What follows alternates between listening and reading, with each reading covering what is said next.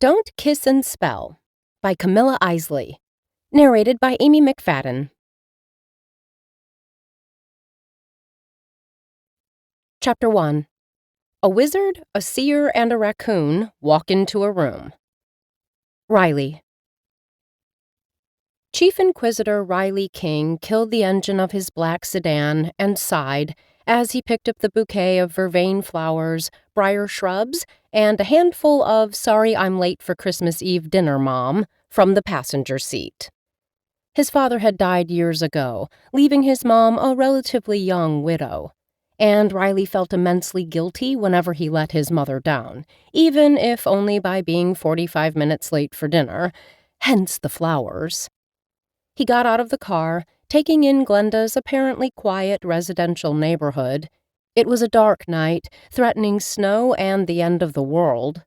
A breeze was crying down the street, whisking along battered newspapers and pieces of loosened Christmas decorations, while the street lamps overhead flickered most ominously. Riley hoped it wasn't a magic crackle storm in the making. He already had enough of a bad day as it was. He locked his car and crossed the street toward Chiron Manor. His mother's house was considered radical, even in the witching community, both for its lack of conventionality and for its in-your-face disregard of intermixing guidelines.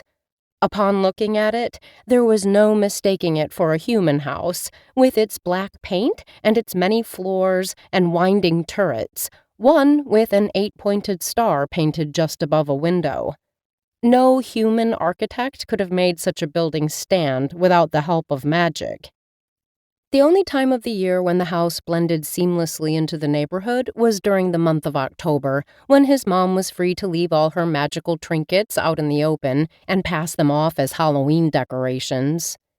2 months later, apparently she had neglected to recover quite a few of those ornaments from the front yard. As he walked up the driveway, Riley noted at least 5 different violations of the Conformism Act of 1792. Good thing he didn't work for the intermixing department, and that tonight he was finally off duty. Riley rang the bell, pondering the right amount of groveling and charming he'd have to unleash on his mother. But he needn't have worried. Like every other woman on the planet, not even Glenda King, the most renowned and trusted seer on the East Coast, could stay mad at him for long. In fact, when she came to answer the door with her lips pressed into a thin, stern line, her expression melted in a second flat at Riley's first dashing smile. "Mom." He pulled her into a bear hug and then gave her the bouquet. "Sorry I'm late." Glenda gracefully accepted the flowers, taking a sniff at the blossomy scent mixed with filial guilt. She arched an eyebrow. "Work again?" "Yes, you wouldn't believe the amount of crazy I had to deal with today." Riley walked into the house and shut the front door. It's like every witch and wizard in town decided to settle their personal feuds around the holidays. He hung his coat on the rack behind the door. "This year, Christmas is turning out worse than Halloween. Revenge hexes, illegal potions, bootleg charms, sanctionable curses.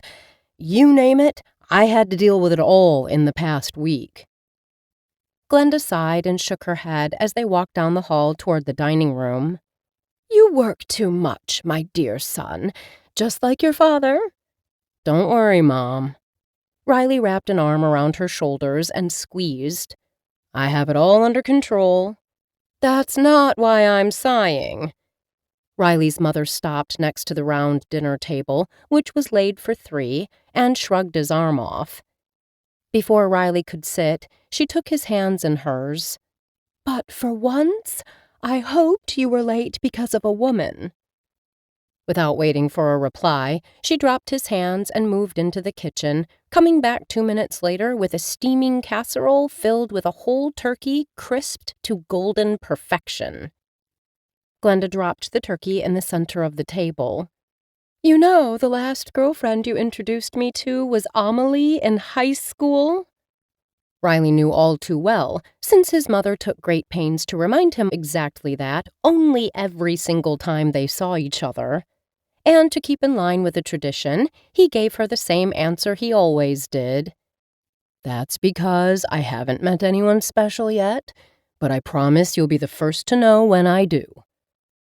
Riley had no intention of ever getting tangled in a serious relationship, not after the way his parents' marriage had ended. Death, pain, solitude. But he was wise enough not to share that intel with his mom. Instead, he kept humoring her desire for a daughter-in-law. The script went on with Glenda's next line. They still had a few to cycle through before they could eat. Glenda would remind him he wasn't getting any younger, and that if he kept waiting any longer before becoming serious about finding a wife, all the good witches his age would be taken.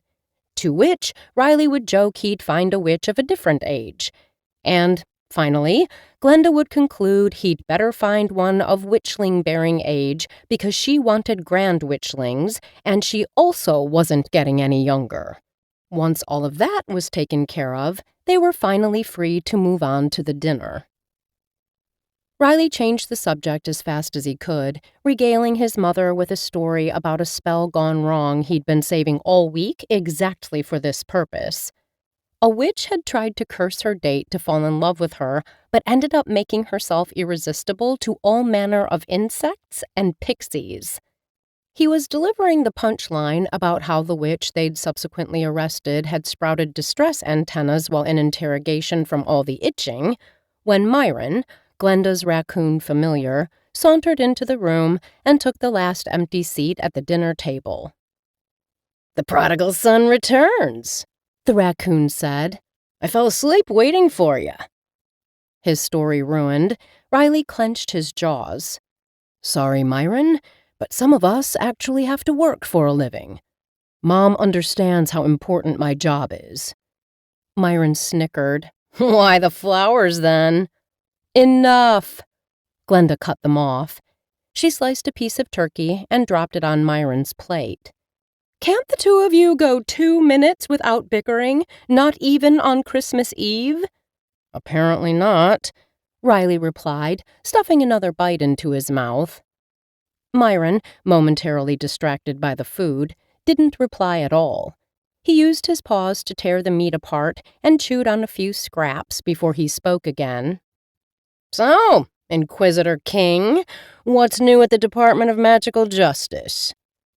The title of Inquisitor was usually used, if not with downright fear, at least with a healthy amount of respect. But not when it came out of Myron's muzzle. He somehow made the appellation sound derogatory. "I already told my mom all the good stories. Sorry you were asleep and missed out." Myron snickered, his black beady eyes twinkling. "Then perhaps we should talk about your love life." And Riley had walked right into that trap. If he'd already excluded his job as a topic of conversation, his personal life was fair game. Riley kept quiet, and Myron winked at him. The raccoon raised his glass, asking Glenda for some dragonfire ale, and, after taking a sip, he went on torturing Riley, whom he saw as his only competition for Glenda's affection. "Seriously, Riley? Still single at your age?" Then he turned to the woman of the house again. "You know what, Glenda? I think it's past time you gave him a reading. At least this way we'll know for sure how long we have to wait for grand witchlings." Between gritted teeth, Riley said, "And you know perfectly well I don't let my mother read into my future." Myron, appearing mock-shocked, brought his clawed back paw to his chest. "Oh, but I thought that since you were almost an hour late for Christmas dinner, maybe you'd make an exception tonight."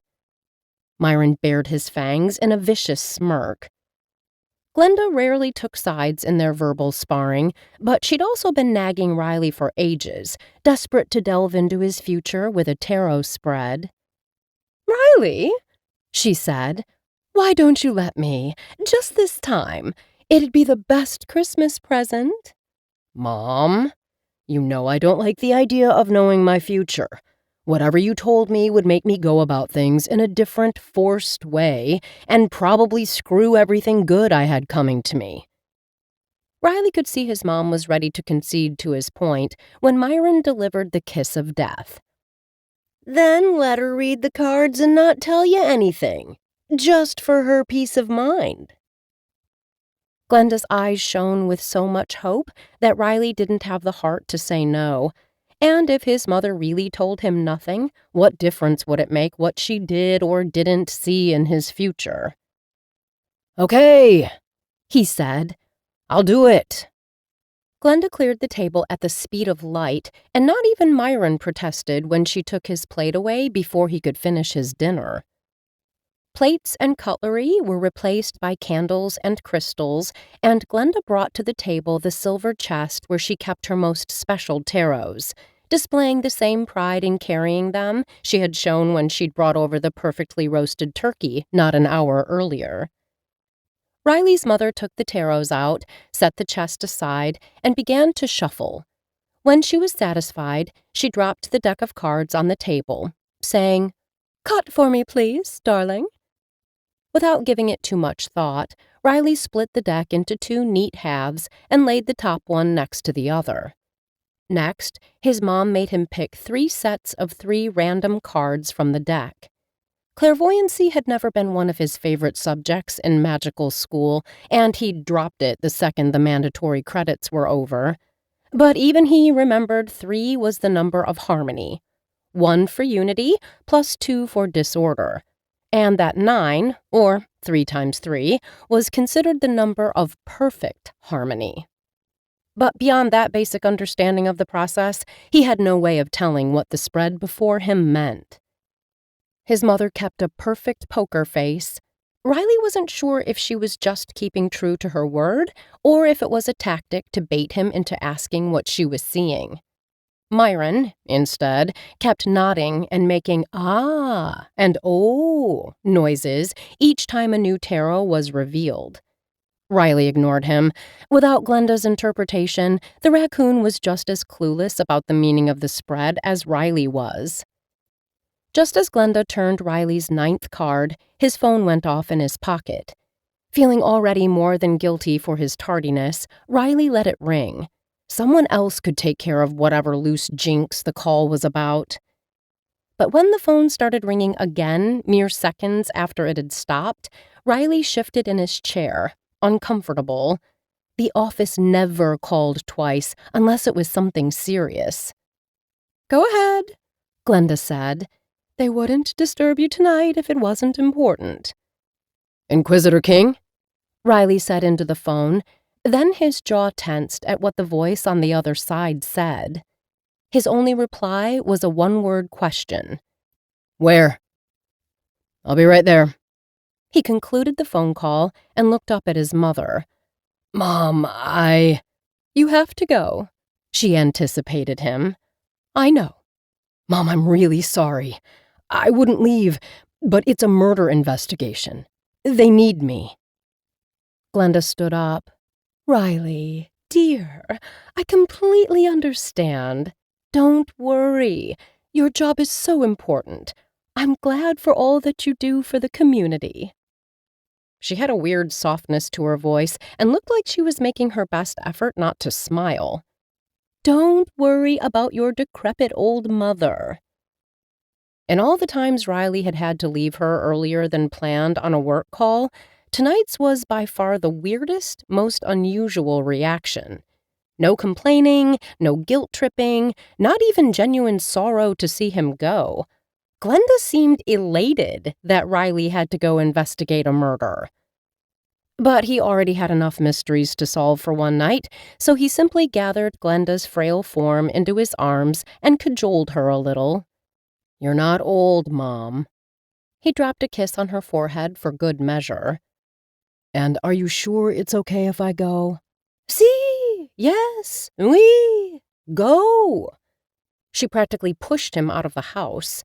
Riley barely had time to pull her into another quick hug before Glenda shoved the front door in his face. Riley was even more puzzled, but had no time to dwell on his mom's strange behavior.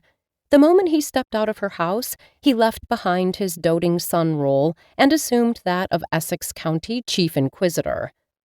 A bell in the distance rang 10 strokes. 2 hours until Christmas, and what a lousy holiday it was going to be this year. Myron. Myron watched Glenda escort her son to the door and then come back into the living room, humming jingle bells under her breath. The raccoon stared at his witch, a little perplexed. Usually, whenever her hotshot son left on a work assignment, which happened often, Glenda got all droopy and moody, but tonight she was dancing on air. "You seem awfully chirp for a mother whose son arrived late for Christmas Eve's dinner and left early on top of that." "Myron, Myron," she sing-sang.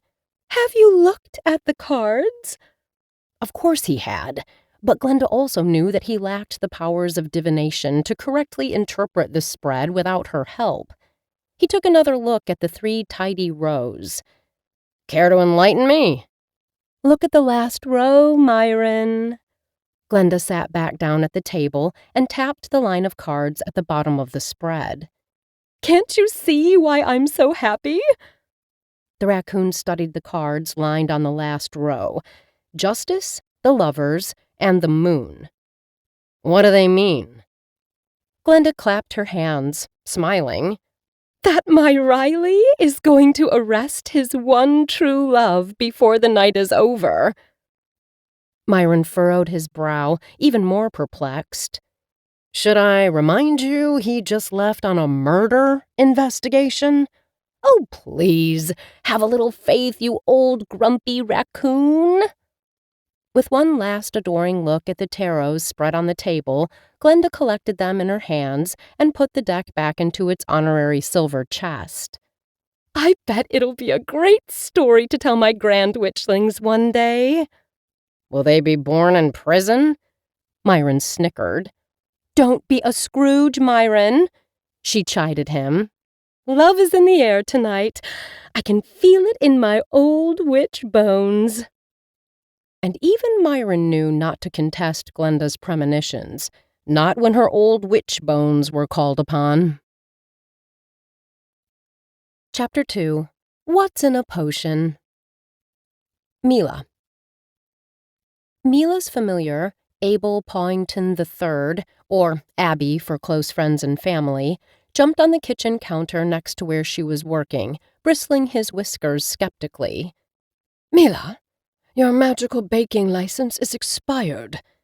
He was using his lawyer tone, Mila noted. "You can't bake chocolate love muffins." "These aren't muffins. They're cupcakes," Mila replied, licking a smear of dark batter off her thumb. The black cat scratched behind his ear with a paw, visibly unimpressed by her answer. "Different baked goods, same issue." "Oh, come on. A little love potion never killed anyone." Mila kissed the top of his head. "And it's for personal use only, so it's allowed." "And I'd respect that argument if you were making just one muffin. Cupcake, whatever the thing. But it looks like you're mixing enough dough to feed an army." Mila just smirked and kept adding ingredients, throwing in an extra sprinkle of sugar. "I poured too much flour the first time by accident, and I didn't want to start over or waste the batter, so I just kept adding stuff." The mispouring might have happened a few times, in fact. She had added too much flour to begin with, making the batter too thick, and had had to compensate by adding more eggs and a bit more love potion. But then the batter had become too liquid, so she'd added more flour, and so on. By the time she'd reached the perfect consistency, she'd indeed whipped enough dough to feed, if not an army, at least half the small town of Salem, Massachusetts, where she lived. But Abby didn't need to know all the details. Mila scratched the cat under his chin to mollify him.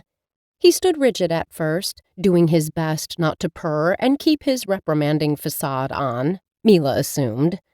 But eventually, she wore his stubbornness down, and his animal side took over. Purring loudly, Abby bumped his head against Mila's hand and curled himself against her arm. Satisfied, the witch let him go and went back to mixing the dark batter in a hot pink bowl. "You worry too much, Abby. If not eaten, the love potion is going to lose its power by midnight, and I'm not planning on going anywhere tonight. So, no harm done.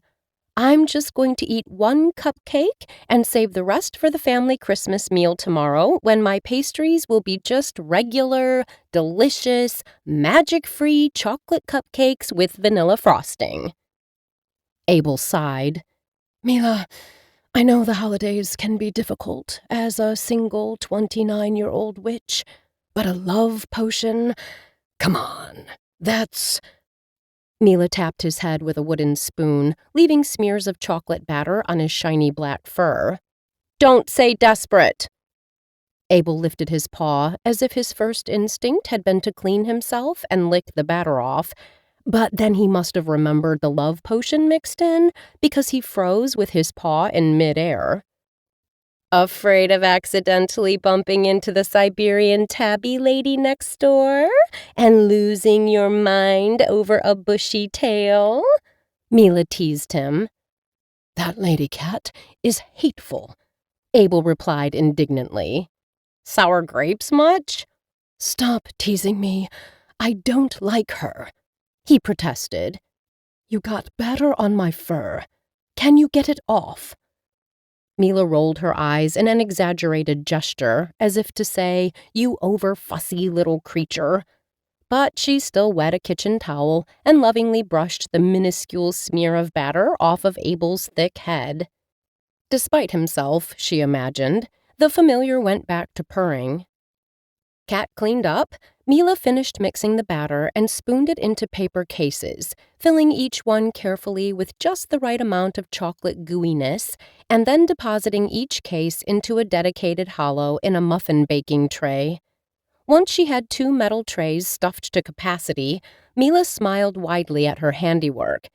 She placed the 2 trays into the preheated oven and set a timer for 20 minutes.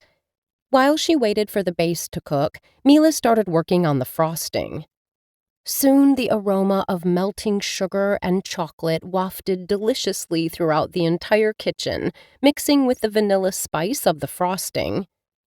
Mila hummed to herself as she measured out the powdered sugar and butter for the frosting, whipping them until they turned into a solid, sweet cloud. She set the frosting aside and checked on the cupcakes. They were rising nicely and almost ready. Soon afterward, the timer on her phone buzzed loudly to signal that the cupcakes were cooked. She took the trays out of the oven and carefully transferred each cupcake onto a cooling rack. She helped the cooling process along by blowing a magical icy wind over them. The frosting was next. Mila transferred the creamy vanilla mix into a pastry syringe and squeezed it into buttery curls over the pastries, whispering the final magic incantations as she went, and ignoring the disapproving glances of her cat all the more intently. Abby's whiskers kept twitching with worry, while his tail wouldn't sit still. The cat's displeasure was as clear as his fur was black. But as Mila finished decorating each cupcake with the white frosting and a sprinkle of silver glitter to give them a festive touch, even Abel had to admit the cupcakes looked perfect. "Those look amazing. I really don't understand why you gave up baking." Mila's stomach grumbled hungrily, and she reached for a spatula to scoop up the leftover frosting from the bowl. The delicate sweetness melted in her mouth, and a smile spread across her lips. "I gave up baking because I was tired of trying to please everyone else with my creations," she replied. "But these cupcakes are just for me." Mila lifted one to her mouth and was about to bite down on it when Abel yelled, "Stop!" Mila lowered the cupcake, letting out a frustrated sigh. "What now?" "You're about to eat a love potion that will make you fall in love with the next man you see. What if it's the mailman?" Abel argued, referring to the 60-year-old, married, balding, slightly overweight man who delivered their post. Mila shrugged. "There's no post on Christmas Day." "You know what I mean. What if the first guy you see is a total creep, or a serial killer, or someone you already know and can't stand? Or, worse, someone who's already taken? Mila smiled and patted his head. Not how the magic works. The love potion is going to make sure the next man I meet is my perfect match. Yeah, because everyone knows love potions never backfire. Tomorrow is Christmas. Who are you even going to see who's not related to you?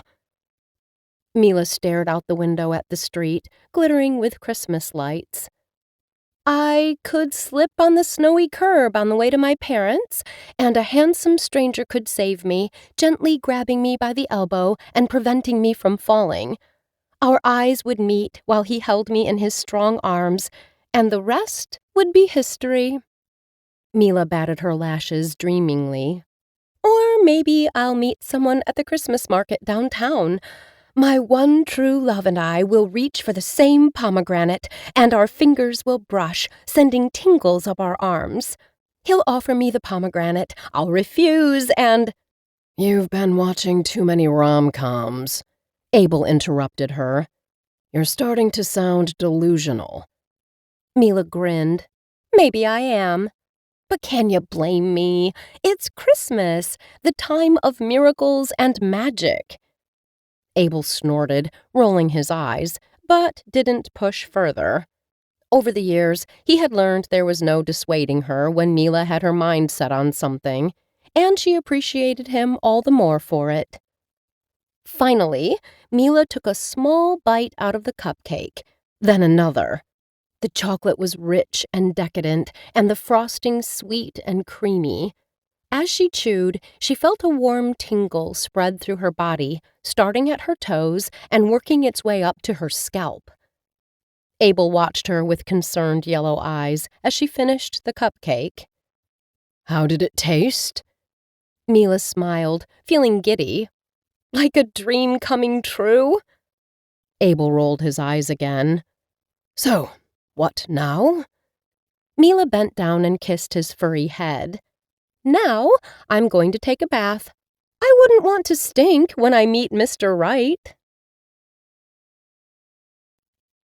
Chapter 3. Stunning and Stunned. Riley. Riley took shelter behind one of the trees lining the dark street in the quiet Salem residential neighborhood.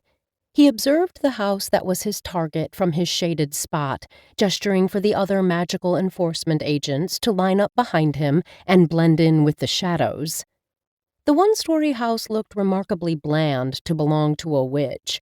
Nothing about its white siding, small porch, and well-manicured lawn betrayed it as the dwelling of a dangerous sorceress. With Christmas fairy lights neatly lining the porch and a sparkly plastic reindeer in the front yard, the illusion of normalcy was almost perfect. The only giveaway that revealed the building for what it really was happened to be the broomstick casually draped against the front porch. That was no human broom, and the witch definitely didn't use it to brush fallen leaves off her driveway. An air of innocence or not, Riley knew better than to base his judgment on appearances. Years in the magical force had taught him how misleading first impressions could be. He signaled for Agent Calidora to take care of the broomstick, thus cutting off a potential escape route for the witch. Once she had the broom, Riley took a deep breath and signaled to the rest of his team to follow him as he moved ahead, slowly approaching the house on silent feet. They had to be careful not to alert the witch of their presence before they were ready to take her in. As the two agents still with him neared the front door, Riley unsheathed his stunner gun. The weapon wasn't lethal, but one shot to the chest would impair the witch's magic long enough for Riley and his team to apprehend her. But he hoped it wouldn't come to that, and that she'd go quietly. One of the agents positioned himself by the front door, ready to kick it down at any moment, while the other waited in tense silence for Riley's signal to attack. Riley made them wait. A kicked-down door would alert anyone inside the house to their presence and potentially make the arrest more difficult. Instead, he retrieved from a pocket in his spell-proof jacket a small silver key with intricate engravings that glowed faintly blue in response to Riley's touch. Riley pressed the skeleton key into the front door lock and sighed in relief when he heard it click as he turned the key. The witch, at least, had not warded the entrance with black magic or some other nasty trick. Still on high alert, he pushed the door open to reveal what appeared to be an unassuming living room, illuminated only by the dying embers of a fire in the fireplace at the back of the room. The house still smelled like chocolate and vanilla, making it all the more clear Riley and his agents were in the right place. Before proceeding inside, Riley scanned the room to locate potential threats. At first glance, all he could make out were the hardwood floors, the couch, an armchair, and a small table. Then he did a double take, noticing the black mass on the armchair and its regular breathing. A cat. No, most probably a familiar. Most female witches kept them. Better to subdue the animal, too. He flipped his fingers, beckoning Malatesta, one of the two agents following him, to deal with the cat, and silently instructed the other to proceed along the dark corridor that split the house in two. They'd have to go room by room. Riley was already moving when he heard a faint hiss, a brief scuffling noise, and then nothing, meaning the cat had been successfully seized. He looked behind his shoulder and saw Malatesta walk out of the house holding a black sack that was shaking as if it had a life of its own. His deputy would bring the cat back to the magical law enforcement van parked outside and then rejoin them. Riley approached the first door on the left and signaled for Agent Morales to take the one at the end of the hall. Once he was sure his deputy had understood the instructions, Riley tried the handle on the door closest to him. It was unlocked, so he slowly pushed it open to reveal a simple bedroom. A queen bed, twin nightstands on either side, a basket of unfolded laundry on top, and a chest of drawers in front of it, all faintly illuminated by the moonlight filtering in through the window. No murderous witches in sight. He was about to check the room on the opposite side of the hall when he heard the stunner gun go off. Riley rushed to the end of the narrow corridor where Agent Morales had just discharged his service weapon. He was expecting to come in contact with all kinds of monstrous beings, seeing how black magic disfigured the bodies of its wielders in horrendous ways, and thus entered the bathroom thoroughly unprepared for the sight that awaited him.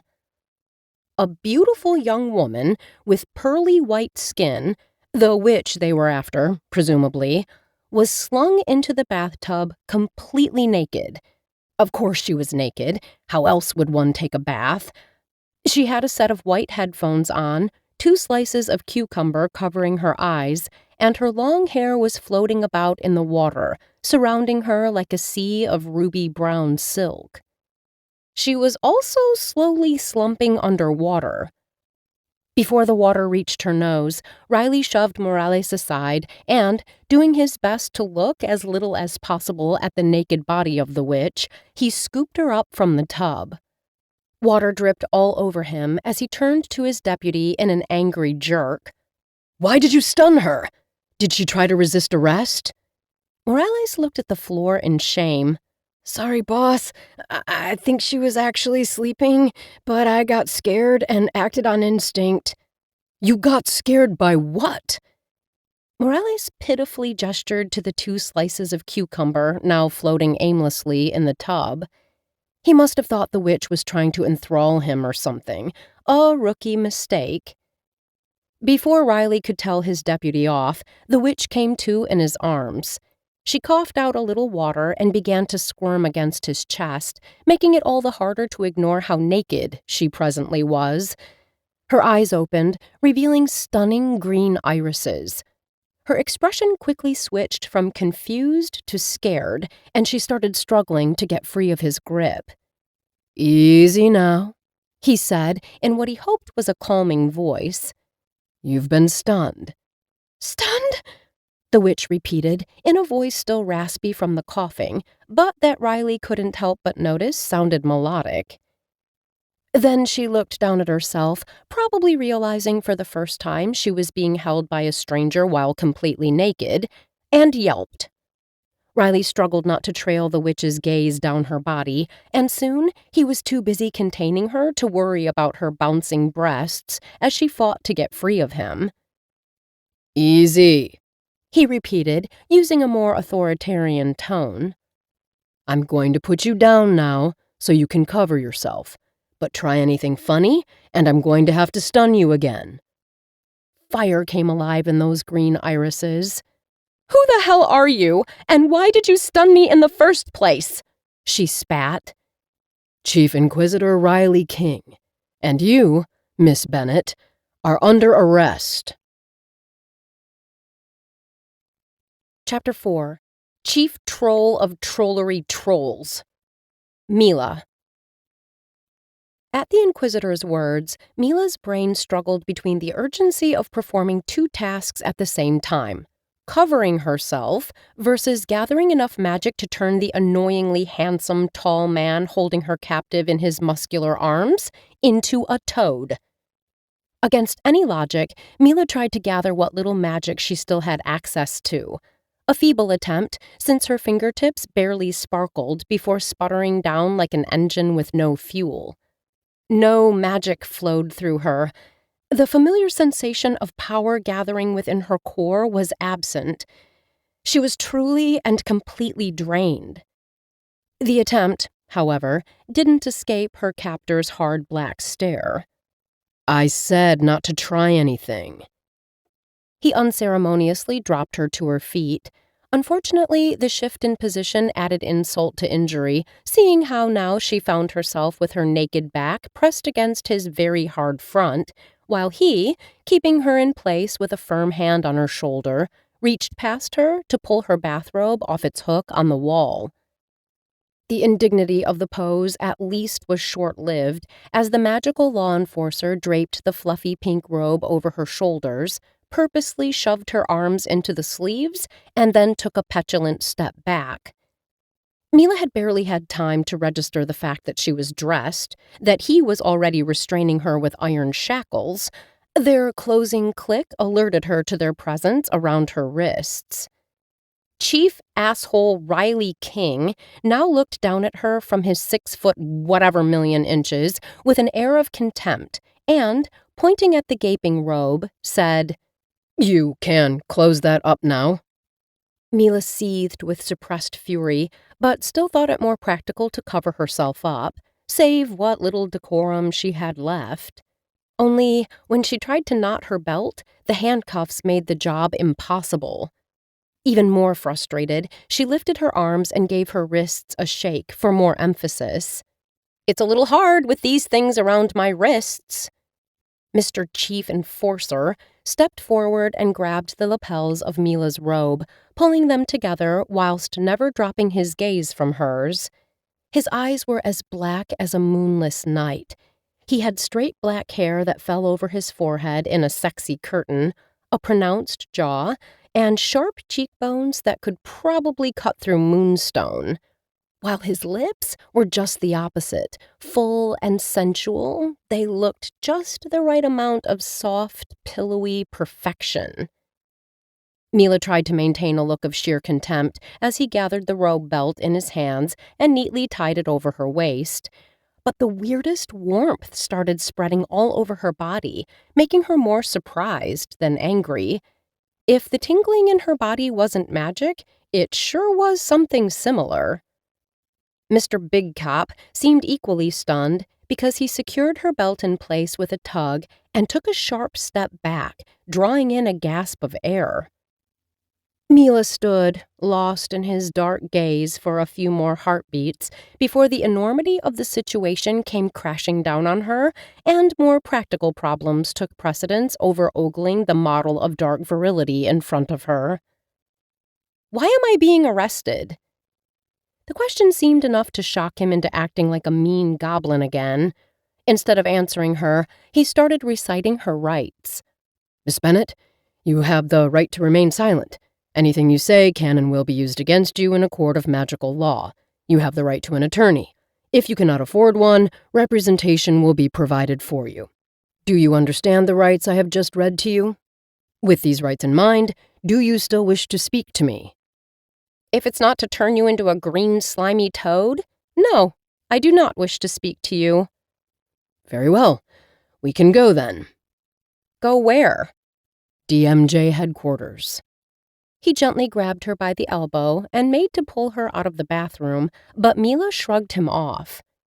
Do you seriously mean to drag me to the Department of Magical Justice while I'm only wearing a robe? Yes, he replied curtly. It's winter.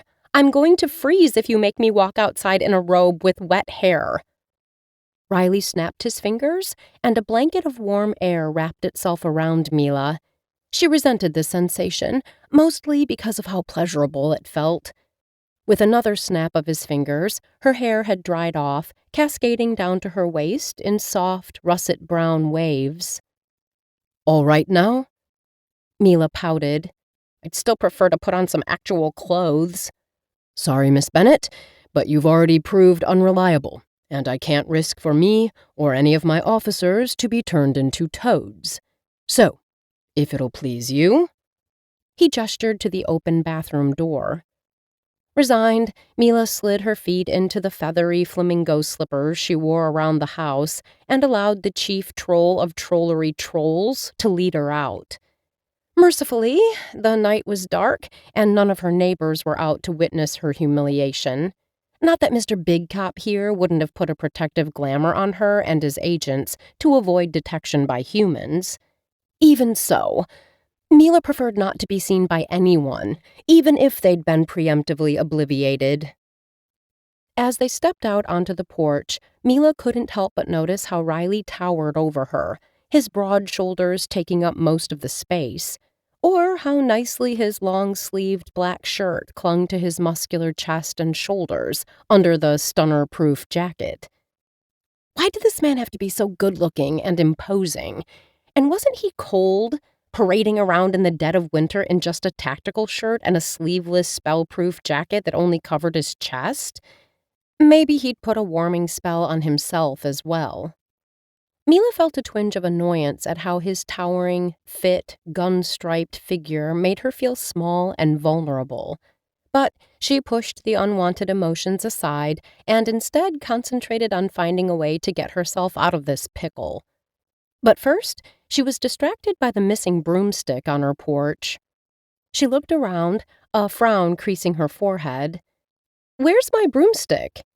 In impound, Riley replied shortly. "What? You can't do that!" I can, and I just did. "On what grounds?" Security reasons. "How am I supposed to get around?" If you're found guilty, means of transportation will be the least of your problems. Mila gritted her teeth. "This is ridiculous. I demand to know what I'm being charged with." Riley King didn't answer her right away. Instead, he led her down the deserted street, his grip on her elbow tight and unyielding. As they walked, the muscles in his arm flexed beneath his shirt sleeve. She glanced away, feeling a flush creep up her neck. Gargoyles, she was pathetic. He was arresting her, being a troll to her, and she couldn't stop getting obsessed with a few ripped muscles. Biceps weren't so special. Plenty of guys had well-defined arms. Attempted murder, Riley finally said, breaking the uneasy silence between them. Mila's heart sank before she realized the absurdity of the accusation. "That's ridiculous. I've been home the entire night. I didn't try to kill anyone." They reached the van, and Riley opened the back door and, not too chivalrously, helped her into the back, more unceremoniously, shoved her in. She hesitated for a moment, wondering if this was a trap and considering resisting him again, but Riley's stern gaze told her he wasn't in the mood for games. Mila reluctantly climbed into the car and sat down on one of the leather benches lining the sides. 2 other magical enforcement officers, a man and a woman, were already in the van. They'd sent an entire squad to take her down, armed with stunner guns they hadn't hesitated to use. Not to mention, the Chief Inquisitor himself was with them. These kinds of displays of force were reserved for terrorists, wielders of dark magic, and, well, murderers. Mr. Stuckup wasn't kidding. She must stand accused of some truly nefarious act. Mila stared down at the iron shackles on her wrists, and it finally dawned on her how seriously in trouble she was. Just then, a sack on the floor hissed and moved, prompting Mila to shift away from it. "What's that?" Mila asked Riley, who was already busy locking the back doors of the van. "Mila?" the sack asked. "Abel?" Mila turned to the sack first, and then focused an accusing stare on Riley. "What have you done to my cat?" The only answer she got was a slammed door in her face. Chapter 5. A long day and an even longer night. Riley. For the entire ride to the police station, Riley tried hard to concentrate on the road and ignore the witch locked in the back of the van. Mila Bennet was trouble. She didn't particularly look like a bloodthirsty murderer, but he was sure she was trouble just as much as he was sure mandrake roots weren't allowed to be harvested before the spring equinox. And yet, as he glanced at the witch in the rearview mirror, there was something strangely alluring about her. He couldn't help but remember how her pale skin had glistened as he'd scooped her out of the tub, or how soft and warm her body had felt against his. He had seen so much of her, too much, and those green eyes were the color of a forest in the middle of summer, inviting and mysterious. Or, equally accurately, they had the same mortal hue of sweet poison. Right, let's remember why they were here tonight. Riley shook his head, trying to dispel any thoughts of admiration for the witch. He couldn't afford to be distracted by her. The Chief Inquisitor tore his eyes from the back of the van and glanced at the clock on his dashboard before refocusing on the road. 20 to midnight, and they were close to arriving at their destination. But the night wouldn't be over for much longer. He still had 2 suspects in custody, a gym full of 200-odd humans to be interrogated and then disremembered, and a sure-to-be-pissed-off judge to drag out of bed on Christmas Eve. Talk about a total portal straight into holidays hell. As they pulled into the station, Riley gave orders to his officers before getting out of the van and making his way to the back. He opened the door and helped Mila out, keeping a careful eye on her as they made their way inside. Stunned or not, she'd already tried to use her magic on him once. It was a busy night for Salem MPD, and Riley had to navigate through a crowded room full of officers and suspects to reach his office. But before going in and calling the judge, he had to drop off Mila to be processed. He passed her on to one of the juridical clerks with explicit instructions to be careful and not let the witch out of their sight. He ignored the glares Mila Bennet was sending his way, and, happy to be rid of her, he went into his office. With a sigh, he picked up the phone and called Judge Templeton. Her Honor picked up on the 4th ring, already sounding displeased. "Chief King, the last person I wanted to hear from on Christmas Eve. How can I be of service?" Riley explained the situation and then gave his professional opinion about the case. "Your Honor, I believe an expedited hearing might be best, and I request authorization for a spatio-temporal service squad to deal with the humans still at the school and make sure everyone gets to bed before dawn, none the wiser to anything out of the ordinary having happened the night before." "You mean besides the attempted murder of an elementary school drama teacher?" the judge clarified. "I meant nothing magical." "I know what you meant, Chief King. I'll get dressed and teleport to the tribunal in half an hour. Have the suspects ready for interrogation." He sensed she was ready to hang up on him, so he prompted, "Do I have authorization for the spatio-temporal service squad?" "Yes, of course. And Chief?" "Yes?" "Please do things by the book. Otherwise, the intermixing department is going to be on our backs forever, and I'd rather not deal with them on Christmas Day. Have I made myself clear? Crystal, Your Honor. Riley hung up the phone and sighed once again. He hated dealing with unaware humans, especially during the holidays. But it was his duty as Chief Inquisitor to ensure that justice was served and humanity protected from truths too big for them to handle. He leaned back in his chair and rubbed his temples, trying to ease the headache he could feel coming on. Coffee. He needed a strong black one. This was going to be a long night. But first, he'd better get the spatio-temporal team on the case. He got up from his chair and made his way to the squad room, where he briefed his officers on the situation and sent them to the school to get the job started. Riley checked his watch next. Judge Templeton would be here soon, but he still had time for a cup of coffee. A nasty voice in his head mocked him that he was procrastinating to avoid a certain witch. He shoved the thought aside. Riley was coming from a long day and was about to have an even longer night. Coffee was a necessity, not a diversion.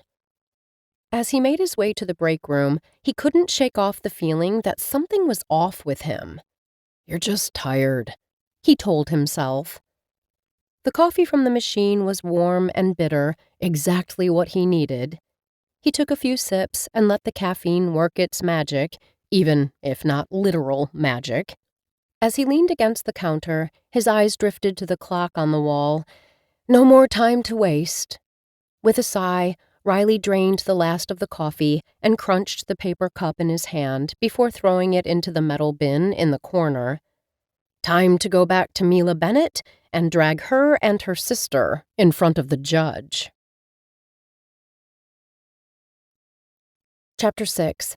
Hell on Earth. Mila. After another impossibly humiliating 15 minutes, where Mila had had her fingerprints and mugshot taken, the juridical clerk dropped her off on a row of plastic chairs lining the police station reception area. Mila sat forlorn for all of a second, and then her jaw dropped as she spotted her sister slumped on the row of chairs opposite hers. Juniper's head was hanging low on her chest, and Mila couldn't tell if her sister was sleeping or stunned or just resting her eyes. Juniper looked as miserable as Mila felt, and she was also handcuffed in iron shackles, but at least she was wearing clothes. "Juniper," Mila called, using their mental bond. To share a telepathic link was a fairly frequent occurrence between magical siblings. Her sister's head snapped up, and their eyes met. Juniper underwent a quick-fire change as her expression switched from surprised to relieved to murderous. "What the hell are we doing in a police station?" Mila asked. "Did you kill someone?" Juniper glared at her, ignoring the question and going on the offensive instead. "What did you put into those cupcakes?" "Cupcakes? What cupcakes? The ones I found cooling on your kitchen counter?" Mila raised her eyebrows. "You were at my house?" "Yes." "When?" "Earlier tonight." "Why?" "I had—" Mila broke out of the bond the moment the Chief Inquisitor stepped into the corridor in all his tall arrogance, but she was a fraction of a second too late because the darn cocky officer stopped in his stride and studied her intensely. Her and then Juniper. "Officer Malatesta?" Riley called in a voice of sheer authority that had Mila's toes curl a little in her flamingo slippers. "Put mental holders on these two. I suspect they share a telepathic bond." Mila quietly seethed in her corner, hissing a mental, "I hate you, you pompous ogre," at Riley. His mouth curled at the corners. "Careful, Miss Bennet. I can hear you." Mila's mouth gaped open as the words landed in her mind as clear as if he'd spoken them. It was impossible. Telepathic bonds took years to form. It was unheard of for two magicians to share one within an hour of meeting each other. King must have been thinking along the same lines because the smirk died on his lips and his jaw set in a tense lock. "How did you—" Mila began to ask in her head, but the question got cut off by an officer placing a thin iron halo on her head, effectively cutting off all mind-to-mind communications. Juniper suffered the same destiny next. Still, the halos didn't prevent the two sisters from sharing loaded stares that conveyed unspoken messages of reciprocal sisterly rage and blame-shifting. "Come, you two," Riley said, ordering them to stand up. "The judge is ready to see you." Mila and her sister were escorted to a separate wing of the Department of Magical Justice that hosted the courthouse. Riley ushered them into a small courtroom whose decor was stripped to the bare minimum. The judge's bench and 2 desks in front of the podium, one for the prosecution and one for the defense, Mila assumed, since this was her first time being arrested. No space for a jury, Mila noted. So, this must be a preliminary hearing where law enforcement requested permission to hold dangerous suspects in custody before formally charging them officially. Again, a supposition born of the occasional magical police procedural Mila enjoyed reading. As she and her sister took their seats at the defense desk, Mila couldn't help but feel a sense of dread and uncertainty consume her. "All rise for Her Honor Judge Templeton," a voice boomed, seemingly out of nowhere. Mila's unease worsened as the judge entered the room, and the woman's piercing gaze settled on Mila and her sister. Her Honor was an older woman with white hair and wrinkles etched deeply into her face, but her eyes were sharp and commanding.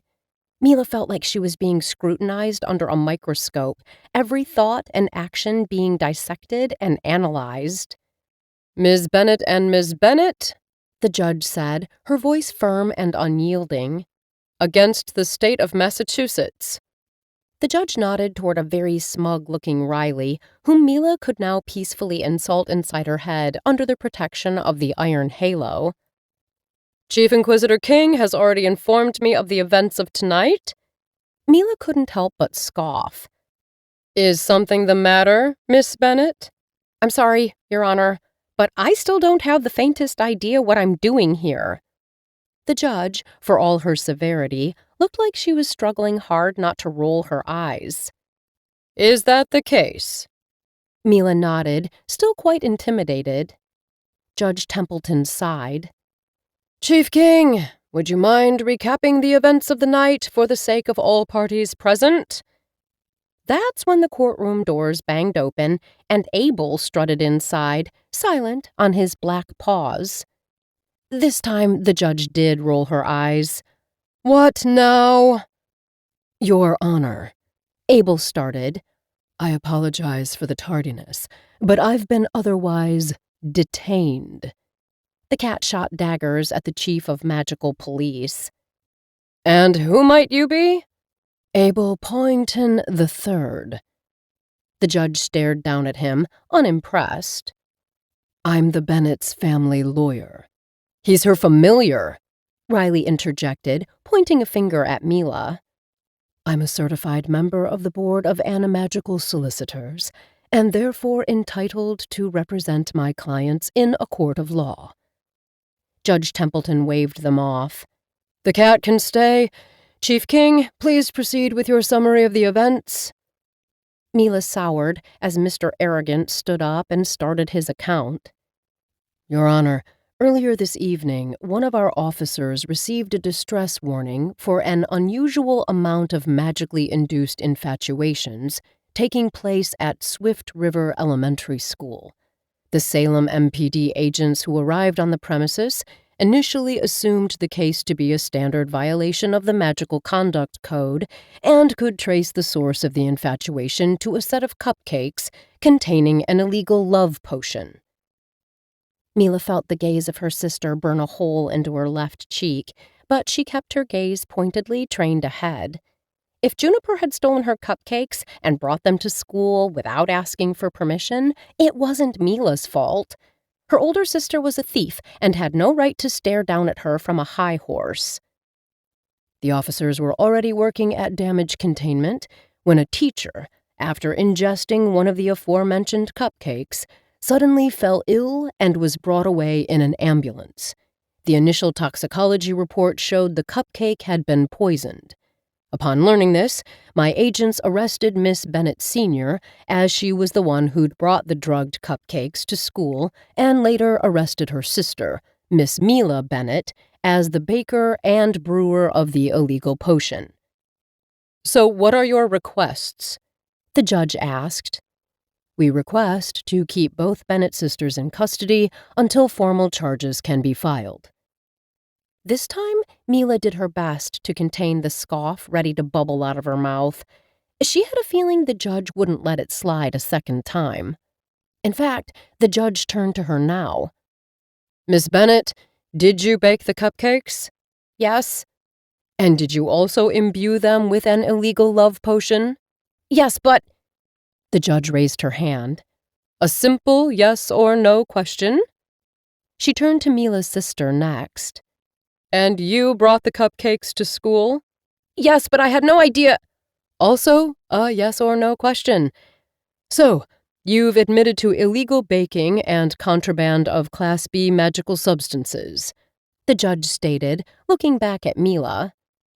"How do you plead to the accusation of attempted murder?" "Innocent," both Mila and her sister said at the same time. "I see." The judge sagged back in her chair. "I don't know why, but I tend to believe you." "Your Honor." Chief King started to protest, but it was his turn to be silenced. "Let's hear what the witches have to say in their defense first, Chief King. Miss Bennet, why did you bake a batch of illegal love cupcakes?" "Your Honor, if I may," Abel interjected before Mila could reply. "You may," the judge sighed. "My client's baking license is merely expired. She wasn't baking illegally and is liable to an administrative fee at most. No criminal charges should be brought forward on the grounds of illegal baking." "Thank you, Mr. Poynton, but I'm the judge. I'll decide what punishment I see fit. Now, Miss Bennet, what's got you brewing a love potion on Christmas Eve, of all nights?" Mila squirmed under the inquisitive stare of the judge, suddenly hyper-aware of tall, dark, and Trollery's presence on the other side of the room. "Come on, dear," the judge encouraged. "You're standing before me in a fluffy pink robe and feathery slippers. It can't get much worse." Oh, but it could get worse, because what Mila had to say was the low point of all the humiliations she'd already suffered that night. "I was feeling lonely," she said in a mortified tone, sure, even without looking, that Riley's startling dark eyes were fixed on her. "The holidays are especially difficult for, you know." "I don't know." "For single witches," Mila admitted, her mortification complete. "And so You thought you'd give yourself a little leg up with a bit of a love potion? But why bake 2 trays of them?" "I poured too much flour in the mix and had to keep adding ingredients to compensate, but the potion effect was going to expire at midnight, so I thought I'd just bring the rest of the cupcakes over for Christmas at my family's tomorrow once the magic had seeped out. I never meant for anyone to get intoxicated on my love potion." "This brings us to how the cupcakes arrived at school." The judge turned her stare on Juniper now. "This is where you come in." Mila stared at her sister as Juniper, nervously wringing her fingers, gave her account of events. "I was supposed to bake cookies for my daughter's Christmas recital and forgot. And I could have gone to the store and bought some, but the Stepford wives at my daughter's school are very judgmental. They would have sniffed store-bought baked goods from a mile away. And my sister is an exceptional baker. She always has something in the oven, so to speak." "So you went to her house and just took the incriminated cupcakes?" Juniper nodded. "Why didn't you ask me first?" Mila asked. You were nowhere to be found, and I never imagined you'd brew a batch of love cupcakes. I was taking a bath, and I never would have imagined you'd just steal my cupcakes without saying a word." The judge ignored the sisters' bickering and turned her attention to Abel instead. "And where were you in all this? Probably licking his butt somewhere," Riley snickered, low enough for the judge not to hear him. "I believe I was chasing mice," Abel replied, with an air of extreme feline composure. Judge Templeton massaged her temples. "Chief King, after hearing all this, do you still wish to charge the Bennet sisters with attempted murder? Your Honor, at the moment, we can't exclude anything." "You're a preposterous—" Mila started. "Miss Bennet, please don't make your situation worse. Mr. Pawington, do you have anything to add?" "Yes, I would like to ask Chief King a few questions, if it pleases the court." "I can't say it will please me." Judge Templeton looked more resigned than ever. "But go ahead." She waved at him. "Chief Inquisitor King, to the best of your knowledge, were all the cupcakes poisoned, or just one?" "Only one person was taken ill after eating a cupcake, but we're still examining the remaining ones for traces of poison." Abel strutted confidently up and down the defense desk. "And was the poison in question human poison, or a magical concoction?" "The first toxicology report indicates regular human poison," his arrogance confirmed, between gritted teeth. "What kind of poison?" "Ricin." "Is the teacher who took ill still alive?" "She is. Barely." Abel let the words hang in a moment of dramatic suspense before he asked, "Well, shouldn't she be dead?" The room fell silent as all eyes turned to Chief King. Riley cleared his throat, finally not looking so smug anymore, and continued. "Fortunately for her, Mrs. Blackwell was rushed to the hospital in time and managed to stay alive." Abel didn't miss a beat. "Do victims of ricin poisoning often survive?" Chief King paused for a moment before continuing. "No. Not to my knowledge, no." "Didn't you wonder why the victim didn't fall dead from respiratory and organ failure before she even made it to the hospital?" Riley ground his teeth, and Mila secretly enjoyed his squirming. Or not so secretly, given the glare the Chief Inquisitor sent her way. "No, I haven't had time to wonder. It's been a pretty busy night. Thank you for your service, Chief Inquisitor King. Your input has been invaluable." Abel gave Riley a sarcastic nod and then turned to face the judge.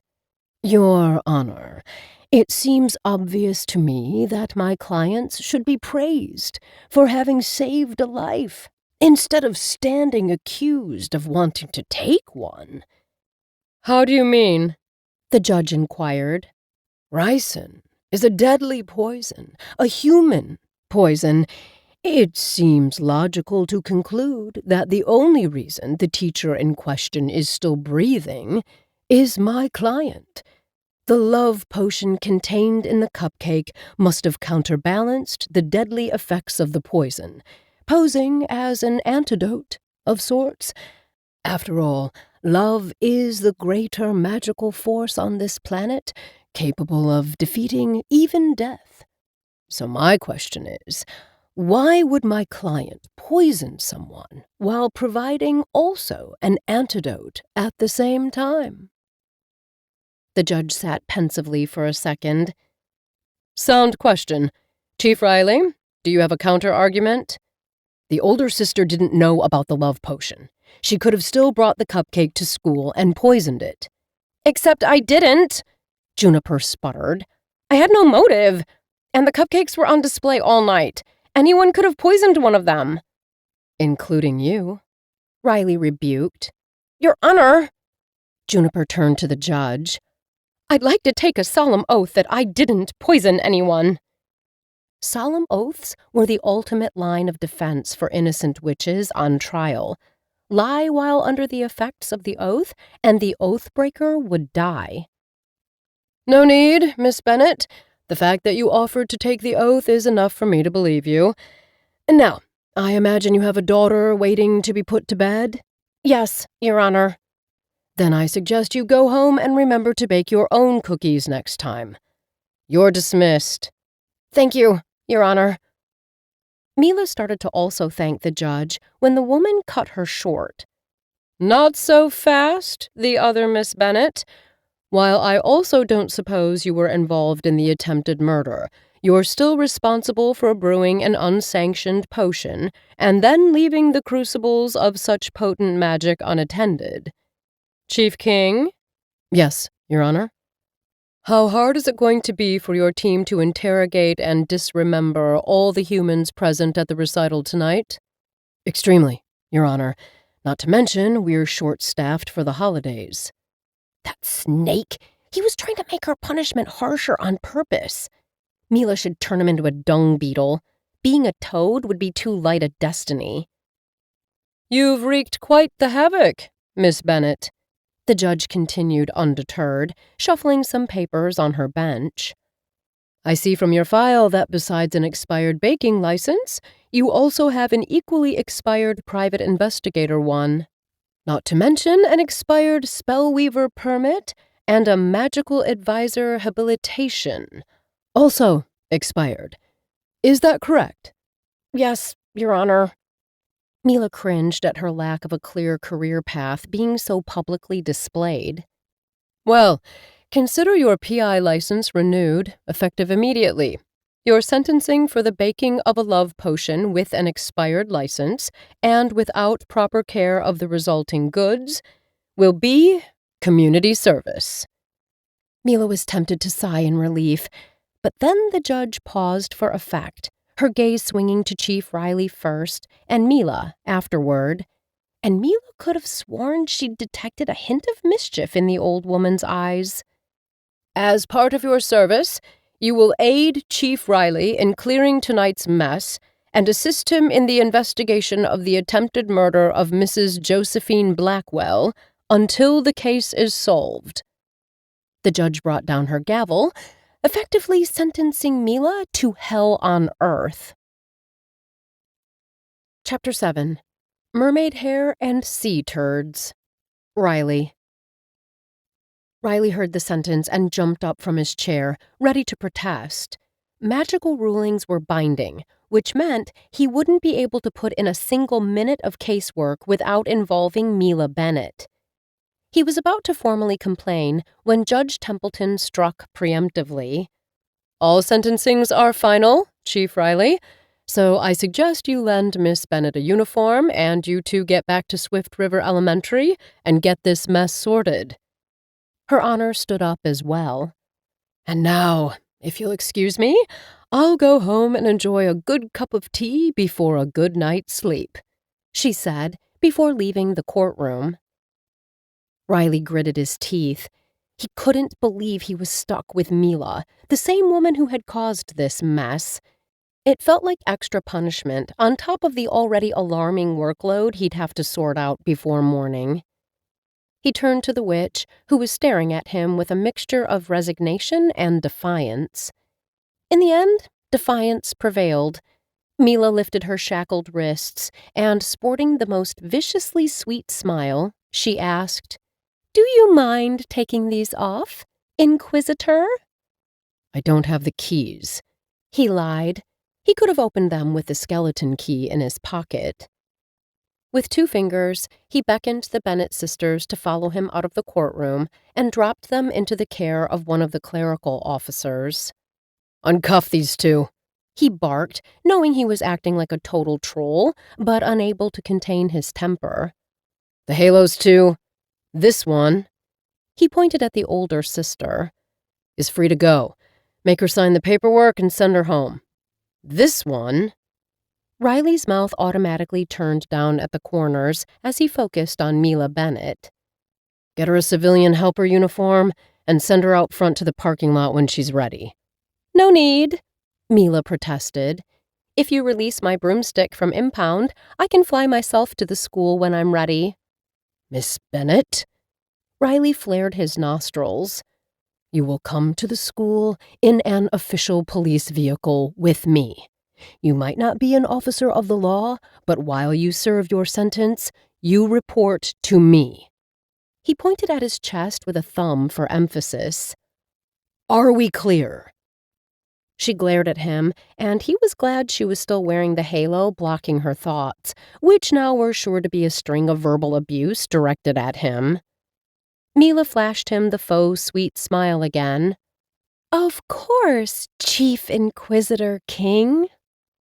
She meant to use his title sarcastically, but the mockery in her tone didn't help the shudder the words, coming out of her perfect Cupid bow mouth in that melodic voice, sent straight down to his tailbone. "I'll be waiting outside," he informed her sternly, before turning on his heel and striding out of the police station without another glance back. Once he was out in the fresh air, far away from Mila's intoxicating presence, if just for a little while, Riley felt relieved. But he was still so rattled by the whole affair that he started craving a vaping wand for the first time in years. But he'd given up smoking ages ago, and he wasn't about to start again now because of an insufferable witch with an intolerably bad attitude. As he walked toward his squad car, he heard footsteps behind him. He turned around, only to find Mila Bennet jogging up to him, her long mermaid hair bouncing with every step. "Chief King," she said, in a voice that was as sugary and sweet as before, but still laced with sarcasm. "I didn't want you to forget about me." He ignored the sarcasm. Riley also tried, and failed, to ignore how good she looked in the dark blue department uniform. The blouse fit snugly against her curves, of which he would have an image imprinted in his brain forever, like a glove, accentuating her narrow waist and generous hips, and the pants clung to her long legs, outlining every perfect curve, especially her shapely behind, he noted as she walked past him. Riley shook his head, trying to get rid of the captivating images that had formed in his mind. "I didn't forget about you, Miss Bennet," he said curtly, his tone implying there was no chance of him ever forgetting her, considering what a giant pain in his ass she was proving to be. Riley opened the passenger door to the squad car and gestured for her to enter. "Now get in." Mila swept into the car, swishing her hips just enough to catch Riley's attention. He forced himself to look away, focusing on the task at hand. He got in the car from the other side and started the engine, backing out of the police station parking lot. "So what will we have to do tonight?" Mila asked after a few minutes on the road. Riley gripped the wheel. It was a legitimate question, but every word coming out of that woman's mouth set him on edge. So he replied, "For now, we will ride to the school. Quietly. You'll get your instructions once we get there." Mila made a derisive zipper-over-mouth gesture and didn't speak a word. Still, her reply invaded his brain clear as day. "Got it. Me and my long mermaid hair will keep nice and quiet." Riley's eyes widened, but he kept them fixated on the road ahead. Had she heard everything he'd just thought? Or just the mermaid hair part? He sure hoped she hadn't heard the part about her shapely behind. And shapely behind were probably the last words he should be thinking right now. La la la la la la la la la. "Gargoyles!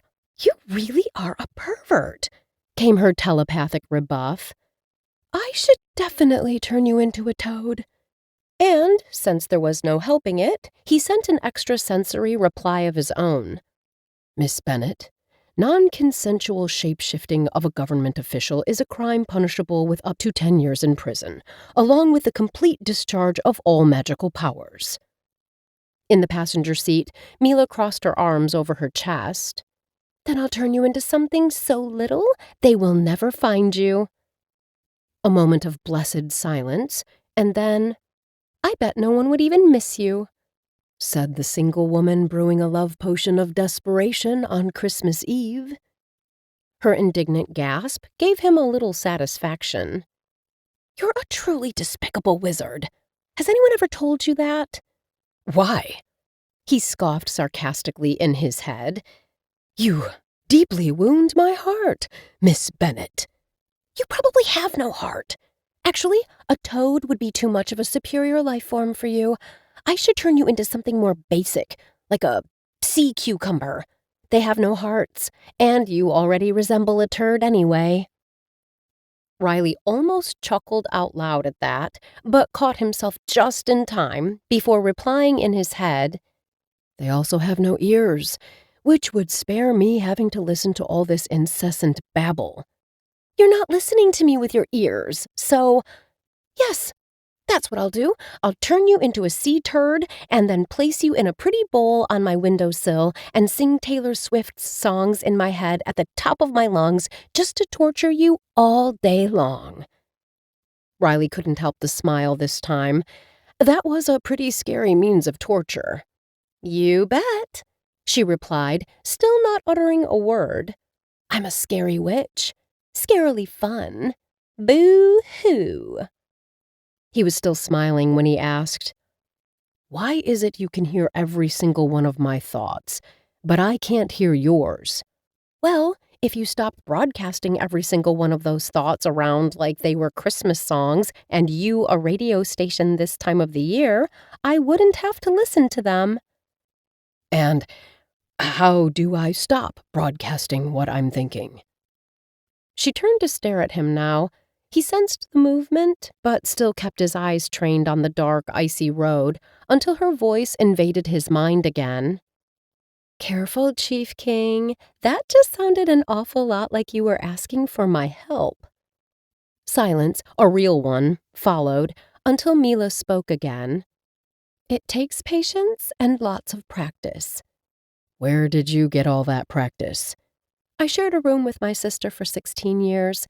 If we didn't want to be in each other's heads all the time, we had to learn how to shield our minds." Riley nodded.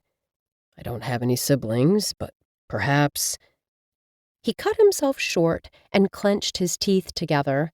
He really needed to stop transmitting his thoughts before they turned into billboards shouting at her to read every last one of his secrets. Riley didn't expect to be able to shut off his mind like a tap. Even so, he was happy to try. He could think about other things anyway. Boring stuff like the DMV office or the mound of paperwork waiting for him on his desk or... Wait, why couldn't she hear him while she was in the bathroom at her house? "You'd just stunned me, jackass." "Oh, right. Technically, I didn't stun you," he replied. "Morales did. I only use stunning as a last resort. But Morales is still a recruit. He made a rookie mistake. He got scared." "Scared of what? Me taking a nap in the bathtub?" "It was the cucumbers." Riley mentally chuckled. "I don't know what kind of dark magic he thought you were trying to put him under." "The cucumbers?" Her melodic laugh resounded in his head. It was a song on the wind. It stirred the leaves on the ground and iced his spine. At that moment, Riley King thought he understood for the first time the allure of a siren song. "Gargoyles! You really have a thing for mermaids. Is it just me? Or did the kink start as a child as you watched Ariel in her lilac bra? No, wait, with you? I bet it was Splash that did it. Am I right?" So it was back to thinking about boring stuff like the increased number of traffic congestions on the interstate, or how much snow they'd get this winter, or that rumor that Donatello Malatesta was trying to nab himself a deputy chief position just because he'd arrived to work before the sun came up this morning. What else? What else? The rock-hard mattress they'd delivered to his house, and which he still hadn't gotten used to. Mattress, bed, sex. No, bad. Backtrack, think about spiders. Gross, unsexy spiders. Ew! Whatever you do, please don't think about spiders. They gross me out. Okay. So, singing it was. Come to me in the night, under the full moon's light. Please, not that song either. What song would you like? Something more beachy? No way. The beach reminded him too much of the delicious coconut scent of her hair that had taken over the entire cabin of the car. Why, thank you. It's my coconut-scented shampoo. Sarcastic mental scoff. You caught me in the middle of a bubble bath earlier, and I think you actually wanted to say the delicious coconut scent of my long mermaid hair. She sent him a mental wink. He was doomed. She could hear every little thing. The only solution was to keep as far away from the witch next to him as he could. Suits me just fine. Mila scoffed in his head again. Thank gargoyles they were almost at the school now. Riley recited The Laws of Magic, a guide to the many uses of wizarding powers, in his head for the rest of the journey, until they finally turned into the school's parking lot. Riley got out of the car and inhaled a breath of cold winter air, hoping it would clear the last bits of her intoxicating scent out of his brain. Magical sentence or not, he needed to keep the witch out of his way. Well, he'd just have to stick her on disremembrance duty and be done with it. I heard that. Mean. Chapter 8. Let's agree not to sniff each other's butts. Mila. Mila thought it was fun to be inside the stuck-up Chief Inquisitor's head. For one, because he wasn't as stuck up in his head, and second, she just plain enjoyed messing with him. Also, being able to hear him while he couldn't hear her unless she wanted him to restored the power imbalance between them. It was harder to boss someone around when they could hear every little thing you thought. The only side effect was perhaps having to listen to the sexy thoughts he was having about her. For one, because, well, the Chief Inquisitor, despite being an arrogant troll, was still remarkably gorgeous, with his messy dark hair, obsidian eyes, and even darker soul. Not to mention how tall and defined he looked. Not just looked. Mila already knew exactly how fit he was after having spent a good 5 minutes in his arms. This made him overall very attractive, which was a problem, because he was an ogre who'd shackled her, falsely accused her of attempted murder, and, worst of all, mocked her loneliness. Not to mention, he also seemed very appalled to be having all those naughty thoughts about her, which didn't bode well, especially not when he was staring at her with a wicked grin. Penny for your thoughts. She mentally flipped him off and could spot the exact moment the image reached his brain because he tilted his head back and laughed. Gargoyles, that laugh! It was sexy and masculine and totally unexpected. Rough, sensual, both cruel and kind. She could taste it on her tongue like bittersweet nectar. Pair that with the sight of his chest shaking, the amused twinkle in his eyes, and the way his throat and Adam's apple were exposed by his tilted head, and it was just too much to handle. Mila shook her head, trying to clear her mind and ignore the primal attraction she felt toward him. I don't think you have enough pennies to afford my thoughts, Chief Inquisitor. Riley's grin only widened. He pushed himself out of the car and started walking down the school driveway toward the main entrance. Are you coming or not? He called, turning his head over his shoulder. Mila begrudgingly followed him, not at all noticing how nicely his uniform pants stretched on his derriere. Apparently he wasn't the only one into shapely behinds. Nope, not interested. Oh, who is she kidding?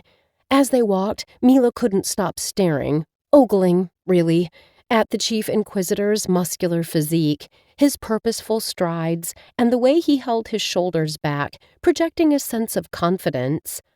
It was no wonder he was so intimidating. He looked like he could take on anyone and emerge victorious. But There was something else she noticed, too. Something that hinted at a vulnerability beneath all that bravado. It was in the way he walked, with a slight limp in his gait, as if he were nursing an old injury. She wondered what that injury could have been. Not your riddle to solve, she chided herself. Everything about Chief Inquisitor Riley King screamed bad idea, and she'd better remember it. Better even, she should get bad idea tattooed on the back of her right hand as a reminder whenever she started thinking about toned chests and nice butts. What's a bad idea? Riley asked, holding the door to the school open for her. And now she was getting sloppy with her mental shields, too. Mila glowered at him, spitting. The bad idea was thinking you could just waltz into my life and stun me, shackle me, and then accuse me of attempted murder with no evidence. Riley's expression turned serious as he replied, I already told you, I didn't stun you. As for the rest, I was only following protocol. I won't apologize for doing my job. So is admiring my shapely behind part of the job description? Attack was always the best defense. A red flush crept up his neck, visible even in the less-than-ideal lighting. I apologize if my thoughts have offended you. I'm not used to having to guard them. Mila couldn't help but smirk at his discomfort. She was enjoying having the upper hand for once, even if it was just in his thoughts. It's fine, Chief Inquisitor, Mila said, trying to sound nonchalant. I can handle a little ogling. But let's get one thing straight. I'm not interested in you. Not now, not ever. Riley gave her a look that suggested he didn't believe her. Is that so? He said with a hint of amusement. Because I think I also heard something about toned chests and nice butts. He circled a finger above her forehead. In there somewhere. Mila sighed in an exasperated way. Then let's agree now that even if we both possess a butt the other appreciates, we're never going to sniff them. Once again, Riley threw his head back and assaulted her with that rough, sensual laugh of his. Here, I solemnly swear, Miss Bennet, never, ever to sniff your butt. Then he turned serious. Get inside now. We have work to do. Yeah, I know. I'll go join the disremembrance team if you could just point me in the right direction. Everyone is still being held in the gym. All humans, that is. The gymnasium is down the second hall on the right. Third door on. This is my niece's school. I know where the gym is. If you're such a wonderful aunt, why weren't you at the recital? Tickets are limited to 5 per family. I went last year. This year it was my brother's turn. That makes 3 tickets. Mila frowned. What do you mean 3 tickets?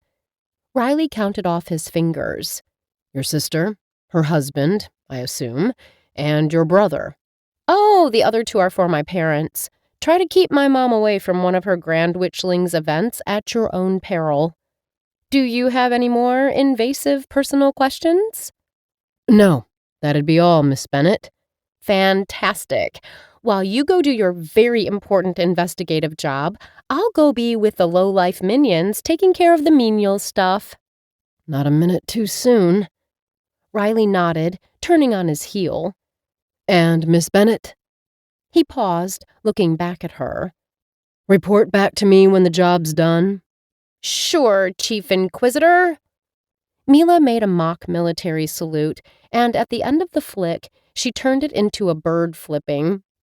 I'll be holding my breath until then.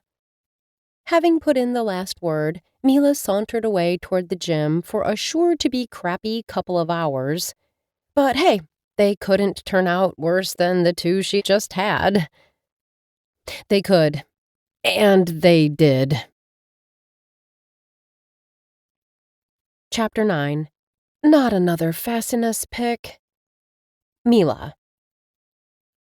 Once the Disremembrance team discovered that Mila was the witch who had brewed the love potion, they put her in charge of concocting an antidote. Then she'd have to administer it to all the human attendees of the recital who had eaten a cupcake and consequently fallen in love with the most improbable matches, while the rest of the disremembrance team would focus on those humans who had witnessed magic they shouldn't have. Antidotes sucked. For one, they stunk. Then they took an excruciating amount of precision to brew properly, and patience truly wasn't Mila's forte. She'd almost failed potion class in witching school exactly for that reason. And then there was the fact that antidotes were time-sensitive, and the longer it took from the time the potion was consumed, the less effective they turned out, with the added risk of lasting damage. Hence why she had to be extra precise, but also super fast. Nevertheless, even Mila recognized she was the best person for the job. Magic had a way of recognizing itself, and antidotes brewed by the same witch who'd created the initial potion were tenfold more potent than if another witch or wizard made them. So Mila really had no choice. She tried to give her love life a little boost, and now the Cosmo was punishing her. And the worst part? She had no one to blame but herself. She could still hear Abel's warning words, which she'd chosen to ignore, in her head. Her familiar had warned her about the risks, and she'd still taken them. Why? Because Mila had reached the point where the idea of having to go on another spellbinder date had her so nauseated that she'd rather resort to a potion as a last-ditch effort to find love outside of a dating app. And yes, if you'd been on enough spellbinder dates, you'd agree with her. She didn't need to receive another unsolicited fasciness pic, thank you very much. Mila had received enough phallic charm images to last her a lifetime. But the dating pool as a witch was limited. Mila had already tried dating a regular guy once, a non-wizard. He was sweet and charming. Had she been an ordinary gal like him, they'd probably be married by now. But she wasn't. She was a witch, and by the end of their first month together, she already had to disremember him so many times, she feared that if they kept on dating, he'd get some lasting brain damage. Taking all that into account, making a love potion had still looked like a reckless move, but the alternative had seemed, at the time, even more daunting. Now, not so much. If she'd listened to her familiar, now she could have been in bed, curled up with a book, or sleeping, and not have a criminal record. Oh, Abel was going to have a string of I told you so's so long, she'd be listening to them until the day she turned 80. But at least now her familiar was at home and cozy. Mila had asked Juniper to give him a lift from the police station, probably warming his paws in front of the fire. Contrary to her, who was stuck at Willow's school for the entire night, brewing the smelliest antidote. Mila could feel the exhaustion already seeping into her bones. Being stunned was no walk in the park, and neither was having to deal with tall, dark, and stuck-up, and all his sexy thoughts. But Mila didn't have time to think about that right now. She needed to focus on the practical aspects of getting herself out of this mess of her own creation. And the first step was to erase any trace of her unfortunate love potioning. After procuring all the right ingredients from the Magimetic team, Mila had to spend an incredibly stressful half an hour bent over a cauldron, trying not to inhale too much of the stinky fumes as she brewed the antidote. It was tedious work, but she couldn't mess it up. Lives were at stake, after all. But that was nothing compared to what came next, actually administering the antidote to the affected victims. Antidotes didn't taste any better than they smelled, and a concoction whose sole purpose was to rid its drinker of amorous feelings, well, it was bound to be truly disgusting. Add that antidote takers couldn't be left alone for 15 minutes after having drank the remedial potion, and Mila spent the following 4 hours alternatively coaxing and cajoling the victims to drink the antidote, and then keeping them company while they rode out the effects. Like with drunks, she got all kinds of lovesick types. Some were embarrassed, some were angry, and some were just plain sad. The worst ones, though, were the whiny variety, for whom Mila had to put on her best sympathetic face and pretend she was interested in listening to their sob stories about their magically induced, unrequited love. It was exhausting, but it was her responsibility. At least they hadn't asked for this. As the night dragged on, the gym emptied out as people got cured of their woes of the heart and had their memories selectively readjusted afterward. But at least not the entire night had been a waste. While she listened to the lovesicks complain about their lives, Mila had gathered enough intelligence to pinpoint at least 3 suspects for the attempted murder of Mrs. Blackwell. That knowledge put a spring in Mila's step as she crossed the gym. Even though the night had been long and tiring, she'd made some actual progress on the case, and she couldn't wait to share her findings with Mr. Big Cop. But as Riley spotted her coming, and their eyes met across the basketball court, his expression told her he was less than thrilled to have to deal with her again. He didn't seem angry, per se, but there was definitely a coolness in his gaze that hadn't been there before. So, the fun times they'd shared in the car were over, and it was back to him playing bad cop. Unbidden, an image of what Riley would look like playing bad cop in bed invaded Mila's mind. She pictured herself naked and handcuffed to a bed while he towered over her, his expression stern and unyielding as he teased and tormented her with pleasure. The thought was so unexpected, she didn't even think to guard it. Oh, gargoyles! She hoped with all her soul that he hadn't received a mental image of that very inappropriate sexual fantasy. But Riley's brows knitted so close together in such a formidable scowl that Mila felt certain that he had seen something. And then he looked at her, eyes dark and fathomless. She was so busted. Chapter 10. 50 Shades of Witch. Riley's night had been a hell pit show from the start, and now, after hours of conducting interviews with all those who had been present at the recital, it was clearer than ever that this was a case of ordinary human poisoning. The Department of Magical Justice wouldn't even have been involved if it weren't for Miss Mila Bennet and her wayward love potion. But, wizardly attempted murder or not, now that the DMJ had claimed jurisdiction, the hot potato was his to deal with. They couldn't just drop the case back into the hands of the Salem Police Department. Regular cops thought the DMJ was a federal agency that commandeered certain cases of special interest to national security, the best possible excuse not to have too many questions asked. To keep the existence of the wizarding world concealed while still maintaining the magical order was a delicate balance, and bouncing a case back and forth between human and wizarding law enforcement agencies was a huge no-no. So, here he was, stuck with this case to solve, and stuck with Nancy Drew to babysit.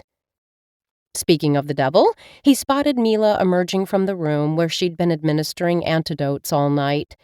She looked tired, with a hint of bags under her eyes and her hair falling down to her waist in messy wisps. But the weariness somehow worked in her favor, adding even more appeal to her natural beauty. She caught sight of him and smiled, crossing the gym to join him. And it wasn't an especially bright smile or a suggestive one, but it still twisted something deep inside Riley's stomach. He wasn't sure if it was irritation or attraction, but he pushed the thought away before it could fully form, and before she could hear it. She was almost by his side when the most disturbing image popped into his head. He saw Mila naked, as if he needed another reminder of how perfectly smooth and soft her body looked sans clothes, handcuffed to a bed while Riley was about to...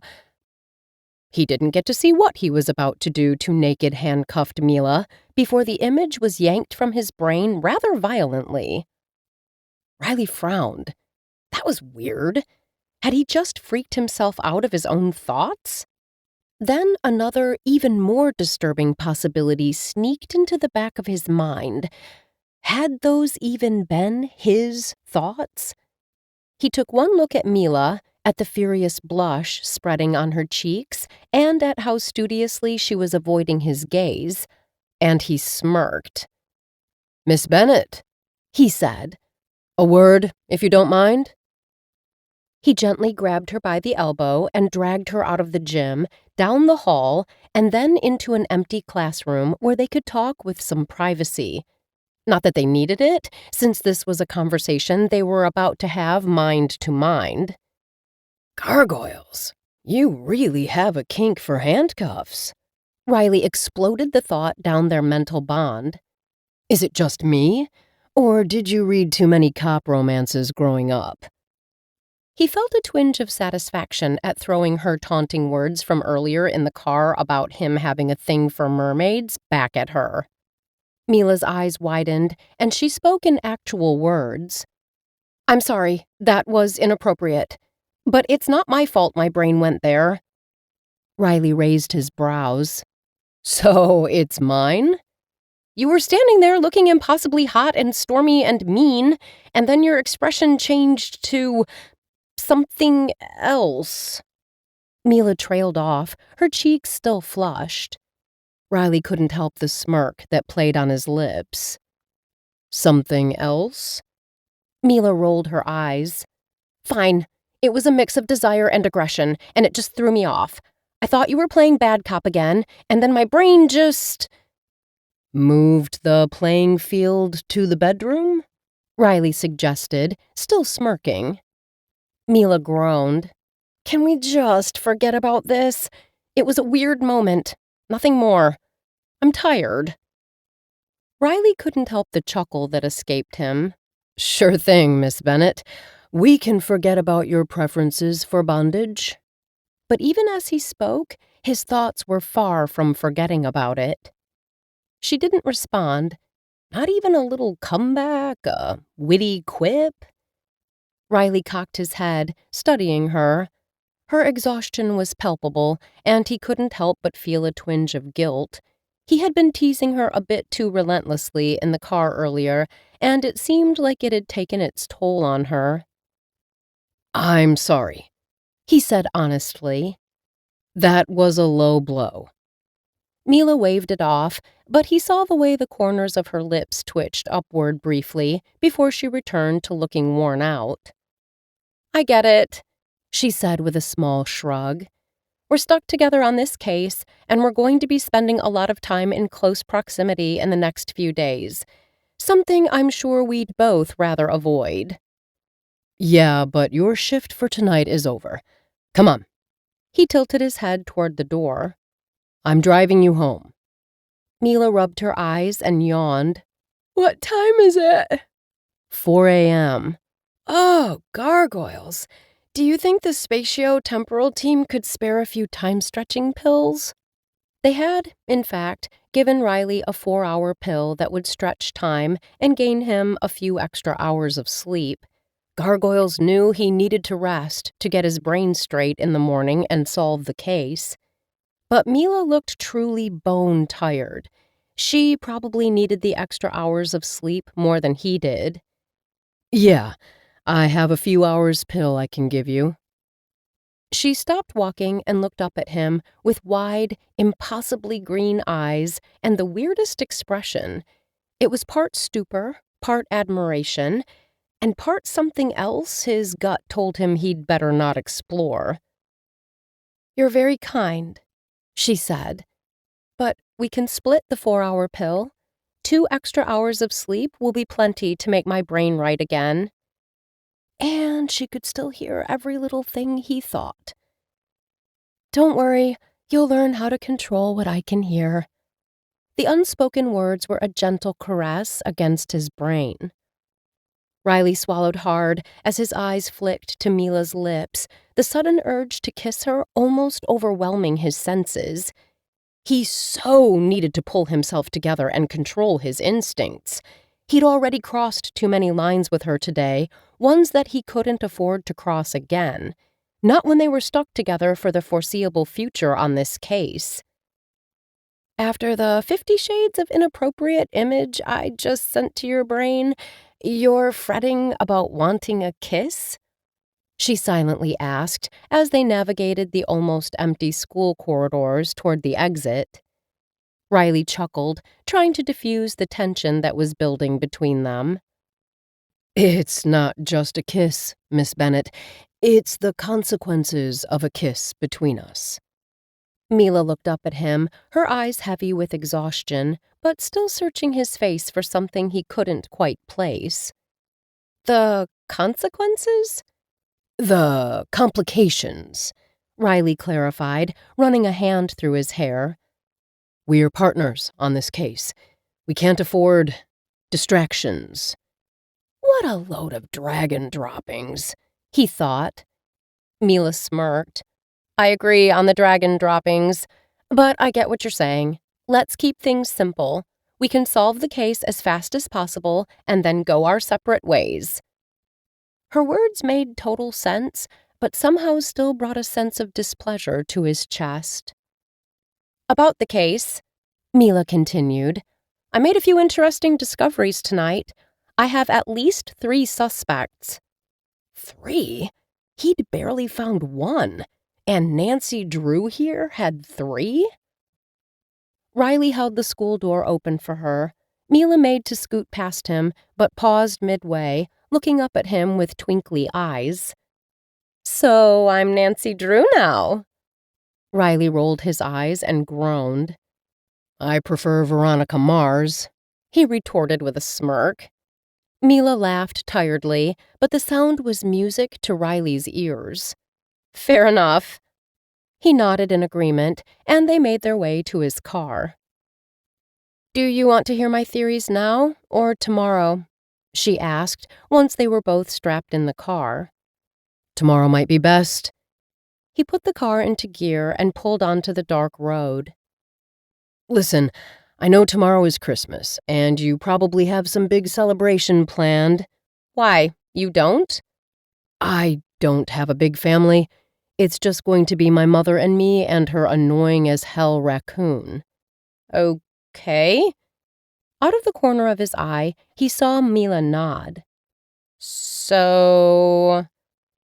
I'd still rather work a few hours on the case, possibly go see if Mrs. Blackwell has awakened to ask her a few questions. Riley felt a wave of shame that wasn't his, just as Mila said, I didn't even ask how she was doing. She's being kept sedated at the moment, while her body works through the effects of the poison. But the doctors are positive she'll have a full recovery. And I've put a couple of undercover agents at the hospital to guard her, should the killer decide to finish the job while she's unconscious. That's good, I guess. So, I can't work on the case unless... Unless I'm with you? Riley nodded. Binding magical sentences were total bitches. Mila laughed. I know, trust me. And it's okay. I can sneak out early from the celebrations. Gargoyles know I'll have to eat so much crow about the love potion thing tomorrow. I'll probably be eager to get away. I'm sorry I teased you about that earlier. He sent the thought telepathically. Somehow, apologizing without actually saying the words was easier. It's okay, she said out loud. It was a stupid idea, and you're right, a bit desperate, too. Riley gritted his teeth at the word desperate. He shouldn't have used it. Silence descended on the car, and as they drove back to Mila's house, Riley couldn't help but steal glances at her from the corner of his eye. She had fallen asleep with her head resting against the window, and he felt a pang of protectiveness toward her. He shook his head, trying to dispel those thoughts. This was not the time or place for any kind of attachment. As they reached Mila's house, Riley parked the car and turned toward her, that unwanted need to protect her resurfacing with a vengeance. He didn't feel like waking her, so instead, he unbuckled her seatbelt and, circling to the other side of the car, scooped her up into his arms. Riley carried Mila up the driveway and used his skeleton key to let himself into her house, walking straight toward the bedroom he'd found on his earlier bust. He gently deposited the sleeping witch on the bed, covering her with a fuzzy quilt. Then he went to the kitchen and filled a glass with water. He brought it back to the bedroom and helped Mila into a half-sitting position, holding her against himself and trying hard to ignore how good her weight on his chest felt. He took the time stretch pill and pushed it between her lips, lifting the glass of water to her mouth next. "Drink this," he whispered, adding a little incantation to the words to make sure she would comply even while sleeping. She drank. Riley made sure Mila had swallowed the pill and then tenderly lowered her onto the pillows. Before leaving, he had to battle every instinct in his body not to stamp a soft kiss on her forehead. Instead, Chief Inquisitor Riley King quietly left the room and walked down the hallway to wash the glass of water in the kitchen, leaving it to dry next to the sink. Then he exited Mila's house, his heart pounding wildly in his chest, and drove himself home, hoping that he would be able to forget the feeling of holding Mila Bennet in his arms twice in a single night. Chapter 11. Hex me, hex my life. Mila. Mila woke up in her bed feeling well-rested, yet somehow believing she shouldn't be that restored. Next, she tried to remember how she'd gotten into bed. The last thing she recalled was being in Riley's car, and... oh, gargoyles. All the events of the previous night came crashing down on her. Mila looked down at herself. She was still wearing her civilian uniform from the night before. She sank deeper into the pillow, bringing her quilt over herself until her entire face was covered, and she groaned. The mattress shifted at her feet. "Hiding under the covers won't change what happened," Abel said. She freed her face from the blanket and stared down at her feet, where her familiar was methodically licking one of his paws and passing it over his ear. "Merry Christmas," he said, and even the simple wishing sounded passive-aggressive. Mila knew she was going to regret asking, but she did anyway. "Do you have any idea how I got into bed last night?" Abel paused his licking and studied her with intent yellow eyes. "A certain tall, handsome Inquisitor carried you inside in his arms." Mila's pulse picked up speed. She had feared as much. "Then he put you into bed, gave you a pill, and went on his way." "An entire pill?" Mila asked, remembering their conversation about the time stretch pill. "He didn't break it in half first?" "I'm a cat. I can see in the dark. He gave you the entire pill and then left." "And you let him drug me?" Abel shrugged.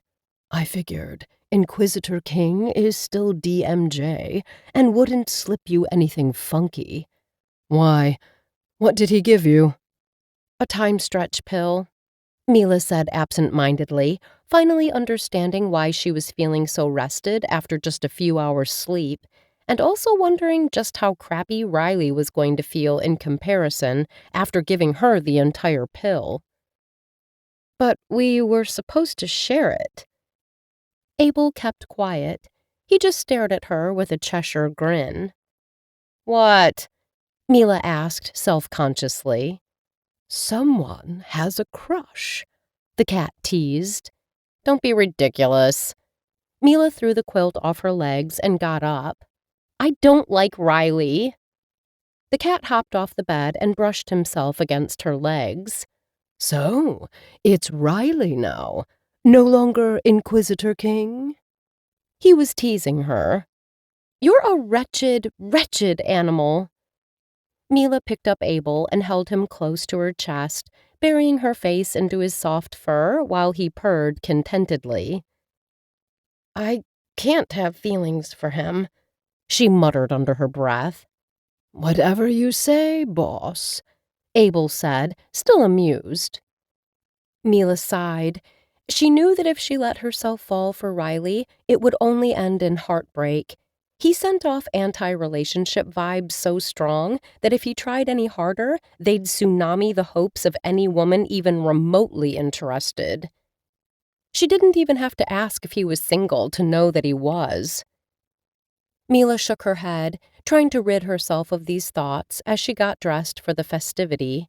She had to focus on the day ahead and the pain it would be to explain to the entire family why she'd gotten herself and her sister arrested on Christmas Eve. Juniper was bound to still be murderous about the whole affair. Kevin, her brother, would tease her to no end. Her dad would deliver an hour-long lecture on the dangers of misusing magic. And her mom would just worry about the state of her mental health for resorting to love potions to find a partner. But, on the bright side, Mama Bennet would probably at least refrain from bugging Mila about being the only unmarried one of her children. Yay! Small victories. The day hadn't properly started yet, and Mila already couldn't bear it. But she had to find some way to make it through the holiday and then move on with her life. She went into the kitchen to make herself a cup of coffee. Nothing would jolt her system better than a little caffeine. After she showered and finished wrapping the last presents for her family, Mila still had a little time left. On impulse, she grabbed her knitting irons and a spool of black wool and began weaving a beanie in the armchair next to the fireplace. Abel jumped on the armrest next to her. "What are you making?" A beanie. Abel studied her handiwork. "Isn't it a little big for you? Even your head is not that thick." "It's not for me," Mila replied noncommittally. Abel dropped, resting his head on his front paws, the human equivalent of propping one's chin over one's hand. "And who might it be for?" "Right. Chief King?" "Christmas present?" "No." "Then why are you making him a hat, Miss I Don't Have a Crush?" "Because the man can't keep a hold on his mind, and I'm tired of having to listen to all his mental nonsense." The shrewd expression was wiped off Abel's muzzle. "You share a telepathic bond?" Mila shrugged. "I know it's unusual, but we—" Abel didn't wait to hear the rest. He jumped off the armchair and trotted over to the bookcase at the back of the room, using his paw to pull down a book before starting to read it. Mila shrugged. Her familiar reading and ignoring her was a far better option than him asking uncomfortable questions. It suited her just fine. She finished knitting Riley's beanie, enhanced it with an incantation to shield the wearer's mind, and then went to get dressed for the dreaded meal at her parents' house. She was about to head out of the house, laden with bags of presents, when Abel called after her. "Mila, hold on. I have to talk to you." Mila shifted one of the heavy bags in her arms to have a better balance. "Sorry, but that will have to wait. I can't be late for lunch on top of everything else." "But I have something really important to tell you." "Okay, shoot." "You need to sit down for this." "Sorry, don't have the time, so—" She shot him a wicked grin. "Unless you want to accompany me to my parents, it'll have to wait." "Gargoyles, spare me." Abel made a disgusted face. "And have all the little witchlings pull on my tail all day long? No, thank you. I'll skip." "Then we'll talk later, or I'm going to be late." Mila got out of the house and let loose a string of swear words at not finding her broomstick on the porch. "Stinking pumpkins, blasted trolls, cursed cauldrons, and bleeding ghosts!" The broomstick was still in the impound. "Darn dragons and festering fairies!" Turns out she was going to be late, no matter what. "Stinking gargoyles, hexed harpies, and pox-ridden goblins!" Mila let out a frustrated growl and headed down her street, readying herself to walk all the way to her parents' house in hexing December in hexing Massachusetts, with hexing snow hexing everywhere. She almost slipped on a patch of iced-over curb and thought, "Hex me, hex my life."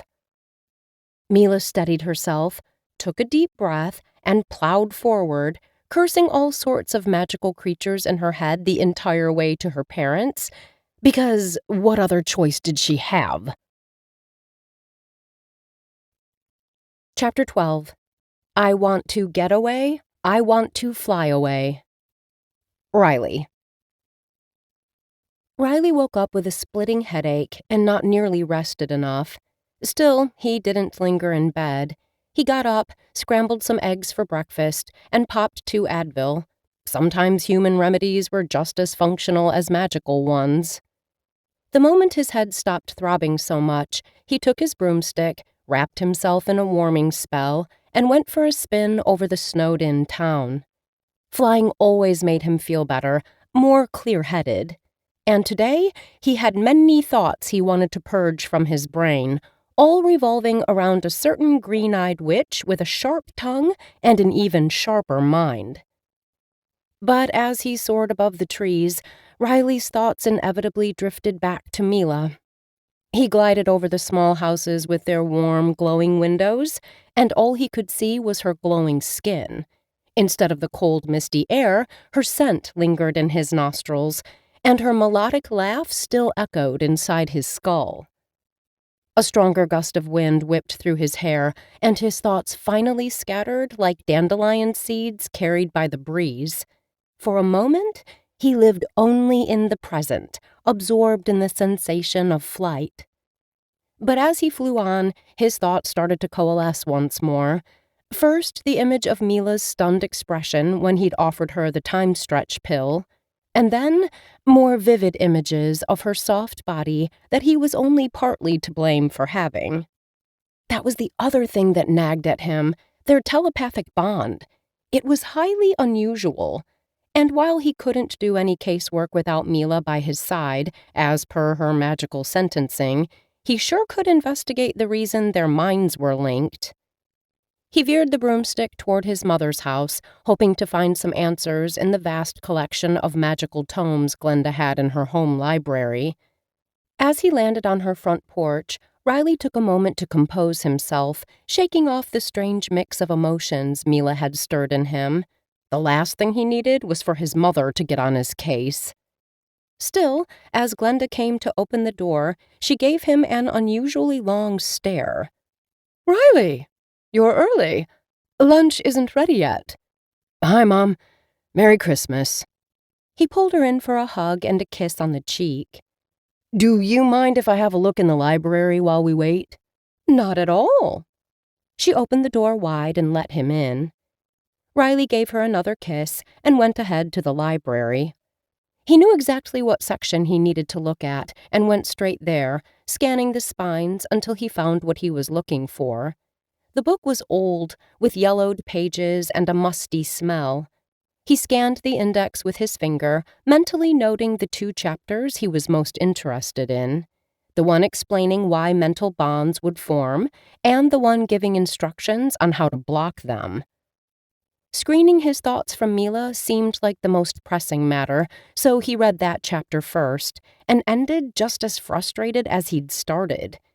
The book drawled on for pages, but in the end, it gave Riley the long answer to what Mila had already told him. He needed patience and lots of practice. He was about to delve into the section detailing the possible reasons for his mind link with Mila. The only one he had studied in school was kinship, when his mother called him to the table. Riley sat at his usual spot opposite Myron, with his mom in the middle. As they started eating, he couldn't help but notice the atmosphere had a weird charge. Glenda and Myron kept exchanging glances and eyebrow arches, as if they were conducting an entirely separated conversation that excluded him.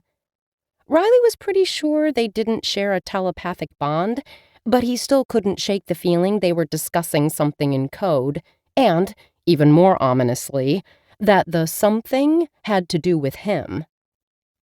"How was work last night?" his mom finally asked.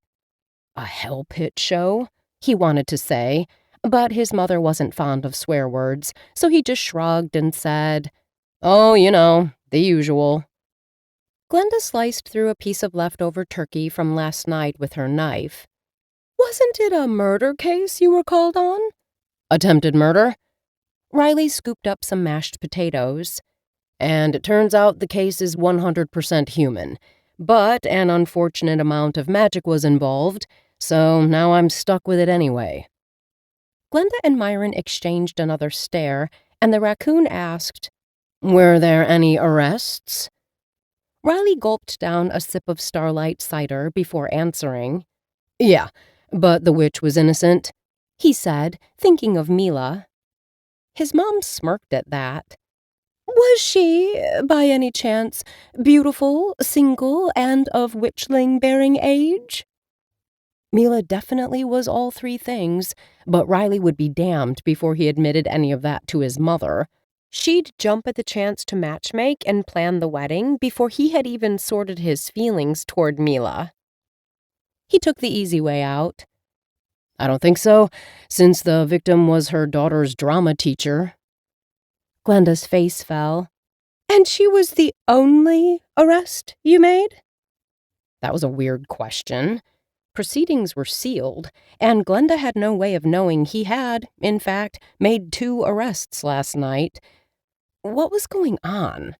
The look on his mother's face was too intense, too keen, almost. A sinking feeling lodged into the pit of his stomach. "Mom, why are you asking that?" "Oh, no reason." She flipped her long white hair nonchalantly. "The Herald mentioned something about multiple suspects." Something in her tone was definitely too casual, and since when did Glenda King read the Witchley Herald? A sense of doom hit Riley in the chest, and he narrowed his eyes at his mother. "Mom, what did you see in my reading last night?" "Nothing," she answered way too fast. Years as a law enforcer and an experienced interrogator had taught Riley to smell a lie from a mile away. "Nothing? Is my future a black cloud of midnight dust, then? Because I'd rather know if I'm going to drop dead tomorrow." "No one's dying." Glenda reached out and squeezed his arm over the table. Riley remained skeptical. "Then what did you see?" His mother looked him straight in the eye. "Only good things, sweet pumpkin. I promise." The words were meant to be reassuring, but they had the opposite effect, and the sense of unease that had been accompanying Riley all day intensified, especially since it was almost time to go pick up Mila Bennet. Chapter 13. What do witches put on their bagels? Mila. Mila's Christmas was proving worse than her most pessimistic projections. For starters, the Witchley Herald had published a story on the elementary school poisoning, including details about the involvement of a love potion. The paper hadn't named names, but Salem was a small town, and by noon, anyone in the neighborhood knew that the Bennet sisters had been arrested the previous night, and why, much to their mother's chagrin. The most humiliating part was that everyone knew it had been Mila who had brewed the love potion. Juniper was happily married to the perfect wizard. She'd have no reason to resort to magic tricks to find love. As expected, the entire family had an opinion about the matter. Her dad was convinced that using their powers for unethical purposes would mark them forever and corrupt their souls. Her mom was more focused on Mila's emotional well-being and questioning why she couldn't find a man on her own without needing to resort to extreme measures, her words, like love potions. Juniper wasn't speaking to her. The silent treatment was her sister's punishment of choice. Mila's only bearable relative was her brother, who kept teasing her affectionately, dropping the odd wizarding joke when the atmosphere at the table became too tense. Mila slumped lower in her seat, eyeing the food in front of her with a lack of interest. The meal felt interminable. Her mother's cooking was usually delightful, but today everything tasted bland and unappetizing. All Mila wanted to do was to get out of there and go home. But she couldn't leave, at least not until Riley came to pick her up, giving her an official excuse to flee the family gathering. A community service sentence was as ironclad a reason to leave as they came, but that was still a few hours away.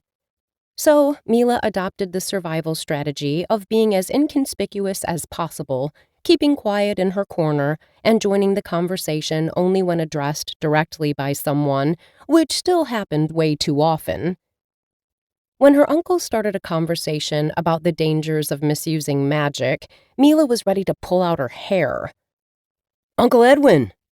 Kevin diverted his attention, coming to Mila's defense. "What do witches put on their bagels?" The entire table turned to face Kevin, shifting the bullseye away from Mila. Her brother waited for another heartbeat before delivering the punchline. "Scream cheese." Everyone laughed, but still, Mila couldn't take it anymore. She excused herself from the table, pretending she had to go to the bathroom, and went outside for some fresh air instead. It had started snowing, and snowflakes were swirling down from the sky, thick and fast. The wind had a bite, but the cold felt refreshing on Mila's hot cheeks. Too soon, she had to go back inside. At least by then, the desserts, bone chip cookies, broomstick brownies, and midnight ice cream, were already being served. Mila skipped them, even if broomstick brownies were her favorite. Soon afterward, the entire family moved to the living room to exchange presents. Mila had gone all out, like every year, and had bought her relatives thoughtful gifts she knew they would appreciate. A new cauldron for her parents, a rare spell book for Kevin, a set of magical herbs and roots for Juniper, and the new Luna the Lucky Witch doll that Willow wanted so much. But not even the expression of unadulterated joy on her niece's face as she opened her present could cheer Mila up. This would go down as the worst Christmas in the history of lousy holidays, and that was fine. Mila just wanted the day to be over and to forget about the love potion, the arrest, and her family's judgmental stares. Just then, the doorbell rang, and Mila's heart fluttered in her chest. Could it be Riley already? And why was her heart fluttering at the idea of Chief Inquisitor King waiting at her door, ready to torment her some more with his unbearably good looks and closed-off personality? Or, worse, his unsettling thoughts about her mermaid hair? Well, the beanie should solve that, at least. She scrambled to her feet and quickly made her way to the door, but her mother beat her to it. And if Mila didn't know better, she'd say Mom was swooning at finding the Chief Inquisitor in all his towering might and scarily sexy dark looks on her doorstep. "Merry Christmas, Mrs. Bennet," Riley was saying. "Sorry to intrude on your celebration."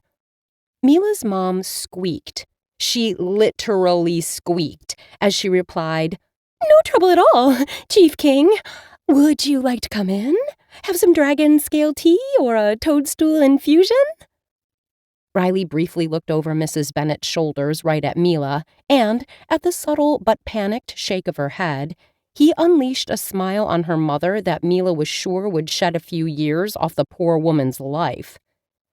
"Thank you, Mrs. Bennet, but I'm afraid I don't have time," Riley said, his tone professional but gentle. "I'm here to pick up Mila." At the speed of light, Mila was by their side, putting on her coat, scarf, hat, and gloves, and kissing her still-stunned mom on both cheeks, saying, "Love you, Mom. Talk soon." Mila stepped out into the cold winter air without waiting for a reply, letting out a sigh of relief. She waved back at her mom and followed Riley down the already coated driveway while the snow kept on falling. About halfway down, he tilted his head at her. "That bad, huh?" "You have no idea." She couldn't help the wide smile that split her face at seeing him again. They walked in silence for a few moments, the only sound the muffled crunch of snow under their boots. As they made their way down her parents' street toward his car, Mila stole glances at Riley, and a few times she caught him staring back at her, with an unreadable expression that suited his enigmatic personality perfectly. He looked ruggedly handsome, but also weirdly more approachable than he had yesterday, probably because he wasn't trying to put her in jail and throw out the key like he had the previous night. When they finally reached the car, Riley opened the door for Mila, his hand hovering over the small of her back as she climbed into the passenger seat, grateful for the warmth it offered. Today he was driving a different car from the official police vehicle they'd rode in yesterday, and Mila couldn't help but notice how impeccably clean and organized his personal car was. So neat, it looked as if he had just driven it out of the dealership that day. Riley closed her door and circled to the other side, claiming the driver's seat and making the cabin of the car feel immediately 10 times smaller than it had a second before. Then he put the car into gear, and just like that, they were driving away. At once, he started reciting through the wizarding code of conduct in his head. Mila chuckled and said, "Please pull over." Riley glanced sideways at her before training his eyes on the icy road again. "Why?" "Don't worry, I'm not about to turn you into a toad." She reached out and squeezed his arm. The gesture was meant to be reassuring. Instead, it caused a tingle to shoot up Mila's arm, and she immediately let go. And if the way Riley was crushing the wheel in his grip, his knuckles almost white, was any indication, he'd felt the spark, too.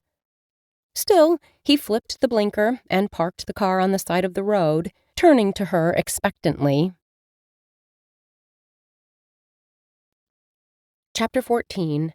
With the Intensity of Hellfire. Riley.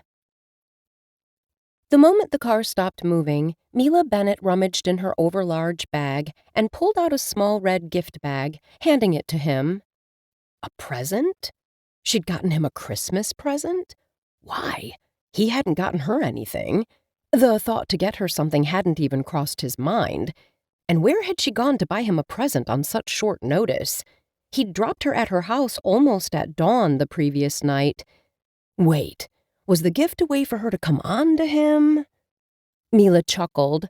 "Oh, gargoyles, you have such a big head. I'm not coming on to you, Chief King.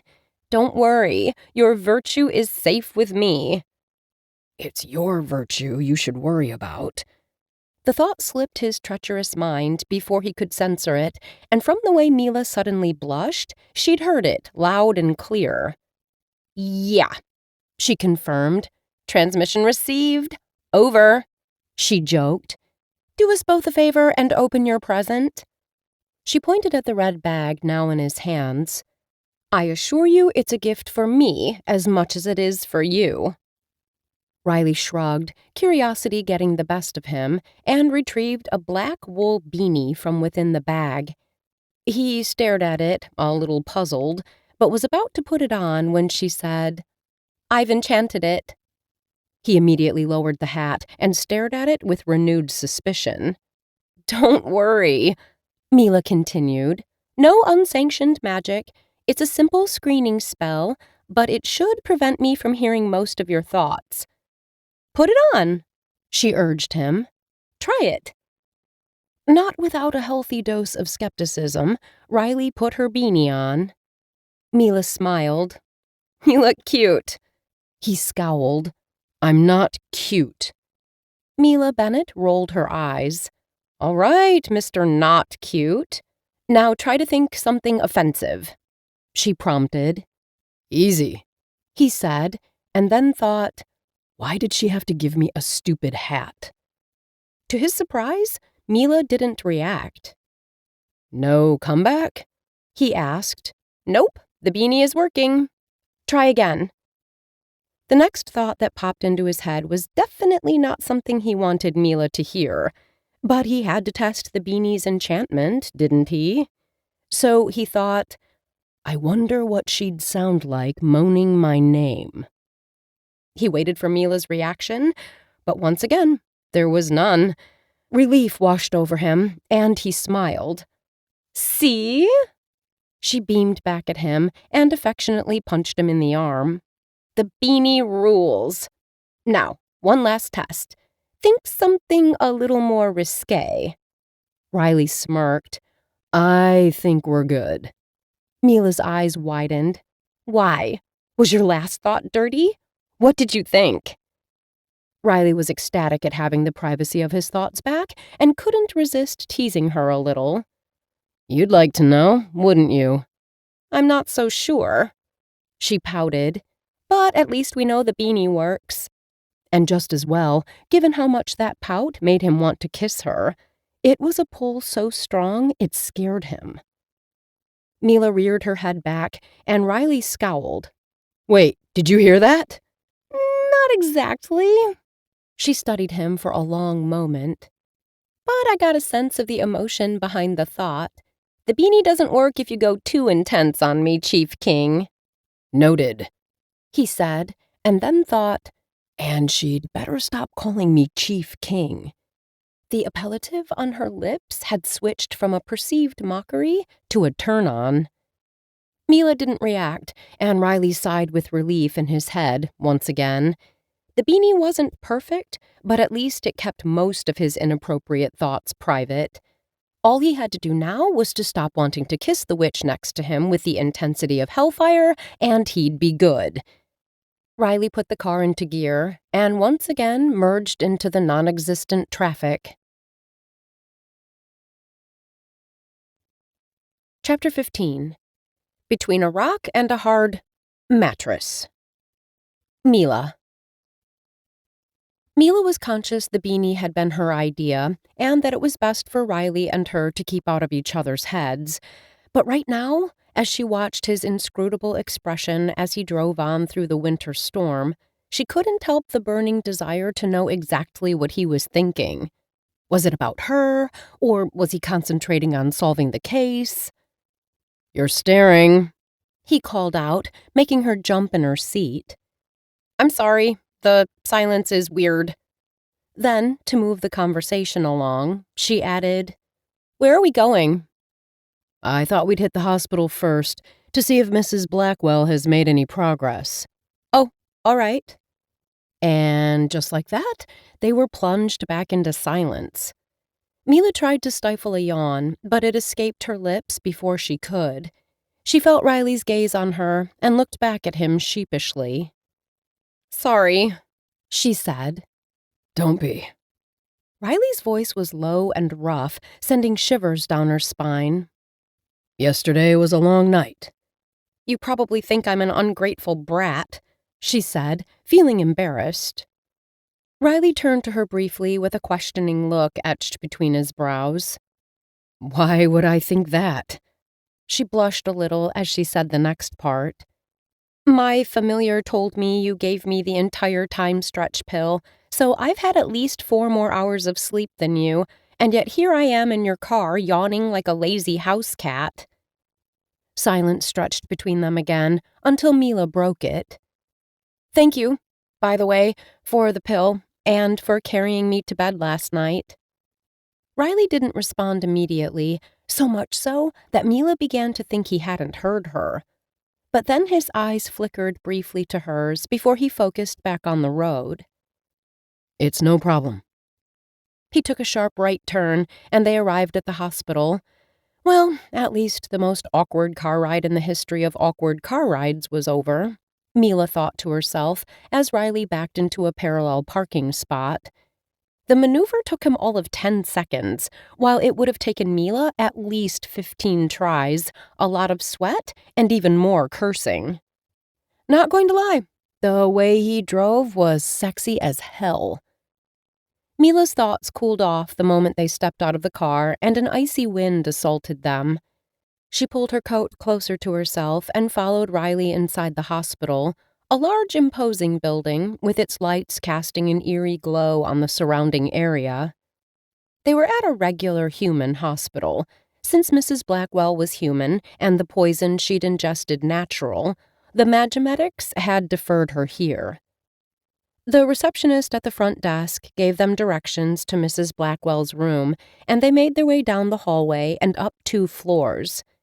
Just as they were approaching the room, they spotted an old couple coming out of it.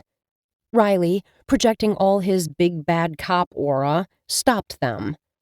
Are you friends of Mrs. Blackwell? He wasn't wearing a uniform today, but somehow the 2 humans immediately picked up on the fact that he was law enforcement. "Yes, detective," the frail old woman replied. "We all play Baracco in the same club." Then she patted the arm of her companion. "George and I didn't want Josephine to spend Christmas alone. Pity she hasn't woken up yet. Awful thing, what happened to her. Really awful." How did you know she was at the hospital? Riley asked, ever the suspicious cop. "Oh, we were there last night when it happened," the wiry old man replied. He had sad blue eyes, and his voice quivered slightly. "All our grandkids go to the same school." Riley extracted a small notebook from his pocket. May I have your names, please? Mila rolled her eyes. These 2 looked pathetically harmless. Sure, both the elderlies said, and proceeded to give Riley their generalities. "I'm Cherry Knox," the woman said, "and my nephew is Peter Knox." When it was the man's turn, he sighed pitifully before saying, "George Harrison McNeil, and my granddaughter is Judy McNeil." Riley thanked them, and after a quick goodbye nod, the couple ambled down the hall toward the elevator. "You seriously think those 2 had something to do with the murder attempt?" Mila hissed, once the couple was out of earshot. Most killers are notorious for coming back to the scene of the crime, especially if they didn't finish the job on the first attempt, he said, and without a second glance her way, Riley went ahead into Mrs. Blackwell's room. A nurse was stationed there, and from the subtle nod she and Riley exchanged, she must have been one of theirs, an undercover agent from the Department of Magical Justice. She had a sleek bob of black-blue hair, warm brown eyes, and slightly bronzed skin with a warm golden undertone. In summer, Mila would have assumed she was tanned, but since it was the dead of winter, that must be her natural skin tone. Any progress here? Riley asked, in a voice of authority that landed like a ball of fire straight into Mila's core. If he used that voice on her, she'd let him handcuff her to the bed, or any other piece of furniture, really, whenever he wanted. The nurse shook her head. No change, Inquisitor King?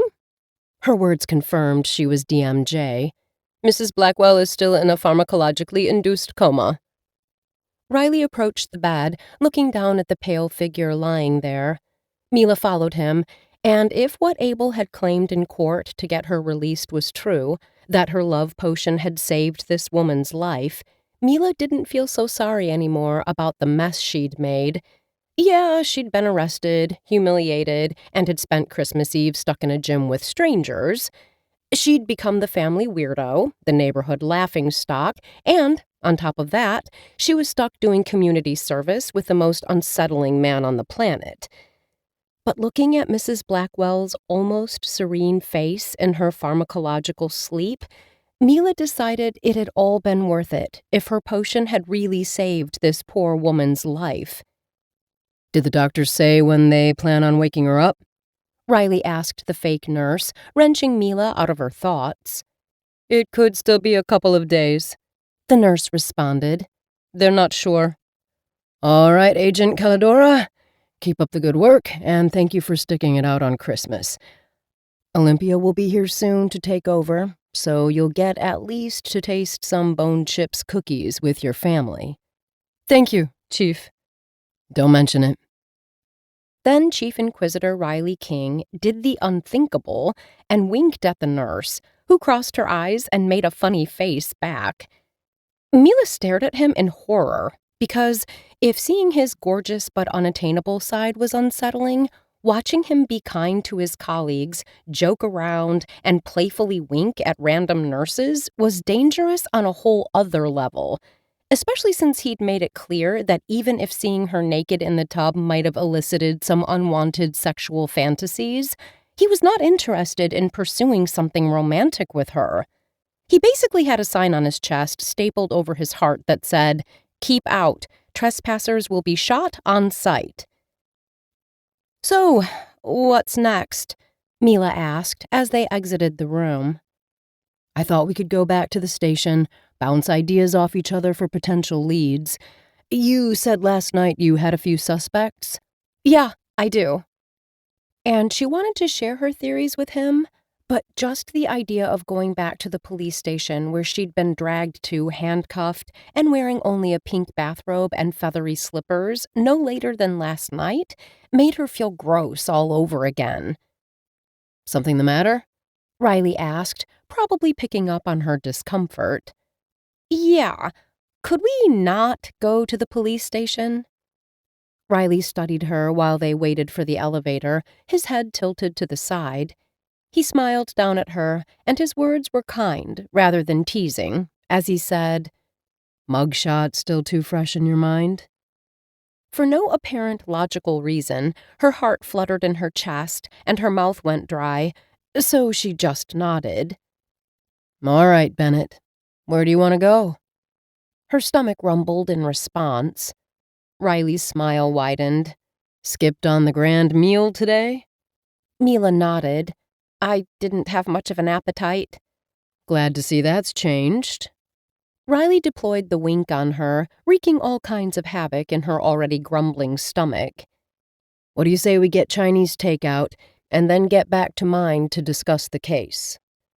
"Yeah, sure," Mila squeaked, thinking this was the Cosmo's revenge for the way she'd mentally teased her mother for squeaking in the same way. "Great." He flashed her another stomach-melting grin. "I know just the place."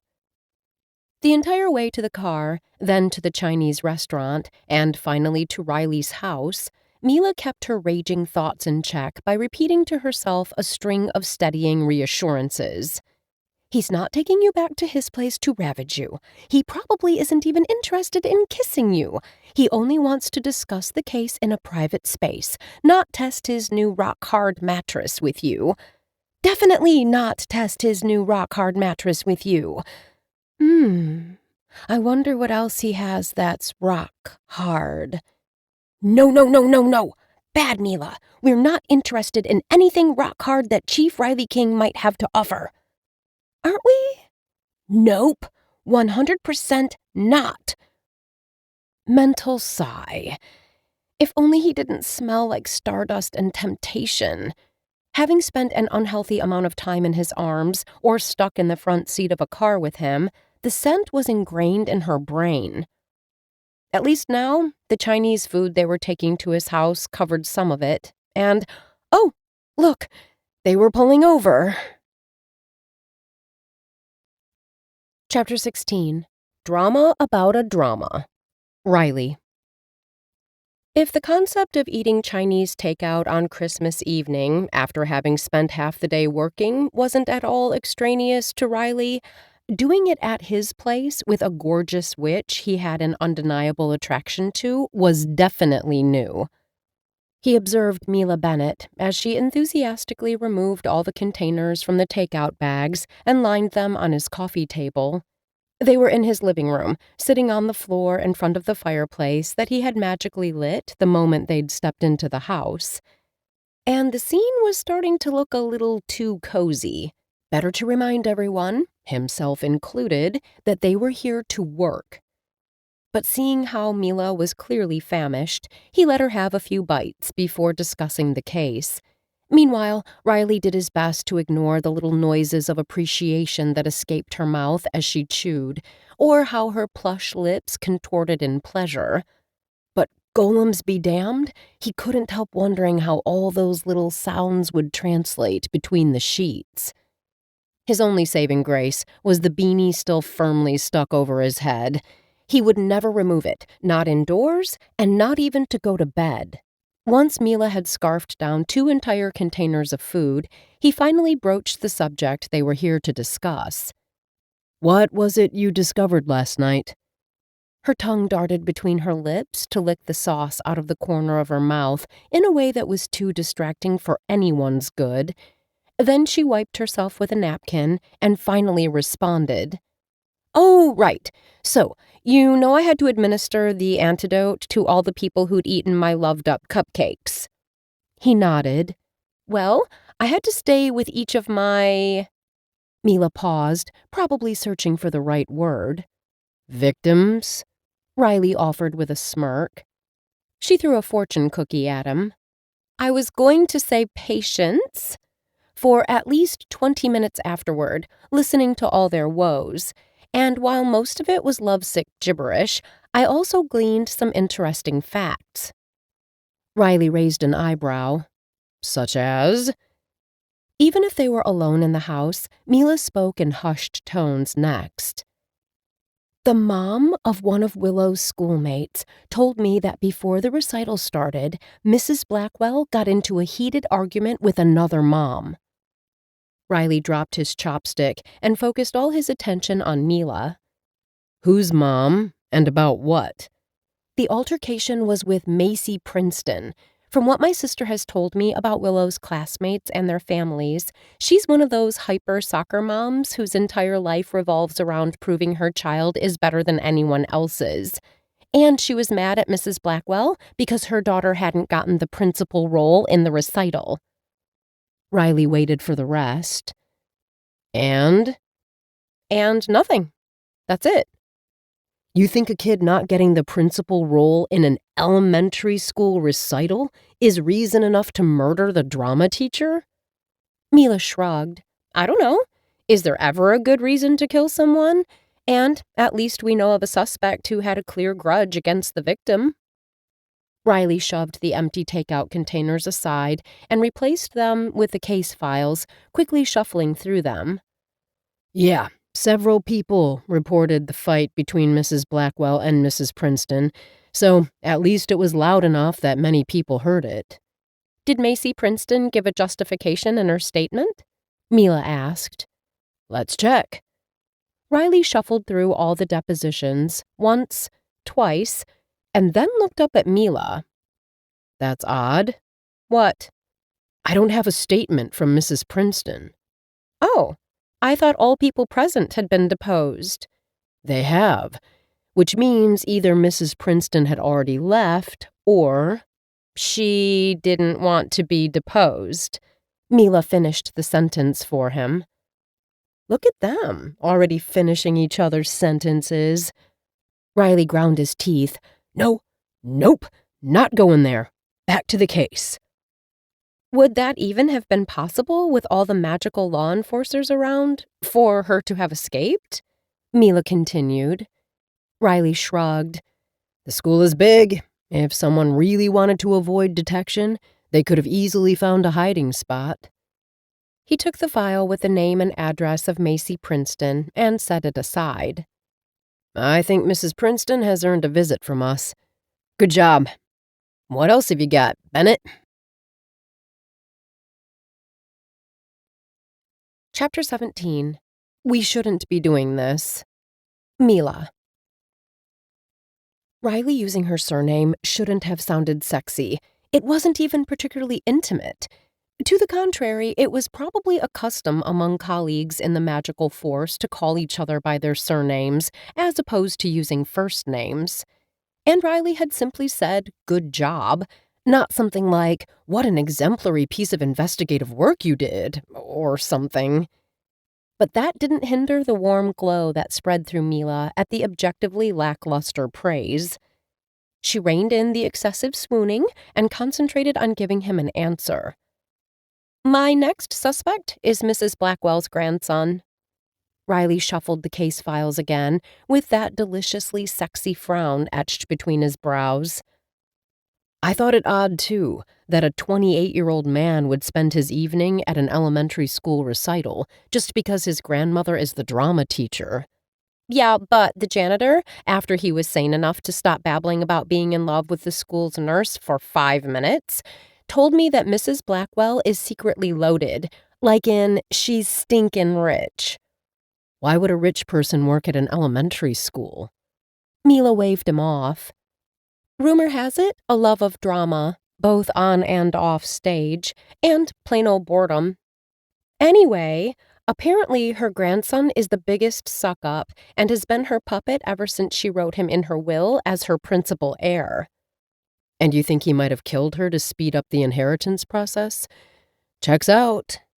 Riley moved another file on top of that of Mrs. Princeton. Trent Blackwell has also gained a visit from us. Who's your last suspect? You had 3, right? Mila absent-mindedly grabbed a fortune cookie and was about to unwrap it when Riley reached out and blocked her hand with his. Don't. Mila stared down at their joined hands, her heart thudding in her chest. She felt the heat of Riley's hand through her own, and the sensation was far from unpleasant. Sorry, he said, retreating his hand and its warmth.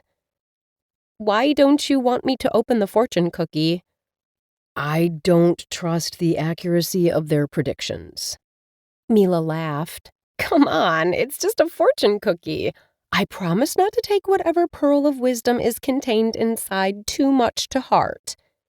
She unwrapped the cookie, broke it in half, and read the message hidden within. Sometimes love is staring you right in the face. She swallowed, looked up at the gorgeous man who, at the moment, was very much staring her in the face, and dropped the tiny sheet of paper as if it had burned her.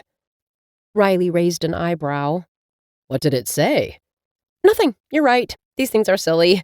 But how come you're such a fortune cookie hater? Riley smiled and shrugged in a self-deprecatory way. Guess my mom has always been against substandard future-telling. Your mom? Mila frowned. Then she put 2 and 2 together. Her brain cross-referenced his surname with that of famous seers, and she gasped. Your mom is Glenda King? The Glenda King? Riley gave her a tiny nod. Gargoyles! You must introduce me. I've always wanted to have a reading with her, but her waitlist is like insane. Yeah, right. Riley scoffed. Mila scowled. Why? You think your mom wouldn't like me? Riley nailed her with such a penetrating stare that Mila felt like he was looking directly into her soul. No, Mila. She'd probably like you too much. He'd called her Mila, and now the way her name sounded on his lips, rolled out in a lush whisper that had the power to melt glaciers, to resuscitate the dead, to make the sun rise at midnight, would be forever etched in her memory. Riley visibly regretted the words the moment they left his mouth, because next he added, Anyway, forget about my mom. It's getting late, and we should wrap this up. Mila felt a pang of disappointment, but tried to shake it off, nodding in agreement. She followed his "this is just a professional consultation" lead and went back to discussing the case. The last lead I have is that Mrs. Blackwell's former lover was also present at the recital. Another grandma in their Baracco Club gossiped that Mrs. Blackwell had recently broken up with him, and while the official reason had been that the relationship had run its course, the dumped gentleman is convinced she's already involved with someone else. All right, but why would a former lover try to murder her if he still had feelings? Shouldn't he go after the other man? Perhaps, but what if he couldn't find out who it was? Or if his approach was more a case of... Mila made a silly dude voice. If I can't have her, no one will. Riley chuckled at that, but still scratched his temple, unconvinced. I don't know. Passion crimes are usually more impulsive. Poisoning someone is a cold, premeditated act. It doesn't really fit the MO of a crime of passion. Still, he reached for the file of the scorned lover and put it on top of the pile with the other 2 suspects. But still worth digging a little deeper into. As he finished talking, Mila realized she'd been fixating on his mouth. His full lips had her deeply hypnotized. But now that they'd stopped moving, her gaze snapped up to meet the dark wall of his obsidian eyes. He arched an eyebrow, asking a question she didn't know how to answer. So, for lack of better alternatives, she got up and fled, pretending to need the bathroom. Very much her MO today. Only this wasn't her house, and she had no idea where she was going. Mila sensed Riley standing behind her before he even spoke. Bathroom is the second door down the hall. The words came out in a dangerously low rumble. Mila turned and suddenly realized they were standing in a very narrow, very dark hallway with a mere 2 inches of space separating them. Their eyes met, and Mila's heart leaped, racing out of control. She couldn't help but stare into the inky pools of his eyes, drawn like a moth toward a flame. Riley's gaze flickered down to her lips and quickly back up. The tension between them was palpable. She licked her lips nervously, and Riley's pupils dilated. Her heart was pounding in her chest. They were so close that she could see the tiny flecks of silver hidden within the black of his intense gaze. She could feel the heat of his body emanating from him, making her feel dizzy and disoriented. She tried to speak, but suddenly her throat was dry and no words would come out. Riley took a step closer, his body pressing up against hers as he whispered in her ear, You know we shouldn't be doing this, right? Mila bit her bottom lip and nodded slowly, but she couldn't deny the fact that her body was screaming for more. She wanted his touch, his kiss, his everything. It was like they were 2 magnets being drawn together. He reached out and brushed a strand of hair from her face before cupping her cheek in his hand. His thumb stroked over her lips in a teasing motion before he leaned in and pressed his mouth against hers. Mila's knees almost buckled beneath her at the feel of his lips moving softly against hers.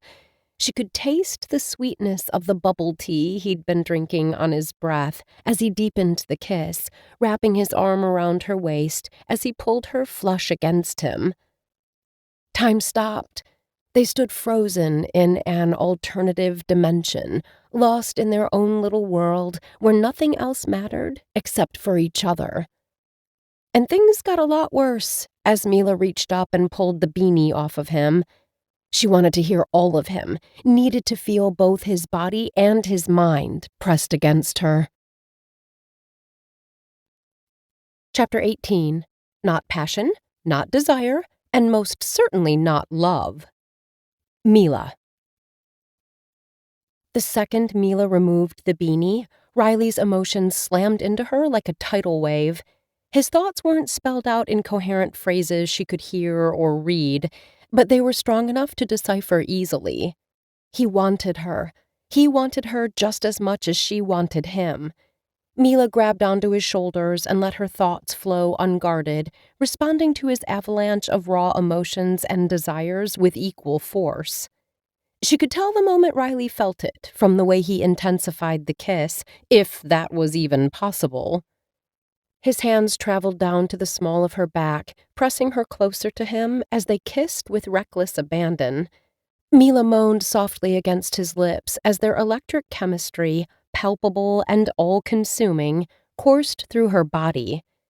Riley's deft fingers were drawing circles on the small of her back, causing every nerve ending in her body to feel so damn good it almost hurt. Mila responded eagerly, tangling her fingers into his hair and pulling him even closer until she could feel every single one of his hard muscles pressed against her. And it still wasn't enough. Riley must have come to the same conclusion because, with an animalistic growl, he pushed her backward until her back hit the wall. Then he was on her, caging her between the hard wall and his even harder body, and there was no more space left between them. But even that didn't last. Without a word, Riley scooped her up into his powerful arms and carried her down the hall to the bedroom, where he gently laid her on the bed. It looked like they were going to test the hard mattress after all. The sheets were cool against what little skin her winter clothes left exposed, but as Riley climbed on top of her, the cool sheets became the last of her worries. Mila arched her back to meet his body in midair as Riley's mouth claimed hers once more, his hands roaming over her with a desperate hunger that left her trembling with need. It was like they couldn't get close enough to each other, like no matter how hard they pressed against each other, it'd never be enough. More. She needed more. The craving was so powerful it almost felt wrong.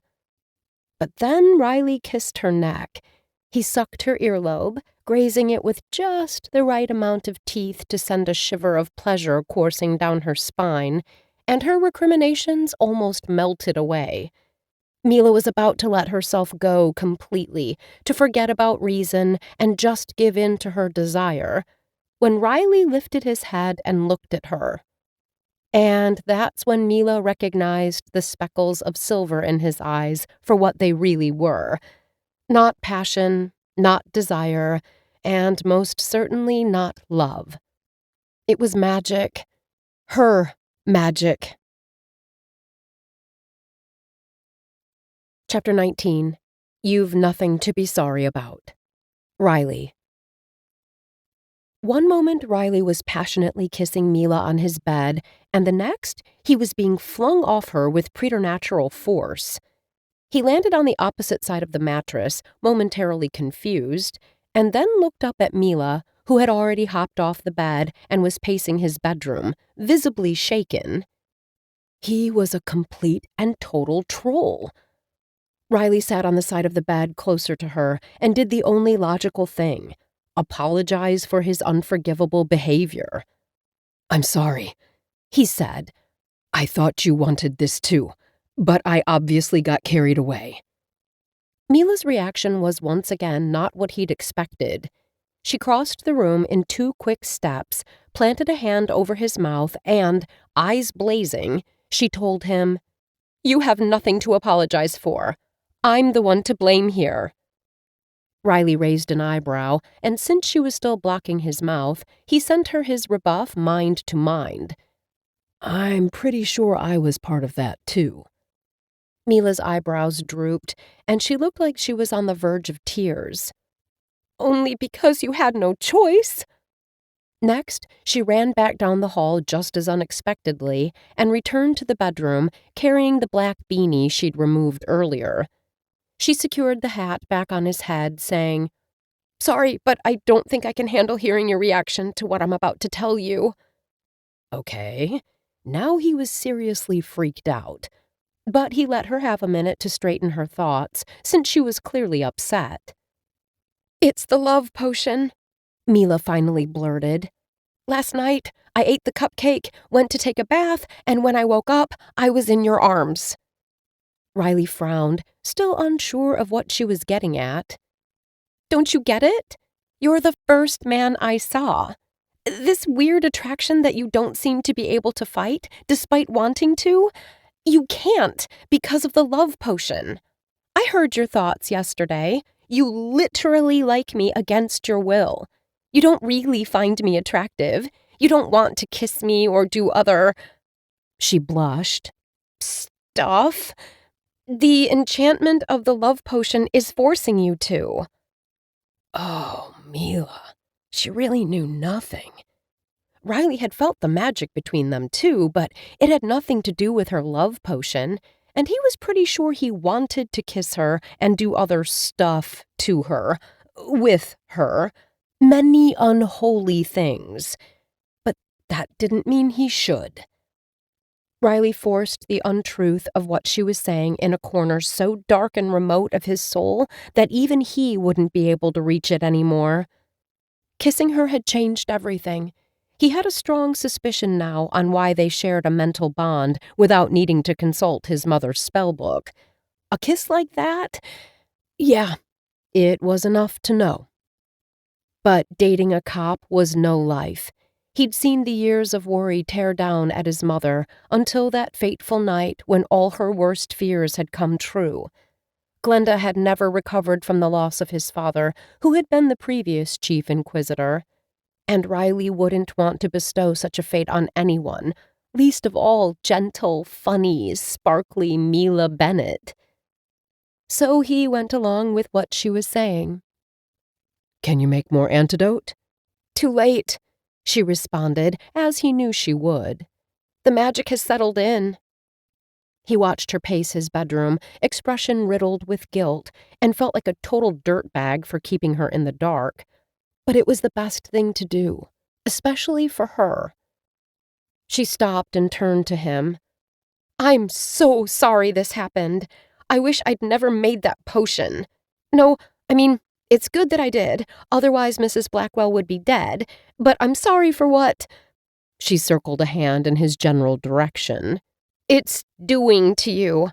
I'm so sorry for that." Riley couldn't take her misplaced guilt anymore, so even if probably it wasn't the best move, he stood up and pulled her into his arms. "You've nothing to be sorry about. I shouldn't have kissed you. It won't happen again." Chapter 20. Magically induced or not, unrequited love sucks. Mila. Riley was taking the news that he'd been cursed into loving her fairly well, which was good, and he was also saying he wouldn't kiss her again. Also a good thing, probably for the best. Technically, theoretically, because right now, as he gently circled his palm over her back in a soothing gesture, all Mila wanted to do was tilt her chin up and pick up where they'd left off on the bed not 5 minutes ago. Or, at least, the influence of the love potion wanted her to. Right. This feeling, this craving that had been building inside her, wasn't real. It was magic, the byproduct of an incantation she shouldn't have used to influence somebody else's emotions and her own. Suddenly, all her father's cautionary tales about the unethical misuse of magic made total sense. When she'd brewed the potion, Mila had thought she'd give herself a meet-cute, and instead, she'd scrambled with the Chief Inquisitor's heart and her own. "It's getting late," Riley said, in that low tone of his that now had become torture to hear. "I should take you home." The low caress of his voice grated against her heart like a blade. His scent, his voice, his body, his heart, all things she could almost touch but never have, not now that everything had been tainted by her stupid potion. Her feelings felt real, but she'd never taken a love potion before, so she had no way of assessing how love enchantments worked, how good they were at making feelings that weren't really there feel real. Whatever she had with Riley would forever be tainted by doubt, by the shadow of her spell work. Even if they somehow decided to ignore the facts, she could never fully trust anything they'd build. And so, as hard as it was, and contrary to every last one of her instincts, she pulled away from him, putting a healthy amount of physical distance between them. "Actually, can you bring me to the station?" Riley frowned. "To the station? Why?" "My broomstick is still impounded. I'd like to get it back." He stared out the dark windows where the wind could be heard howling between the tree branches. Snow was still falling. "There's a storm outside. You're not flying in this weather." Right now, she wanted nothing more than to fly right at the center of a storm. But Riley's tone was so final, she knew there'd be no point in arguing with him. "Come on, let's go. I'll take you home." She nodded. They moved back into the living room. Mila, taking in the mess of discarded takeout boxes, offered to help him clean up. "Leave it," Riley said. "I'll take care of it tomorrow." Guess he couldn't wait to be rid of her. And how to blame him? If someone had bewitched her, she'd feel the same. He grabbed a thick brown wool coat from the closet, and he put it on while she did the same with her red one. Outside, the snow was falling thick and fast. Riley turned up his collar, and they walked to his car, the windshield already covered by a thick white blanket. A snap of his fingers, and it was gone. Ever the gentleman, he circled to her side of the car first and held the door open for her. She slipped in, noticing that he didn't shut the door right away, and she caught him studying her face through the reflection of the window, as if he were memorizing her features. Dread twisted inside of her. Magically induced or not, unrequited love felt awful. She hoped Riley wasn't experiencing the same intense misery.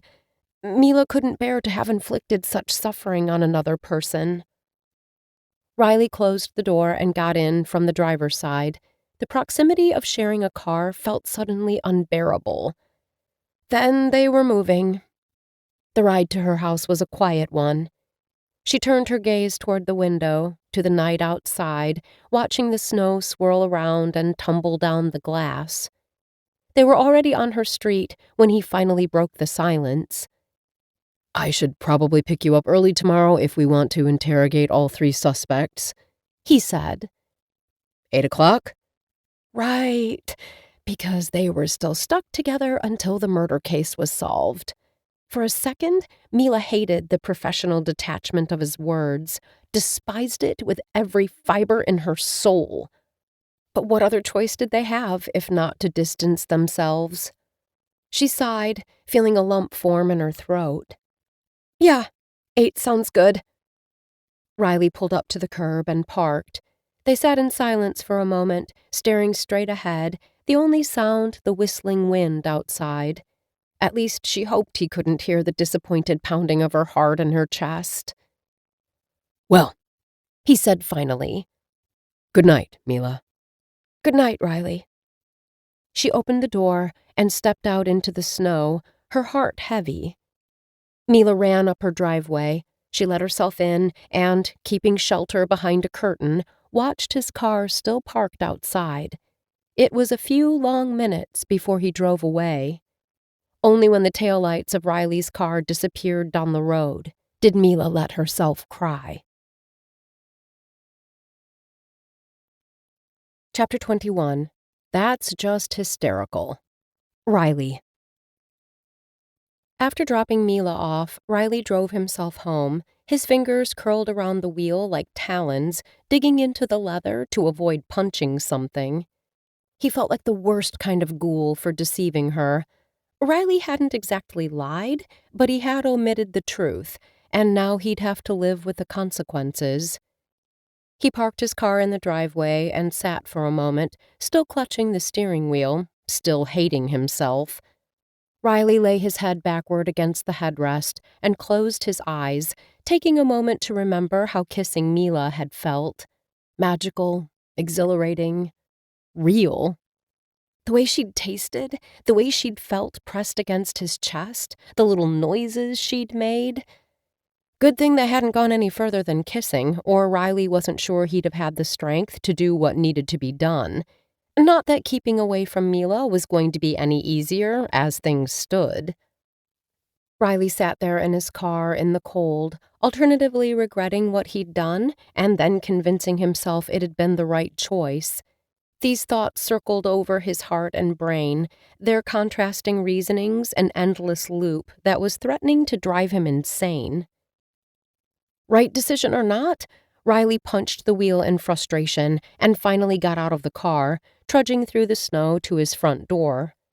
The moment he stepped inside the house, he was greeted by the smell of the Chinese food they'd eaten that still clung to the air and the faint smoke of the dying embers in the fireplace. The smells were no bother. They could be easily dispelled. He opened a window, and the frigid winter wind took care of purging the air in a few minutes. But the silence that greeted him was almost suffocating. After tossing his keys on the kitchen counter, Riley ignored the carton boxes a while longer and went into his study to retrieve the magical tome he'd borrowed from his mother's library earlier that day. He sat at his desk and opened the book, flipping the pages until he reached the section on the possible reasons why unrelated witches might experience mental bonds. Being under the influence of a shared spell was a prominent one. Good. That would only reinforce Mila's theory if she did some research. But that wasn't what he was looking for. Riley kept reading until he reached the passage that interested him and which confirmed his worst fears. He snapped the book shut. No matter what the fine print said, he and Mila couldn't be together. It was for her own good. Riley threw the book into a drawer where it landed with a heavy thud. In a fit of frustration, he slammed the drawer shut and locked it, out of sight, out of mind. Then he went to the living room to clear out the takeout boxes. On his third trip to the bin, a tiny slip of paper caught his attention. It was the message Mila had found inside the fortune cookie and had refused to share with him. Riley picked it up from the floor and read it. "Sometimes love is staring you right in the face." Oh, that was just hysterical. So much for Glenda's mistrust of fortune cookies. Apparently, they were spot on. Pity it wasn't meant to be. Riley crunched the tiny slip of paper in his fist and then threw it on the dying embers in the fireplace. The paper twisted, darkened, and soon caught fire, disappearing in a blink, just like his future with Mila had. Chapter 22. That's going to be so much fun. Mila. "Are you crying?" Abel asked in a concerned voice as he brushed against her legs. "No!" Mila sobbed. She bent to pick him up and nuzzled his head. "Okay, so is that dew streaming down your cheeks?" "Maybe I'm crying a little bit." Abel sighed. "So, you figured it out." "Figured out what?" "About the love potion?" Indignant, Mila dropped Abel on the kitchen counter. "You knew?" "I had a suspicion." "Why didn't you tell me anything?" "I tried to this morning, but you were in a hurry to leave, and I didn't think the magic would act so swiftly or wreak so much damage already." "Oh, it's nothing. I'm not damaged on top of desperate. Don't worry." To distract herself, Mila put the kettle on. She could use a little moonlight tea to ease the nerves. Abel trotted over to her, following the U-shape of the kitchen until he reached the stove. "I wasn't saying you were damaged, but clearly you're upset. Did something happen with Inquisitor King?" Mila shrugged. "We kissed, and it was magical. But of course it wasn't real, just part of the love potion enchantment."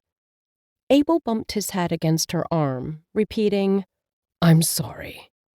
She scratched his chin. "It's not your fault. You tried to warn me not to brew a love potion. I'm the one who didn't listen." The kettle whistled, and Mila took it off the stove. She poured the hot water into a mug and added a spoon of moonlight dust. They moved to the couch, Mila sipping her tea and absent-mindedly stroking Abby as he curled in her lap. "Do you know of a way to make the magic wear off faster when it's too late to take an antidote?" Abel made biscuits on her legs. "I did a little research this morning. The only valid suggestion I found is to stay as far away from the object of your affection as you can." Mila chortled at that. "Fat chance of that happening since we're bound to solve this case together by a magical sentence." Abel stopped purring long enough to say, "Then maybe you should petition Judge Templeton to commute your sentence to a different public service." The cat yawned. "She seemed like a reasonable woman. If you explain the situation to her, she won't want to force you to spend time with Chief King, knowing what we've learned." "Actually, you're right." Mila dropped her mug onto the coffee table and slid out from under the cat. She retrieved her laptop from her bedroom and went back to the couch to log on to the Department of Magical Justice website on the darknet, the shadow computer network that was accessible only to witches and wizards. Judge Templeton had no appointments available the next day. She was probably still off for the holidays, but she had a free late evening slot on the 27th. Mila let the cursor hover over the button to book the appointment. If she did talk to the judge, it was probable that afterward she'd never see Riley again. Yeah, Salem was a small town, but she hadn't met Riley in 29 years, and unless she planned on getting arrested on the regular, which she didn't, they probably wouldn't cross paths that often, if ever. The prospect was heartbreaking. But what was the alternative? The attraction she was feeling toward him was too fast and furious to be real. They'd known each other barely a day. She couldn't be in love with him. The way she was feeling was the potion's doing, and if the only known cure was not to see him, the sooner she started, the sooner she'd heal. Mila clicked on the calendar, input her credentials, and locked in the appointment. Then she got ready for bed and cried herself to sleep. The next morning, she was ready well before 8, no matter that she'd decided she wasn't going to see Riley ever again after tomorrow. That didn't mean she couldn't look at least presentable for the last 2 days they had to spend together. So she'd gotten up at the crack of dawn to get ready, not that it had been an effort. Her struggling heart had woken her up with its stilted, painful tempo at 6 o'clock. Mila had showered, blow-dried her long hair, and tried her best to keep her makeup subtle but sophisticated. Then she'd spent a good hour in front of her closet, trying to pick the perfect detective outfit that would be contextually flattering but not too sexy, and professional but still look approachable. She'd landed on a striped wool dress in black and purple. Definitely not intimidating. In her short time as a private investigator, she'd found people were more prone to be forthcoming if they felt like they could trust you. Scare tactics had never proven a good strategy. Breakfast had been next, but by the time Riley rang the doorbell, she'd already been sitting on her couch, staring at the front door restlessly for over 20 minutes. She took a deep breath and put on a brave face as she went to open the door.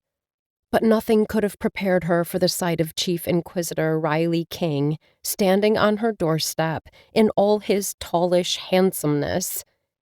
He was wearing her beanie, the long heavy coat from last night, and a smile that could melt the snow off the entire neighborhood. He was simply irresistible and equally off-limits. Mila tried to rein in her emotions and failed spectacularly as she greeted him with a simple, "Hi," that came out more like a strangled whisper. Riley kept smiling at her, tilting his head. "Nice outfit," he said, pointing to her striped sheath dress. "Very subtle on the witching thing." Despite the teasing, Mila smiled. At least one of them could keep their cool and act normal. "I was going for approachable." She cleared her throat and took a step back to let him in while she put on her winter gear. Riley stepped into her apartment and waited patiently for her to get ready. "Chief King." Abel sauntered into the hall, displaying a healthy amount of male territoriality. "Ah, Pawington III, Esquire. Good to see you again." Mila rolled her eyes at the not-so-subtle display of polite hostility and cut it short before it could escalate. "I'm ready."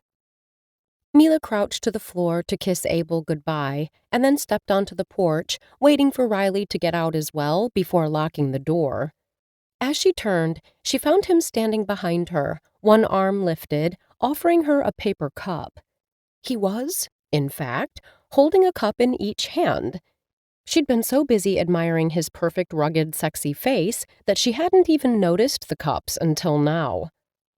"I brought you a potentilla latte," he said. "I thought we might both use one after last night." He was being excruciatingly nice. Mila took the latte, only saying, "Thanks." But as they walked down her driveway, he bumped shoulders with her. "Come on, just because we can't kiss, it doesn't mean we can't be friends." Okay, so at least they weren't avoiding the elephant in the room, or in the front yard, or being awkward about it. That wrenched the first genuine smile out of her since the previous night. "Or I could still turn you into a toad and solve all my problems." The smile he flashed her in response was devastating. "I thought we'd settled on a sea turd." And now she was outright guffawing, an undignified sound that raised straight from her belly. "Careful what you wish for, Chief King." Ah, as if she could talk. Wishing for a tall, handsome stranger to sweep her off her feet was exactly what had landed her into this mess.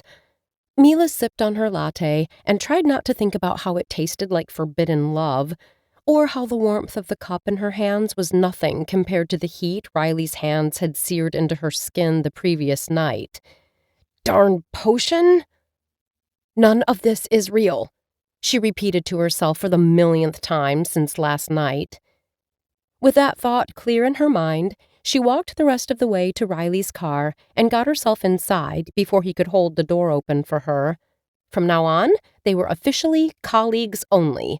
He didn't need to fuss over her. I could have gotten the door for you, Riley said as he settled into the driver's seat. Would you have gotten the door for another of your agents? Riley didn't reply, meaning no. Then I'm good, Mila concluded, taking another sip of delicious latte. Riley rolled his eyes, and even if she couldn't hear his thoughts, the gesture clearly read, women. Either that generalization or an impossible woman aimed directly at her. Men are equally impossible, Mila rebuffed. Riley startled, checking the beanie was properly placed over his head, which made Mila laugh. Don't worry, I didn't need to read your thoughts to know what you were thinking. Miss Bennet, I see you're a firecracker right from the morrow. Thank gargoyles he hadn't called her Mila. Just the memory of her name on his lips was enough to make her toes curl and her heart shatter a little. Still, Mila collected herself and was optimistic she'd be able to act like a functioning witch and speak in a normal tone from now on. Even if she was a total mess on the inside, having broken the ice with a little banter made her feel more confident in her abilities to fake it until she made it.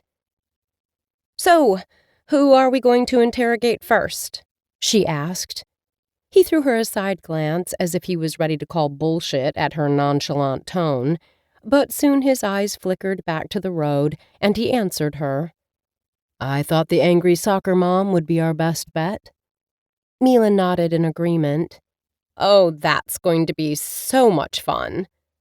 Riley's mouth tilted up at the corners, and Mila did her best not to think how wickedly good that same mouth had felt on hers as he devoured her, or about the trail of fire those same lips had left on her jaw and neck and collarbone as he'd kissed his way down her body.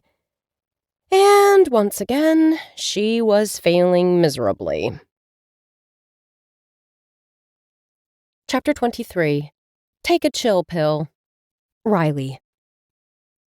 The gated community where Mrs. Princeton and her family lived was one of the most exclusive residential neighborhoods in Salem, made entirely of lush mansions with perfectly landscaped front yards and an array of luxury cars parked in the driveways that could rival a chic.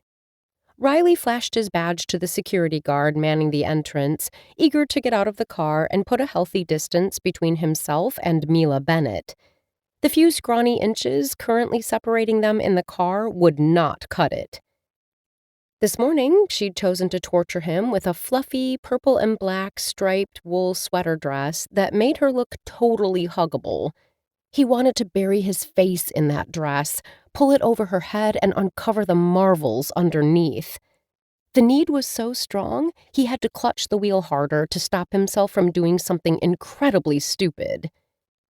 In the meantime, the security guard had taken one look at Riley's badge and waved them past the gate. At its very foundation, the Department of Magical Justice was enchanted to confound humans. The protective thrall was needed for its agents to conduct investigations in the human world without kicking up a fuss or causing raised eyebrows among humans. It was a necessary protective charm, essential to guarantee seamless cooperation and coexistence between the magical law enforcement agencies and the regular human ones. Riley took his badge back, rolled up the window, and drove on until they reached the cul-de-sac at the end of the community. Mrs. Princeton's house was easily the most opulent in the entire neighborhood, surely the most extravagantly decorated for Christmas, with a real-life-sized illuminated sleigh in the front yard, pulled by a full battery of 6 reindeer. Fairy lights dotted the entire surface of the house's external walls. The lights were glittering in a rainbow of colors, even now that it was broad daylight. Riley got out of the car and waited for Mila, not getting the door for her. If she didn't want him to open doors for her, she was entitled to renounce the gallantry. As they walked up the driveway of the flashy mansion, Mila stared at the extravagant decor of the house, wide-eyed and open-mouthed. "How much do you think their electricity bill comes to?" Riley suppressed a smile.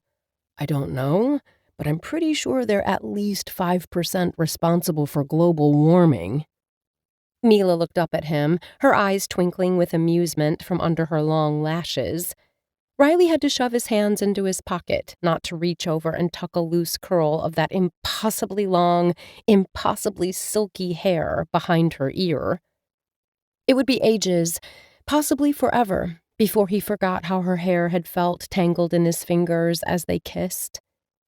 Mila must have sensed his thoughts had shifted away from electrical fixtures and degenerated into something entirely different, because she cleared her throat and looked away from him. And he was acting like a troll again. Riley quickened his stride and reached the front door 2 steps ahead of Mila, ringing the bell.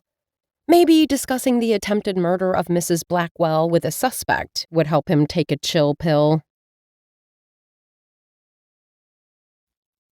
Chapter 24. That was mean. Mila. Mila stepped on the porch behind Riley, marveling at the fact that the snow under her feet wasn't melting away and running down the front steps in steaming rivulets. She was boiling inside her coat, and she was sure some of the heat must be transferring to the surrounding environment. At the current rate of heated gazes she and Riley were sharing, Mila was sure they'd be 100% responsible for global warming. But jumpin' gargoyles! If he didn't stop looking at her like he had just now on the driveway, as if he wanted to get rid of all their clothes and explore every inch of her body with his mouth, she might combust right there on the porch. Thankfully, it didn't take long for Mrs. Princeton to come to the door, even if she appeared slightly out of breath as she threw the door ajar. She was wearing only a pastel winter robe and pale pink slipper boots. Her state of agitation visibly worsened as she took in the tall, unforgiving form of Riley, presently standing on her doorstep with his bad cop mask on.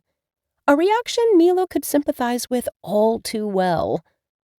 Mrs. Princeton quickly straightened the lapels of her robe and flattened her blonde hair.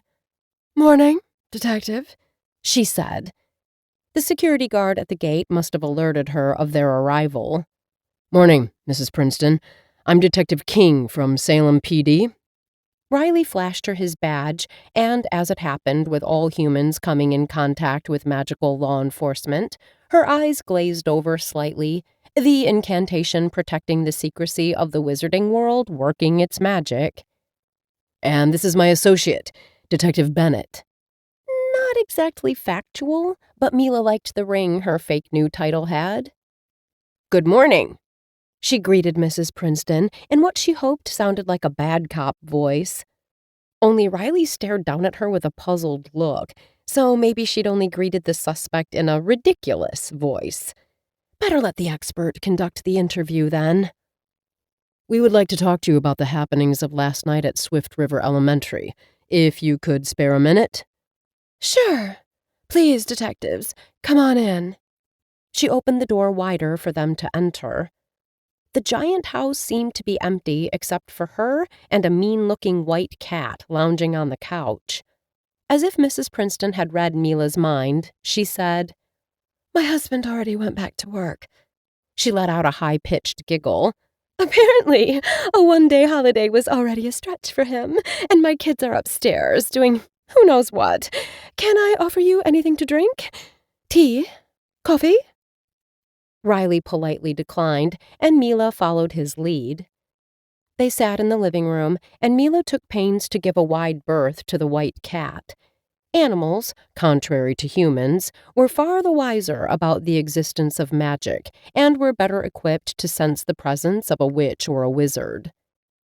"What can I help you with, detectives?" Mrs. Princeton asked from her perch on the couch opposite them. "You were at your daughter's Christmas recital last night, Mrs. Princeton, correct?" The woman's nose twisted in a faintly disgusted expression. I was, even if only briefly. You mean you didn't stay until the end? No, why would I? Riley frowned. Your daughter was in the play, wasn't she? Mrs. Princeton winced. She only had a minor part in the first act, and Tori's performance was the only one I cared about. Once I saw her, I left. You left alone, though. Your husband stayed behind? Well, someone had to bring Tori home afterward. Did you and your husband go to the school in separate vehicles? No, same car. How did you get home, then? I called an Uber. Why? Did you keep a receipt for the ride? Yeah, sure, on my phone. Mrs. Princeton made to stand up, then plonked back down on the couch, eyeing us warily. Why are you asking me all these questions? Are you aware of what happened to Mrs. Blackwell at the end of the show? You mean that old hag half choking to death on a cupcake? Can't say I'm sorry. Riley's face remained impassive, even if Mila could sense distaste wash over him in waves. Still, seeing him in his element was hot. So froggin' hot.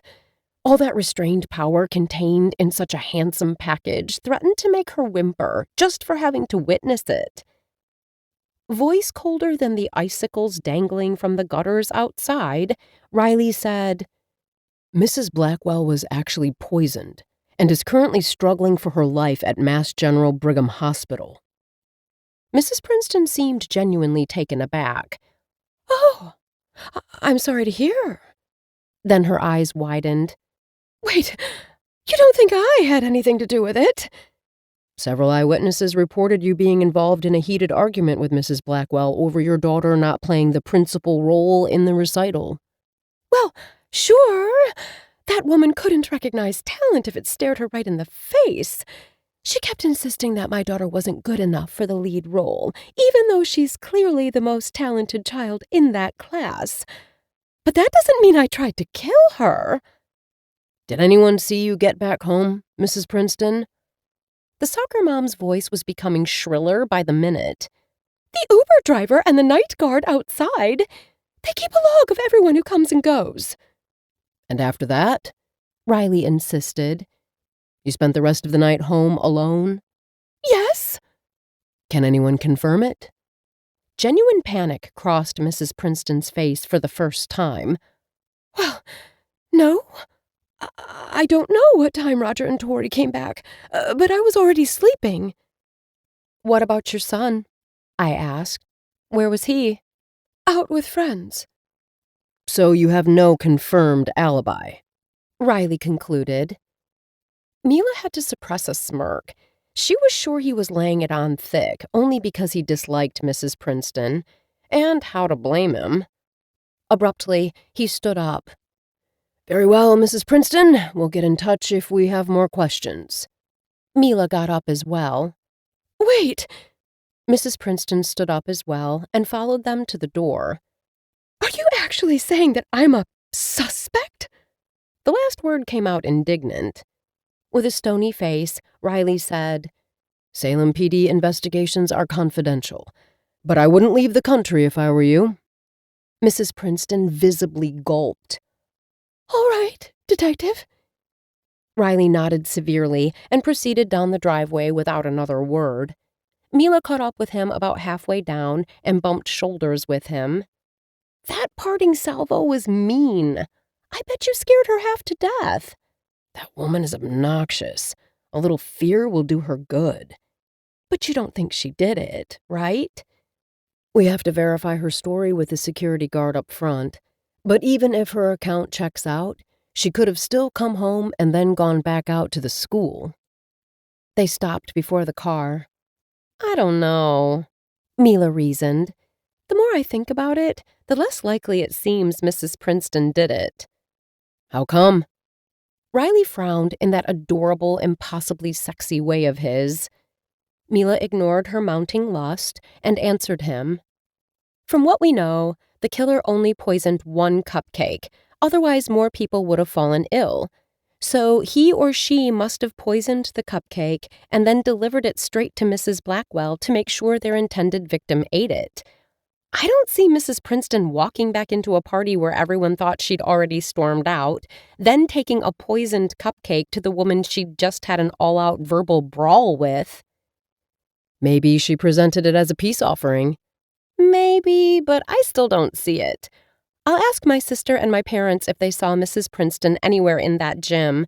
We could ask the same question also to the other witches present, check the security footage of the school entrance. But it's still more likely that Mrs. Blackwell accepted the cupcake from someone she knew and trusted. Riley studied her for a second. Which brings us on to our next suspect, the grandson. Chapter 25, The Hidden Dangers of Coffee Shops. Riley. They were back in his car, back to being stuck into a too-compact space together. Riley had better solve this case fast, or he'd lose his sanity. The silence between them stretched, fast approaching awkward. Riley was frantically searching his brain for something harmless to say when Mila beat him to it. "I get it. Why we can't accept refreshments from suspects," she mused. Riley turned to her with a raised eyebrow. "And why is that?" Mila frowned adorably. "It wouldn't be professional." "That's not why I refused the offer. Coffee is hardly a bribe." "Why'd you refuse, then?" "I just wanted to be rid of that woman's company as fast as possible." "Oh, okay." "Why, you wanted to accept?" "Maybe. I mean, the potentilla latte was great, but would you think me greedy if I asked to stop for another cup of coffee on the way?" "Would you think me greedy if I asked to kiss you now until the end of eternity?" Riley thought, and was never more glad for the beanie shielding Mila from all his improprieties. "Regular shop or witchy one?" The good thing about living in a town like Salem for a wizard was that humans didn't as much as raise an eyebrow if a coffee shop owner wrote on his blackboard a selection of wizarding drinks, including Dragonfire Ale, Unicorn's Milk, Blackberry Grog, Starlight Cider, Batwing Coffee, or Eyes of Newt Bubble Tea. Humans who ordered one of these specials would get served regular spiced hot beverages, while the wizards and witches in town would get the real thing. "Witchy," Mila said. "I could do with the extra kick." Couldn't they all? The request for a coffee break had seemed innocuous enough when Riley had agreed to it, but he was fast learning that danger lay also in the most unsuspected places when Mila Bennet was involved. Take an action as simple as drinking a frappuccino. It was completely innocent in theory, but not when the foamy drink left a white mustache over Mila's upper lip that begged to be licked off. Before he knew what he was doing, Riley wiped it clean with his thumb, and then, not content, he sucked his finger clean. And that wasn't even the worst part.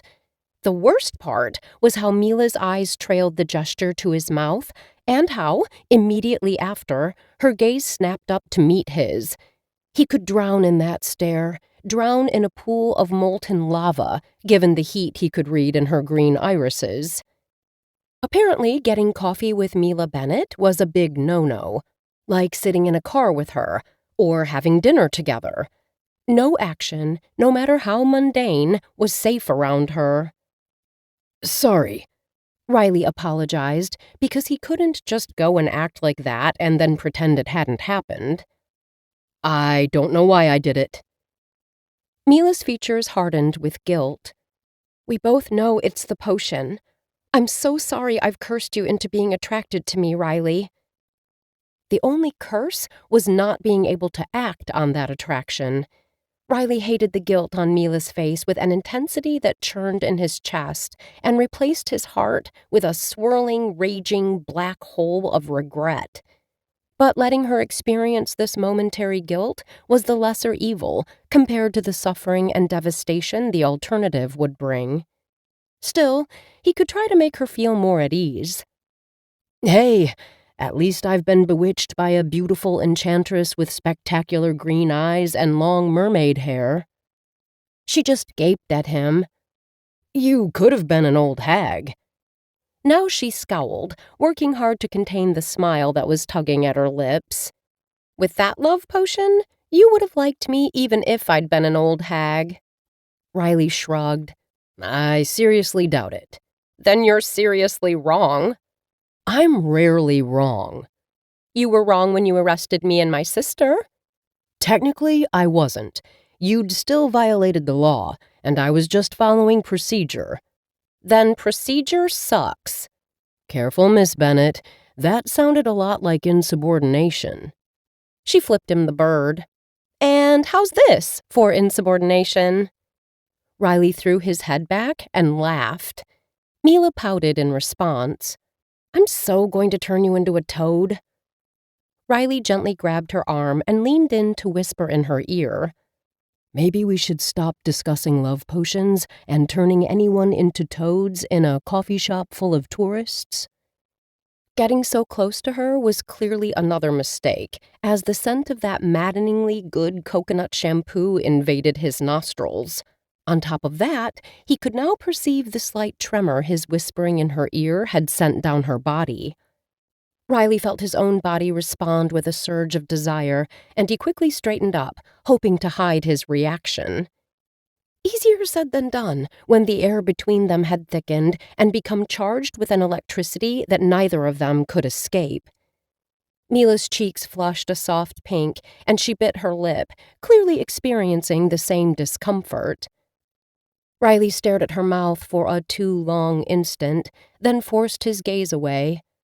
"Get a grip, man," he chided himself. But he couldn't, not while she was so close. The only effective solution would be not to be in Mila Bennet's proximity, and that could happen only when they solved the case.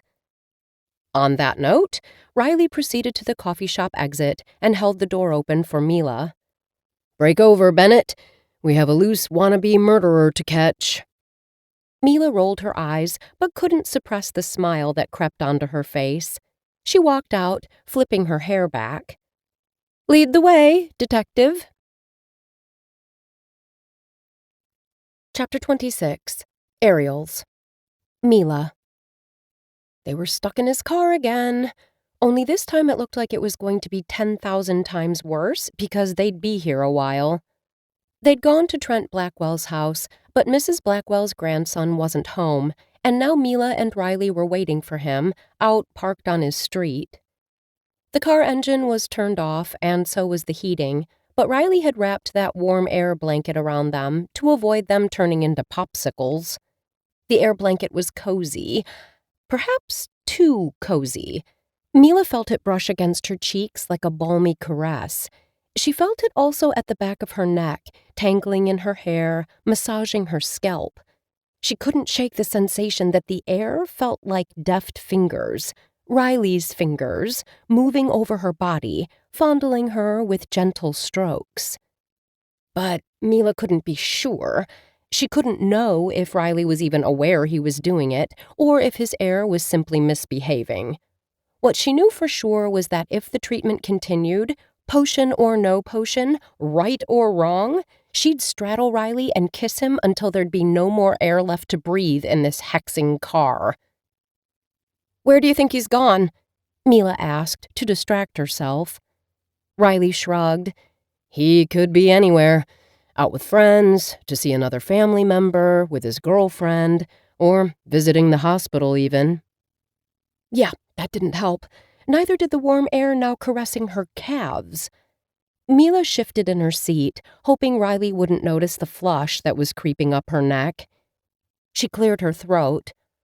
"Is there some background check we can do on him while we wait?" Riley's gaze flickered over to her, its intensity overwhelming. "What do you mean?" "I don't know. Check with your people at the hospital if he even went there to visit, and what their impression of him was." "You mean loving grandson worried sick for his gran, or gold digger eager for the old fart to bite the dust?" Mila chuckled, but the smile died on her lips as the warm air fingers moved up to the back of her knees, stroking the crease that joined her lower and upper legs. All Mila could do was nod in response, suppressing a whimper. Seemingly unaware of her predicament, Riley nodded. I can call Sarah Michelle. It's her shift at the hospital. That's when the air moved up her thighs, and Mila couldn't take it any longer. Can you please tell your air to stop? Riley turned to her with a puzzled look on his face. What? The air had now reached her inner thighs, and Mila was this close to coming undone right there, right now, in Riley's car. Your air is... Mila bit her lower lip, trying to find the right words, but there was no easy way to put it. Sort of fondling me. Can you make it stop? Riley froze, and so did the car. The warmth, the fingers made of breeze and magic were both gone in an instant.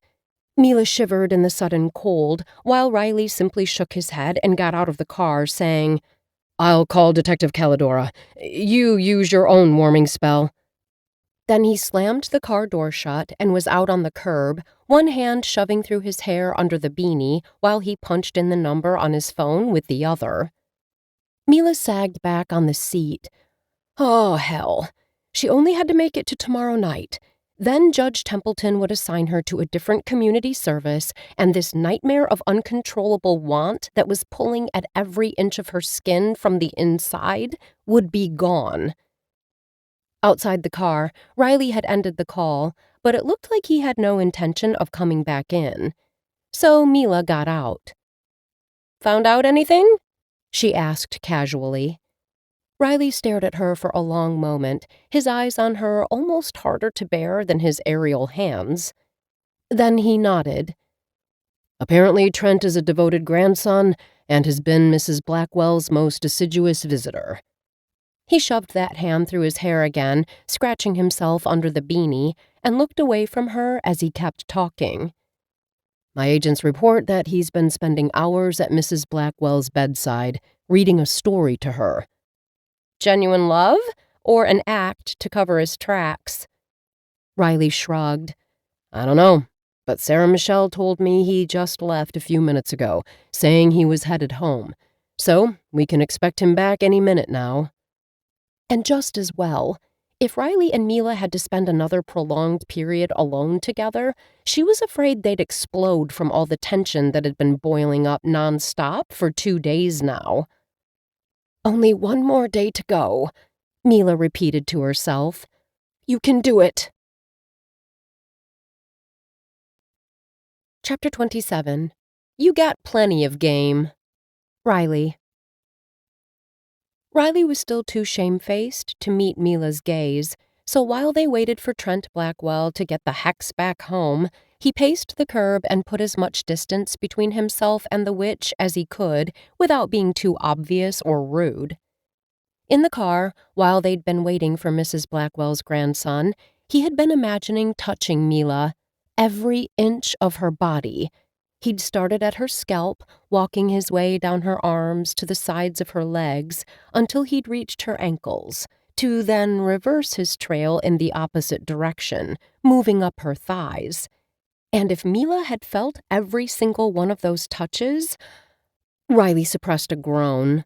Well, let's just say she'd stopped him barely in time before he did something really, really inappropriate. As they waited, Riley's mind kept wandering back to that moment in the car. He didn't know how much longer he could hold out. He found himself almost hoping Trent Blackwell was a homicidal maniac so he could close the case and get back to his simple, Mila Bennet-free life. Finally, a dark figure huddled in a long winter coat strutted up Trent Blackwell's driveway. That must have been him. Riley waved at Mila, and they followed the man to his house. 10 minutes later, as they sat in Trent Blackwell's living room, both nursing a much-needed cup of chamomile infusion, it was clear their second suspect was no murdering scumbag. He was practically a saint.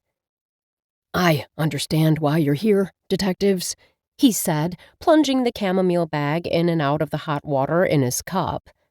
Someone told you I'm a greedy money grubber who spends time with his grandmother only to make sure I'll inherit her fortune one day."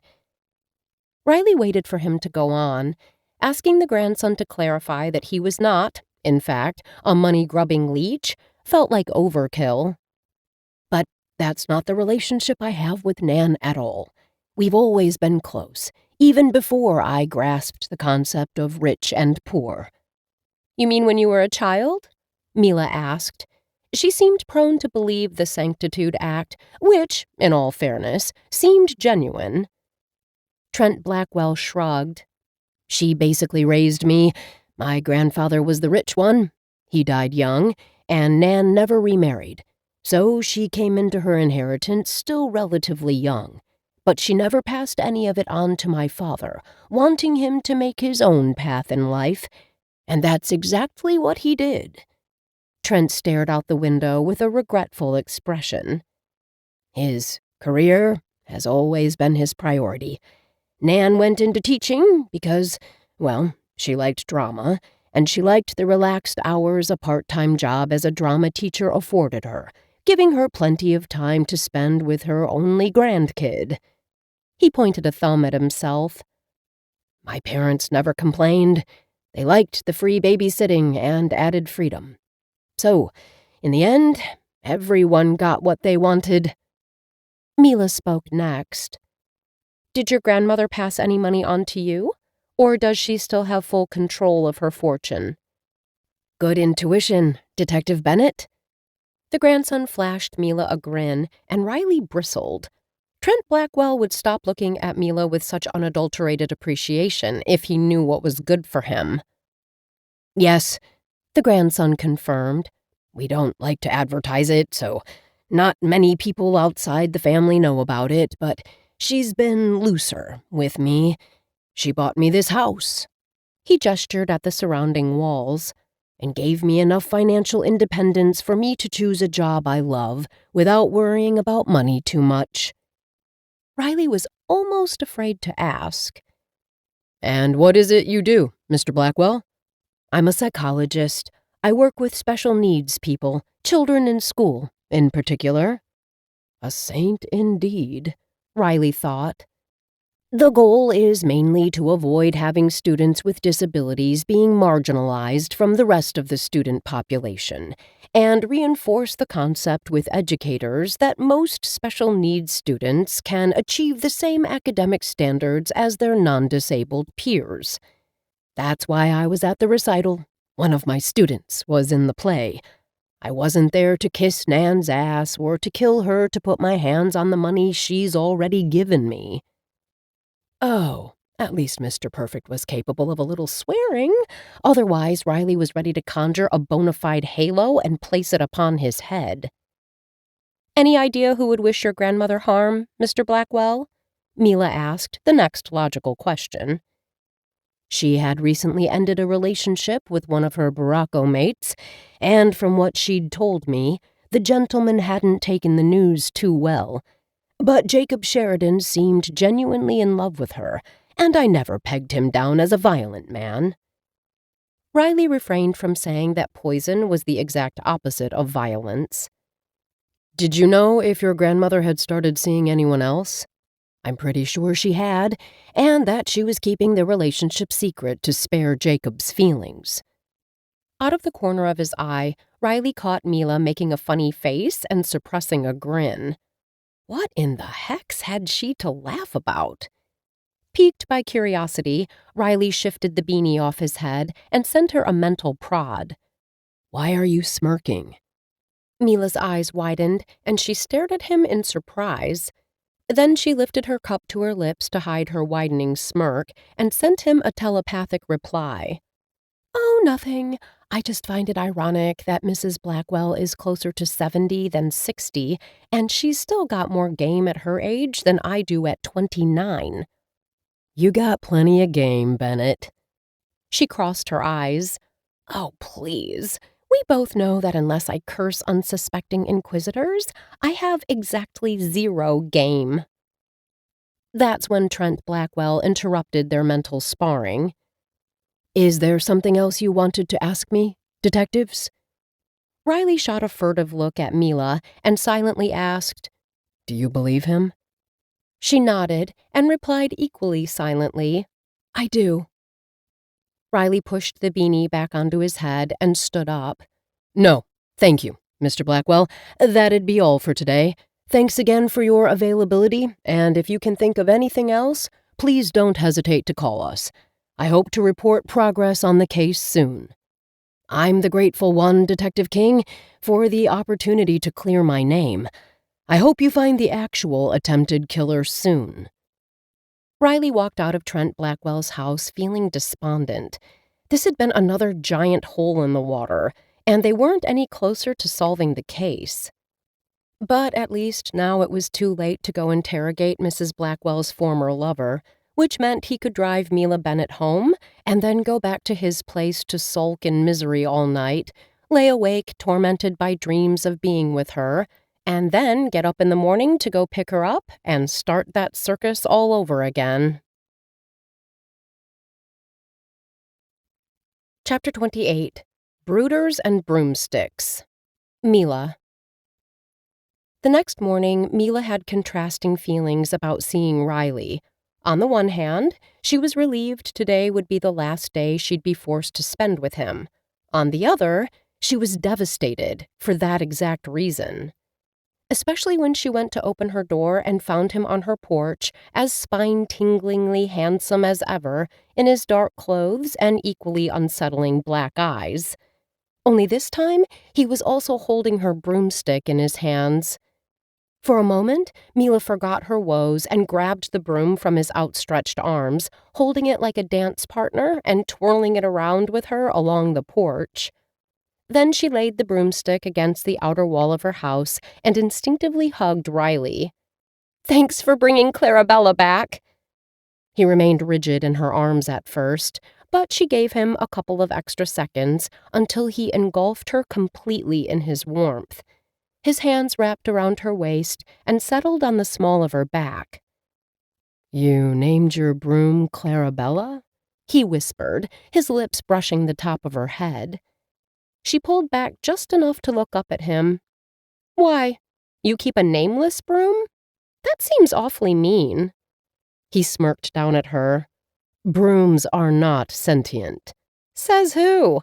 Clarabella and I had many a conversation while up in the starry sky." Mila was well aware she should let go of him. Instead, she did just the opposite. She dropped her head back in the nook of his shoulder and squeezed harder. After all, today was the last day she had with him. She might as well enjoy it and suffer through it while it lasted. "But thank you for bringing her back." He dropped his chin on top of her head and started stroking her hair in a regular rhythm. "The weather has cleared, and I thought you might miss flying." Mila kept her face hidden in his chest as a million thoughts assaulted her. Had Riley somehow sensed that he wouldn't be driving her around after today, that this was their last day together? He was the son of the most potent seer on the East Coast, after all. Maybe some of his mother's power had rubbed off on him. Whatever the reason he had to bring the broomstick back today, Mila was all the more grateful.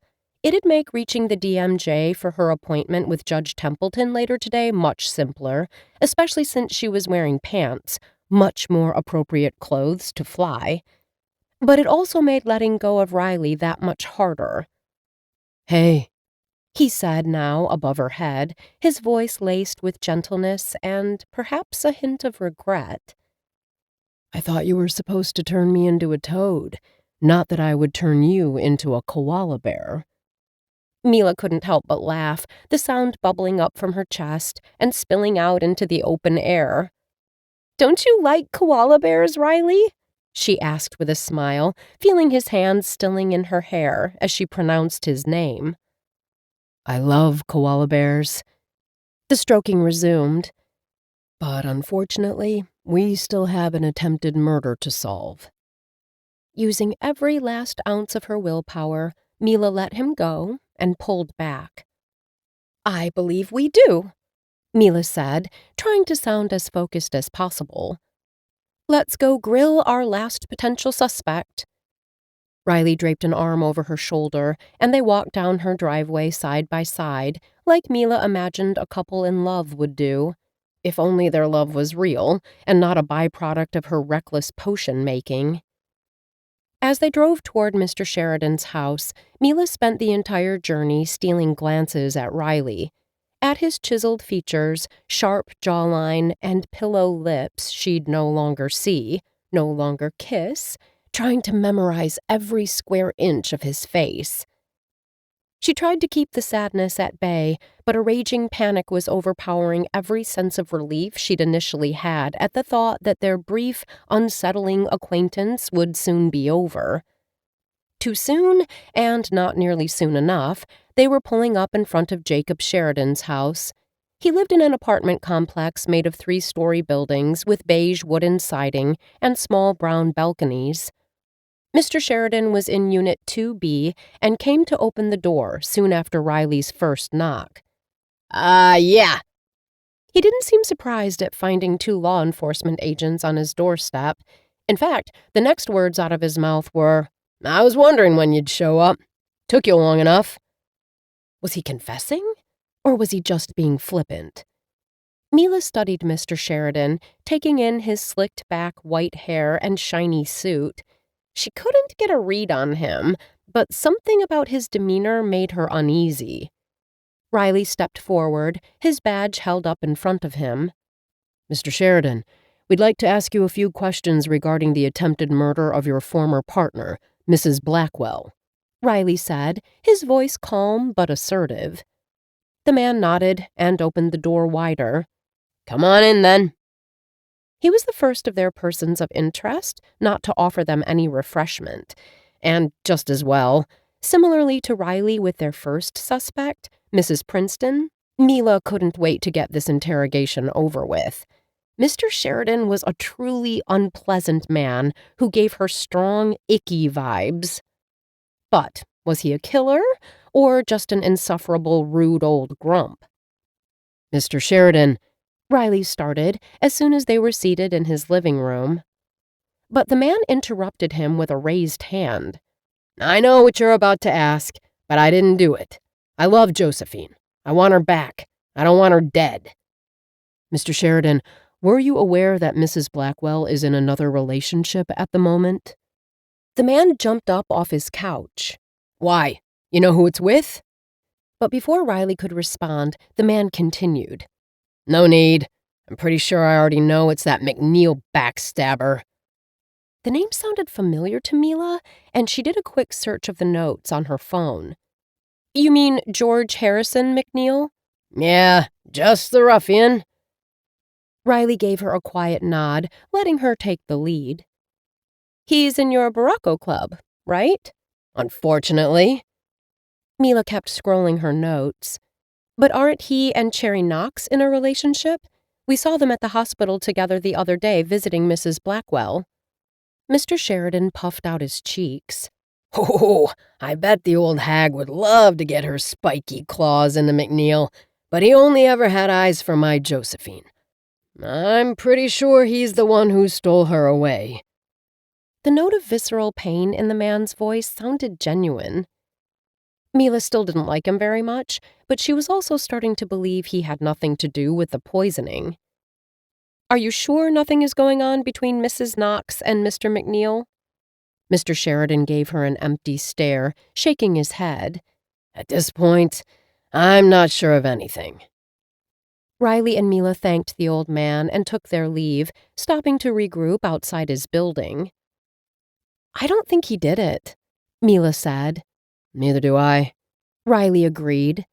So, what's our next move? I think we need to pay Mr. McNeil a visit, see if he truly is Mrs. Blackwell's new boyfriend, and if that leads to something else. Only when they got to Mr. McNeil's house, he wasn't home. They waited him out, sharing a sandwich in Riley's car, no naughty heating provided. But when the evening started to fall and Mr. McNeil still hadn't shown up, Mila had to ask Riley to bring her back home. Sorry, she apologized, but I have an appointment and I can't be late. Riley seemed to struggle for a second not to ask with whom or what the appointment was about, but in the end, he simply nodded and drove her home in silence. When he stopped in front of her house, he had no idea how momentous the goodbyes were, that this would be their final act. He simply turned to her, not even killing the car engine, and said, "Same time tomorrow, Bennet?" She just nodded because words escaped her, and she was afraid that even if she managed to talk, she'd just implode and start all-out bawling, which wouldn't be ideal if she wanted to keep her plan to free Riley of her forced proximity on the down low. Before she could change her mind altogether and grab his beautiful face to kiss him and never again let go, Mila exited the car and ran up her driveway. Maybe it was best that he didn't know what was happening, best that he didn't get to ask questions or look sad or even have a say in her decision. Mila slammed into her front door, using magic instead of her keys to fling it open, and got inside, away from him, away from her stupid feelings. Gargoyles, her high school potion teacher really must have been the worst judge of academic talent for almost failing her in his class. If the heart-wrenching intensity of her pulse now was any indication of her abilities, she'd turned out to be an excellent potion maker. Chapter 29. Buckle Up. Mila. Mila was exceedingly nervous as she waited outside Judge Templeton's office. True, the judge's office was in an entirely separate wing of the DMJ building with respect to the police station, but that didn't stop Mila from worrying she'd run into Riley. This was his turf, after all. Even if he had most probably gone home after dropping her off, one could never know. He seemed a bit of a workaholic. Finally, after long, interminable minutes in the waiting room, a clerk called her name and showed her inside the judge's office. It was a large room with an impressive mahogany desk at the center, covered in scattered papers and writing implements of different sorts, a contrast to the otherwise tidy room lined with filing cabinets and neatly organized bookshelves. The office smelled like a combination of expensive leather and old parchment, with a hint of sandalwood. Judge Templeton sat behind the desk, her head bent over a thick file. As Mila entered, the judge looked up, her sharp eyes analyzing Mila from head to toe, before she motioned for her to take a seat in one of the two chairs in front of the desk. "Ah, Miss Bennet." Judge Templeton reclined in her leather chair, lacing her fingers over her lap. "I admit I was surprised to find you in my appointment book today. What can I do for you?" Still rather nervous, Mila thought it best not to circle around the issue. Judge Templeton seemed like a direct witch, with no patience for niceties. "Hello, Your Honor. I've come to ask to be assigned to a different community service for my sentence." Judge Templeton tilted her head and let the request hang in the suddenly suffocating silence of the room for a while. "Investigative work doesn't suit you?" "No, I like the work. I enjoy it a lot," Mila said truthfully. The last few days had reminded her why she'd gotten her private investigator license. "It's not the job. It's my partner." Judge Templeton's eyebrow disappeared under her bangs. "Chief King isn't acting like a gentleman?" No, of course he is." Mila pushed her hands forward in his defense. "He's been nothing other than a gentleman, Your Honor, truly." Well, except maybe for that time he'd pressed her against the wall and kissed the hex out of her. Or when he'd then carried her to his bedroom and pressed her even harder into the mattress underneath him. Or that time when his air spells had gotten a little handsy. Mila blushed and forced her brain to stay focused on the matter at hand. After all, none of those reactions on Riley's part had been voluntary. "Riley has been a brilliant partner, really," Mila insisted. "Riley?" Judge Templeton seemed taken aback at her use of his first name, but she moved on. "Then what's the matter?" "I might have accidentally cursed him." "Miss Bennet." The judge gave up all appearances of coolness and dropped her elbows on her desk, taking her head in her hands while massaging her temples with her fingers. I met you not 2 days ago, after you'd involuntarily cursed half the town's elementary school with an illegal love elixir. As penance, I've sentenced you to help Salem MPD solve the attempted murder your potion has, coincidentally, thwarted. And you mean to tell me that in the 2 days since I've last seen you, instead of reflecting on your mistakes, you've also managed to accidentally curse our chief inquisitor? Well, when she put it like that, Mila's character came out a little worse for wear. But Mila had her response at the ready. Judge Templeton, believe me, in the last 2 days, I've done nothing more than reflect on my poor life's choices. But Inquisitor King's curse is still part of the original mistake. Judge Templeton dropped one hand and kept massaging her forehead with the other. How do you mean? See, the potion I brewed was supposed to make me fall in love with the first man I saw, and for that love to be reciprocated. I made the cupcakes, ate one, and then I went to take a bath and fell asleep in the tub. Judge Templeton made a twirling gesture with her fingers, as if to say, I already know all of that. Please move along. So, Mila came to the conclusion. And, well, when I woke up, Riley was arresting me. He was the first man I saw, you see, which of course triggered the effects of the potion. And so, working with him these past few days, things have gotten a little, complicated. Riley is attracted to me, and he can't help it because I've cursed him into it, and I feel the same, obviously, but still, only because of the potion. So, it'd be better if we were no longer bound to work together, mostly for Riley's sake. He didn't ask for this, but we can both agree I had it coming. The judge was now sitting straight in her chair. Miss Bennet, how did this attraction between you and Chief King manifest, if I may ask? Mila thought of all the wall pressing and mattress pressing, of the handsy air and stolen glances, and Riley wiping frappuccino foam off her upper lip and then licking his thumb, and blushed. Is it really relevant? No. Judge Templeton shook her head. As a matter of fact, it isn't. I assume you've shared this theory of yours with Chief King? Mila nodded. And out of curiosity, how did he respond? Why do you need to know? Just humor me, please, Miss Bennet.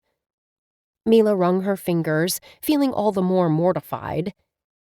He agreed we shouldn't act on a potion-induced attraction and should keep things professional until we could solve the case and move on with our lives.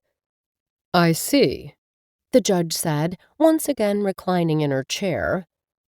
I probably shouldn't share this with you, Miss Bennet, but you're about the same age as my daughter, and sometimes you remind me of her so much.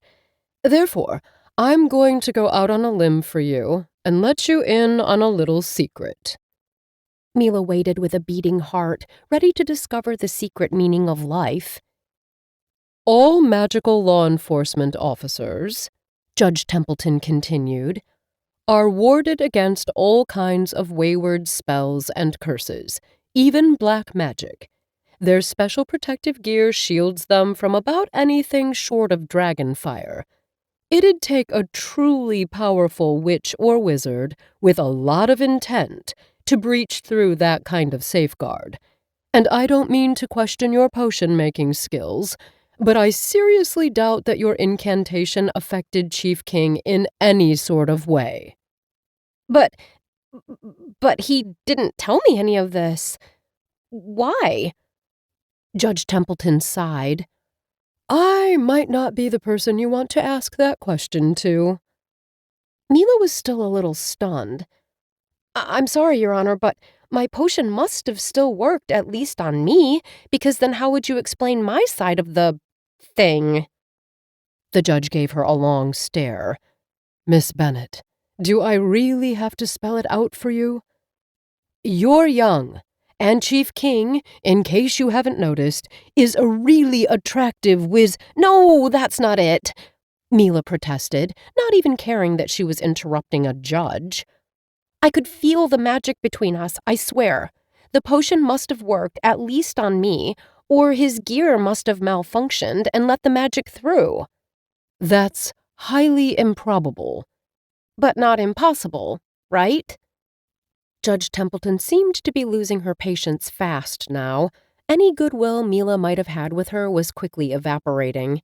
The judge started rummaging through the various court files on her desk until she presumably found the one she was looking for and started sorting through the pages with curt, annoyed flips until she clicked her tongue and stared down at Mila with an air of victory. Miss Bennet, how well did you pay attention in your defensive magic classes in school? Mila had never been to the top of her class, but also not at the bottom. Still, right now, she felt like she was being interrogated for a test she hadn't prepared for. I did okay, I guess? All right. It says here that on the night of your arrest, you were accidentally stunned. Is that correct? Yes. And that happened before you saw Chief King? Mila nodded again. Then, as you surely can remember from your studies, the primary effect of being stunned is to have one's magic temporarily tempered. But the shock doesn't stop just at the power of the witch or wizard who has been hit. It also wipes all other enchantments or curses. In fact, stunning is one of the most used techniques in counter-magimedicine. Mila pressed the heels of her palms over her eyes and shook her head. That is not possible. There must be another explanation. Miss Bennet, why are you so hell-bent on denying a simple attraction between a witch and a wizard? I know Chief King must not seem like the most approachable. Because we share a mental bond, Mila shouted, lowering her hands from her face and confessing the secret she hadn't dared tell anyone, except for her familiar. That was enough to finally shock the judge into silence. And I know witches can't share mental bonds unless they're related. So, unless you're about to tell me that Riley is my secret brother, there must be some other explanation. Magic is connecting us somehow, and the only logical explanation is that it must be because of the love potion. My stunning wasn't thorough, or Riley's gear somehow failed to protect him. But it must be something. After her tirade, Judge Templeton sat so still for so long that Mila wondered if she wasn't, in fact, a gargoyle who had momentarily turned to stone. Then the judge made Mila jolt in her chair as she abruptly stood up to scan the magical manuals on her bookshelves. She scanned the spines of the old tomes until she settled on the smaller, most ancient-looking one. She brought the book back to her desk and, flipping to the section that presumably interested her, Judge Templeton started reading. Mila tried to elongate her neck and peek at the text, but the writing was too thin for her to decipher. What wasn't hard to interpret was the increasingly more prominent look of consternation on the judge's face. When the other witch finally looked up from the book, the judge's expression was inscrutable. In the magical community, I suspect we don't publicize this fact because it's so rare that it might have people waiting all their lives for something they might never find. Mila blinked, confused, but the judge's next words couldn't have been clearer. All right, here it is, Miss Bennet. Buckle up, because I think you're in for a little shock. Chapter 30. Uh-oh. Riley. Riley was in his room, half sitting, half laying down on his dreadfully hard mattress, while considering all the miserable choices that had caused him to sit here, alone in the dark, on this abominable piece of uncomfortable furniture, instead of being wrapped up in Mila Bennet's soft, warm curves and her intoxicating coconut scent. It was what was best for her, he repeated to himself for the millionth time. But the certainty of doing the honorable thing was a grim consolation prize and didn't make him feel any less miserable. That was when a loud pounding started on his door. Riley's first instinct was to reach for his stunner gun. He was about to unsheath it when the pounding was joined by a woman's voice screaming. Mila's voice. "Riley King, you'd better come to the door and let me in, or I'll blow it to smithereens. And then I won't just turn you into a toad, I'll turn you into a pet bunny and gift you to a pre-K school so that you will end your days having your tail pulled and with the screams of children in your bunny ears." Riley had no idea what could have caused such animosity in the seemingly sweet witch he'd dropped home only a few hours earlier, but he thought it wise to get the door before she woke up the entire neighborhood. He dropped the gun, useless against Mila, and pulled the black beanie over his head instead, a much more useful protective gear when it came to that particular witch. When he opened the door, Riley found Mila on the other side, practically crackling with magic. Her long hair was fanned behind her in a wide halo that seemed to float on a phantom wind. Her eyes were glowing green, and actual sparks were coming out of the tip of her fingers. Uh-oh. Before Riley could have any reaction, she raised her hands and shoved him back into the house. Her palms and his chest never came in actual contact, but the force of her magic was enough to propel him halfway across his living room. In a similar contact-free manner, Mila flipped her hand and the front door slammed shut with a wood-splintering bang. Next, those phantom hands reached for the beanie atop his head, lifted it off him, and hurled it to the other side of the room. "You're not going to lie to me for this conversation." Okay, now Riley was worried. Mila had been a bit of a firecracker from the first day they'd met, but the witch in front of him was a pissed-off, incandescent force of nature.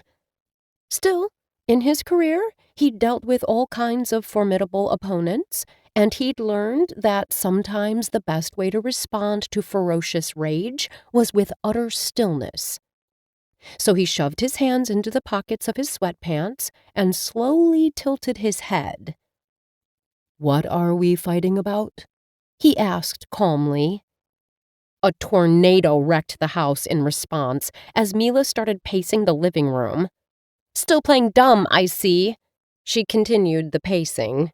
"Anything you forgot to mention to me?"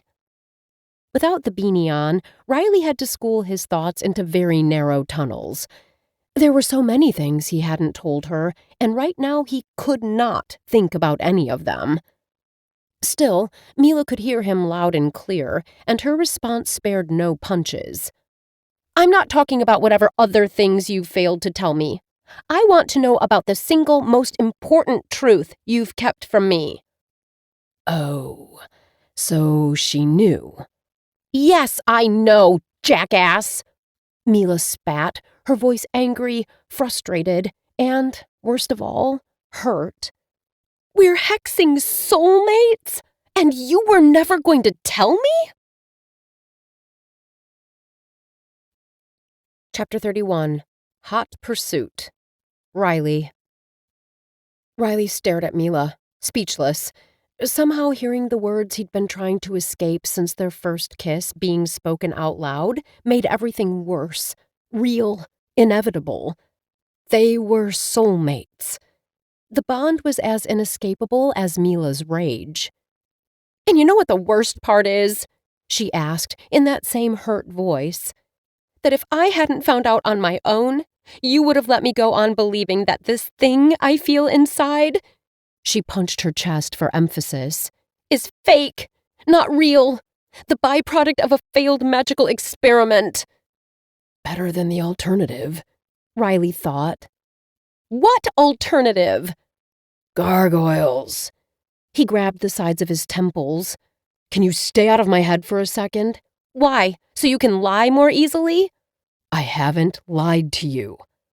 He tried to take a step forward, but found a wall of solid, angry air blocking him. "A lie by omission is still a lie." "Fine," Riley said, holding his hands up in surrender. but can you at least listen to my side of the story? It's not as black and white as you're making it out to be." Mila shifted her weight from foot to foot, considering his words.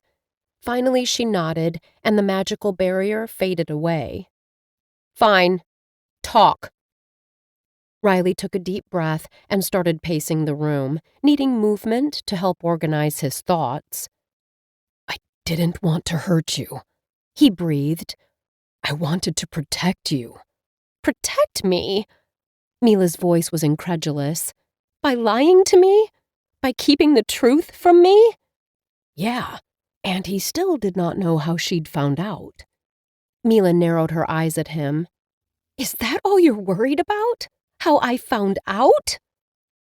Riley's mind stood blank for a moment, but apparently even that was wrong, because next, Mila was marching toward the entrance door, shouting, "You know what? You get your wish. I'm out of here."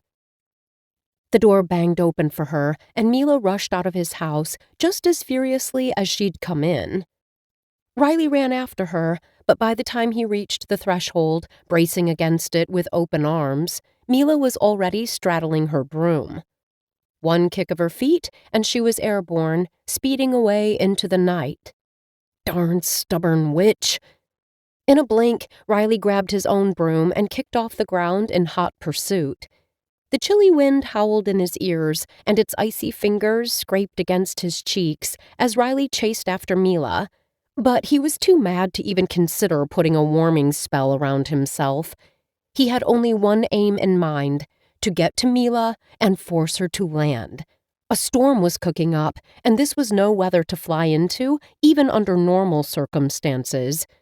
Add that she was flustered and acting unreasonably, and Riley was really worried she could get hurt.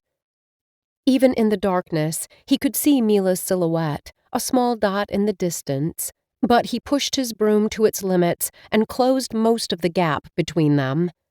"Stop!" he shouted over the wind, his voice carrying a hint of desperation. "We need to talk about this." But his words must have gotten lost in the bellowing air currents, because Mila didn't appear to have heard him. Riley pushed his broom to the limits of what was sane and desperately yelled at her to stop. Only this time, he used his mind, not his voice. Mila didn't slow down, but she turned back. "There's nothing to talk about, Riley. You're a liar," came her telepathic response. Riley gritted his teeth. "I'm not a liar. I just didn't know how to tell you, and I thought you were better off not knowing anyway. And slow down! You're going too fast. It's not safe." Mila scoffed and shook her head. "Stop chasing me and I'll slow down." Riley thought fast, trying to come up with something that would make her listen. "Fine," he said finally. "You want the truth? Here it is. Yes, we're soulmates, but that doesn't change anything between us." Mila braked, making her broom rear like a horse standing on its hind legs. She turned to face him, her eyes still brimming with anger. "How can you even say that? Everything has changed." Riley took a deep breath and looked at her, really looked at her. Even in the dim light of the moon, he could see the pain etched on her face, the hurt in her eyes, the tears streaming down her cheeks that had nothing to do with the cold wind whipping at them, and the way her hair floated around her face like a fiery red hurricane. "Look, can we please talk about this when we are back on the ground?" he asked quietly. "It's not safe up here." Riley guessed Mila had no intention of listening to him or following him to the safety of firm land by the way her eyes darted to the side, as if to gauge her best escape route. Okay then, if reasoning with her didn't work, he'd have to go with Plan B. Before Mila could move, Riley had already shifted the grip on his broom, putting it in attack mode. All magical law enforcement officers had brooms equipped with special assault gear that would allow them to capture a fleeing criminal. 1 second before the magical net spread around Mila, her eyes widened. She'd probably gleaned his intentions from their mental bond. But it was too late. The green net of restraining power flashed out of his broom a second later and engulfed Mila, positively trapping her. "Oh, you didn't!" She thrashed against the constraints. "You putrid eye of a zombie!" Now that she was safely in his custody, Riley made sure she was as comfortable as possible, then wrapped a warm blanket around the net. Mila didn't appreciate it. "Keep your dirty aerial hands away from me, you ratty hair of an ogre! I hate you!"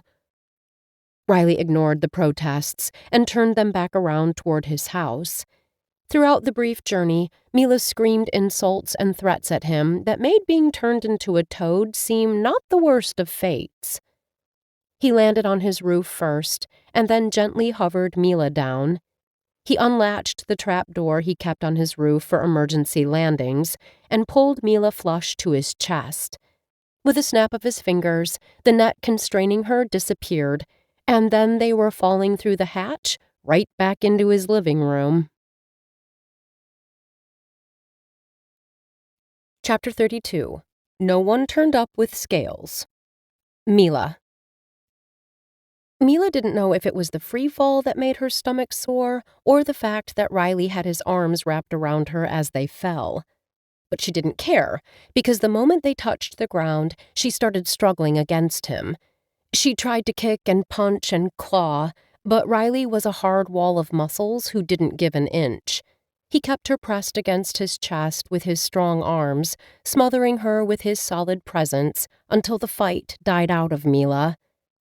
After she'd been limp in his arms for a few heartbeats, he started stroking her hair, like he had earlier that morning on her porch. It had only been a few hours, and yet the world had changed, tilted on its axis, and toppled everything Mila believed in with it.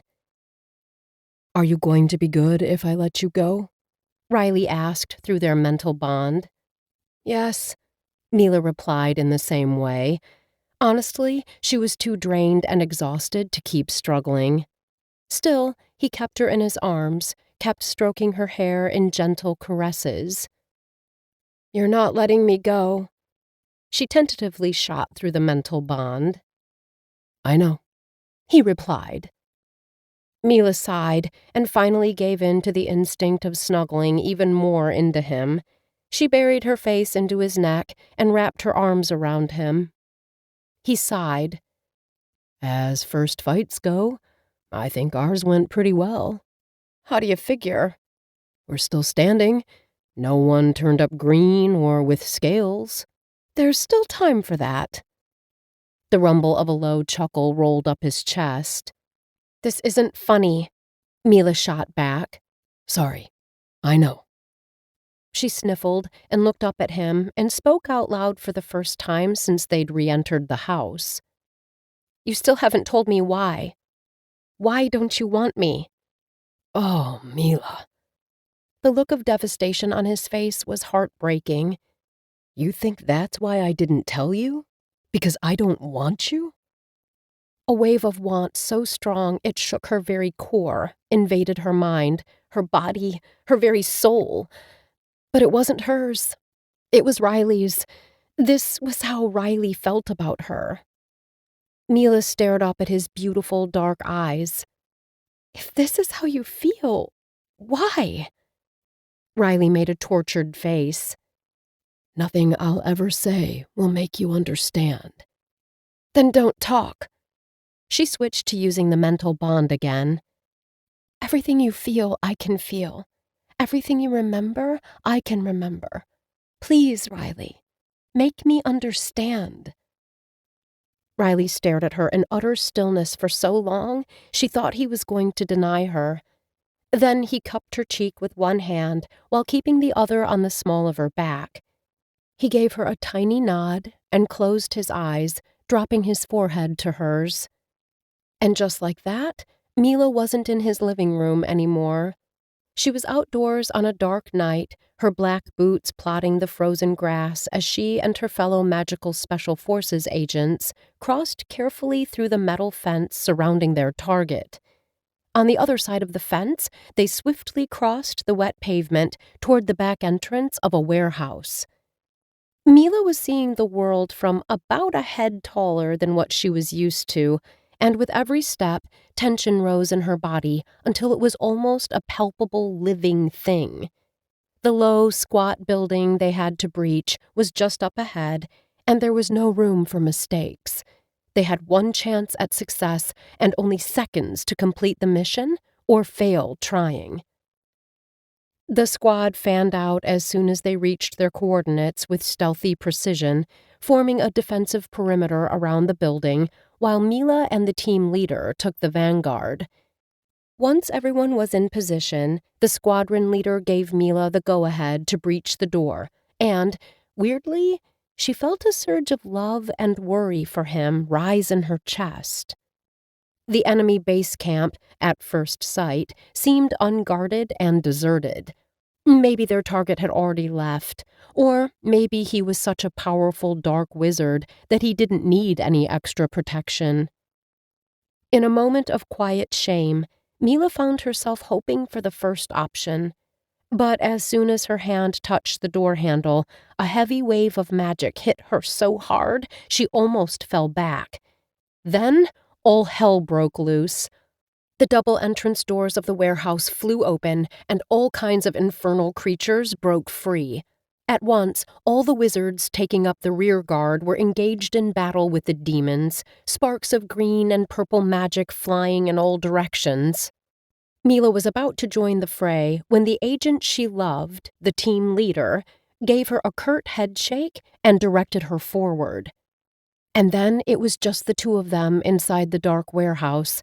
They separated, circling the perimeter in opposite directions.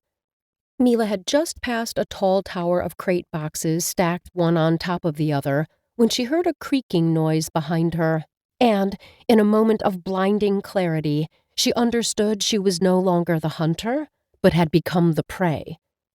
Mila spun around just as a bright purple blaze of light came at her. She dodged, rolling to the side, but the purple blasts kept on coming, and Mila was soon cornered, with nowhere left to escape. Just as fear seeped its way into Mila's heart, a figure completely clad in darkness flew out from one corner and aimed straight for her. An unfamiliar feeling of terror raced through Mila's veins as she took in the dark wizard with his long cloak flapping behind him as he gathered magic in his hands and then shot it right at her chest.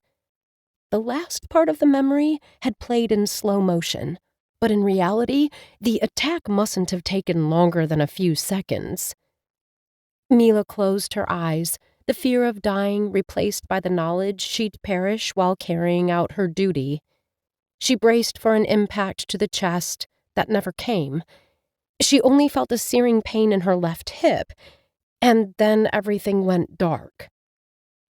The image swirled into a vortex of fog, and suddenly Mila was no longer in the warehouse, and it wasn't night anymore. Pale orange strokes of pre-dawn were coloring the waking sky as Mila limped toward a black manor. The house was too tall and with too many turrets, one with a white 8-point star painted on it, hanging at weird angles to be standing. But there the house was, defying gravity and every law of nature. Mila found it familiar instead of odd. She limped up the driveway, with a pain so dark and ugly swirling inside her it was burning a hole in her chest. She made it to the door, the effort almost costing every last ounce of energy she'd had left in her injured body. Still, she hesitated. Mila knew what she had to do, but that didn't make it any easier. Taking ragged, agonizing breaths that left her throat raw, she knocked. A woman, perhaps in her 50s, came to open the door. Mila loved her just as much as she'd loved the squadron leader. Loved. Past tense. The woman took one look at Mila's face, their eyes met, and then the woman collapsed on the floor, howling. Harsh sounds of pain and rage, of despair and agony that left Mila's very soul shredded to pieces. Slowly, the scene faded away, as did the cold. Warmth gradually seeped back into her bones as she returned to Riley's living room. His eyes were wide open now, and he was staring at her. "That," he said, and even if he was speaking mind to mind, the words still felt rough with anguish. "That is how the wife of a chief inquisitor ends up, with her heart torn out of her chest and her soul shattered into a million pieces." He gently stroked the side of her face, tucking her hair behind her ear. "It's the last thing I would want for you." Chapter 33. Love Me Like You Do. Mila. Was the squadron leader your father? "He was chief inquisitor before me." Riley gave her a curt nod, his entire face contorting with pain and regret. "He jumped in front of the blast, taking the hit for me, while also delivering the killing shot to the dark wizard we were chasing. All I got was a graze to the hip." Oh, Riley, I'm so sorry. She hugged him tightly, burying her face once again into the nook of his shoulder. Riley squeezed her, as if he was allowing himself a moment of weakness, but then he went rigid again in her arms and kept talking through the mental bond. "That's why I can't have anyone fall in love with me. It wouldn't be fair to them. It wouldn't be fair to you." Mila let out a bitter chortle in her head. Sorry to break it to you, Chief Inquisitor King, but it might be a little too late for that. Riley didn't respond to her in words. Maybe reliving the death of his father had left him even more open and vulnerable than he already was, but as he tangled his fingers in her hair next, Mila was literally flooded with love. The emotion was identical to the one already swelling in her chest, but feeling also his side of it made their love almost unbearable. "I should take you home," Riley whispered. What? Mila pulled back. You still don't want to pursue this? A fear, dark and all-consuming, worse than the one Riley had experienced facing death, reared its head inside Mila's chest. Riley, I literally just felt how you feel about me. You can't be serious. "Mila, we can't. I can't. I can't be on the job every day terrorized of what it'd do to you if something happened to me." The words cut deep.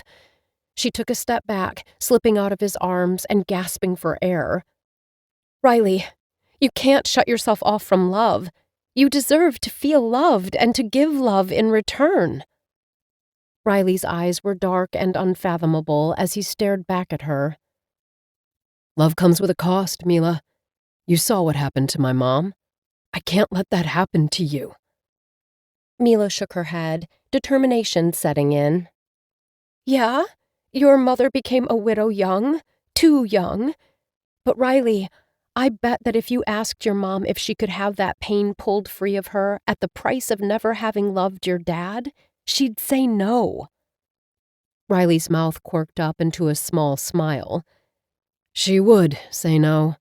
Exactly, Mila said, taking a step closer. Love is worth the risk, Riley. You can't let fear control your life and emotions. "I don't know how to do that," he whispered, his voice barely audible over the pounding of Mila's heart in her chest. Take a chance with me, she said, reaching out to intertwine her fingers with his. Let me love you. Riley's gaze softened, and he brought their joined hands to his lips, kissing her knuckles softly. "That's not the problem. I can't let you—" No, Mila interrupted him. What you can't do is decide for me. If I want to date a magical law enforcement agent, even after knowing all the risks, it's my choice. The only decision you can make here is if you want to love me. Riley looked at her, a battle raging behind his dark irises. When his jaw settled into a hard, unforgiving line, Mila was sure she'd lost. But then his face assumed the most tortured look of the night, and letting out a frustrated groan, he closed the distance between them. His hands went to cup her cheeks, while his mouth crashed onto hers. The kiss was equally desperate and tender, filled with all the longing and fear they'd both been holding back.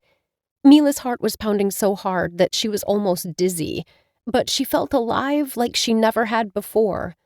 She clung to Riley, kissing him back just as fiercely as he was kissing her, melting into his embrace, feeling every inch of his body pressed against hers. The tension in his shoulders slowly relaxed as he deepened the kiss, exploring every corner of her mouth with a feverish need. Riley's hands moved from her face, slowly and deliberately tracing the contours of her body. No, not just his human hands, but his aerial ones as well, until Mila felt like every inch of her body was being cherished and caressed by him. Electric sparks traveled up and down every nerve in her body each time his fingers, flesh or air, grazed against her skin. Yet it wasn't enough. When Riley started trading gentle bites mixed with kisses down her neck, Mila felt like she was about to explode with pleasure. But she captured his mouth with hers once again, kissing him like she never wanted to stop. And maybe Riley didn't want her to ever stop either, because he moaned loudly into her mouth and pulled her up into his arms until she was seated on the back of the couch, her legs wrapped around his waist, and their bodies almost fused together. Now Riley started trailing butterfly kisses from her lips down her jaw as he slipped his hands underneath the fabric of her sweater, his fingers exploring her naked skin. The light touches slowly morphed into needy, possessive caresses. It was sweet agony, and Mila never wanted it to end. The kiss seemed to last an eternity, but when they pulled away from each other, gasping for air, Riley rested his forehead against hers. They stayed locked together like that while resting their foreheads against one another's, taking a moment to process what had just happened between them. Or at least Mila was. I can't promise it won't be hard, he breathed out.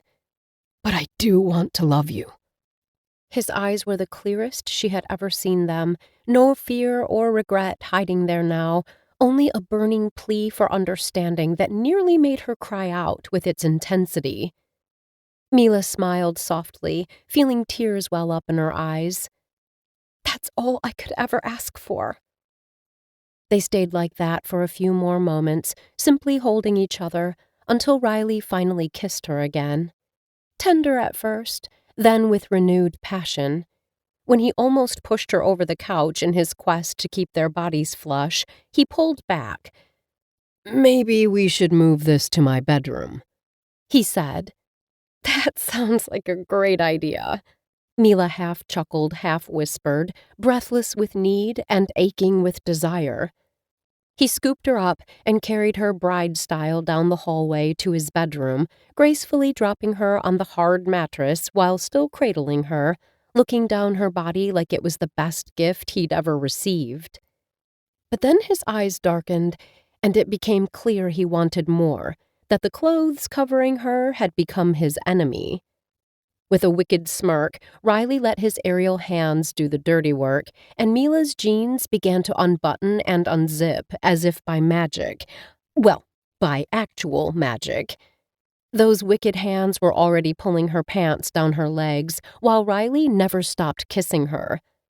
Mila had no trouble following suit.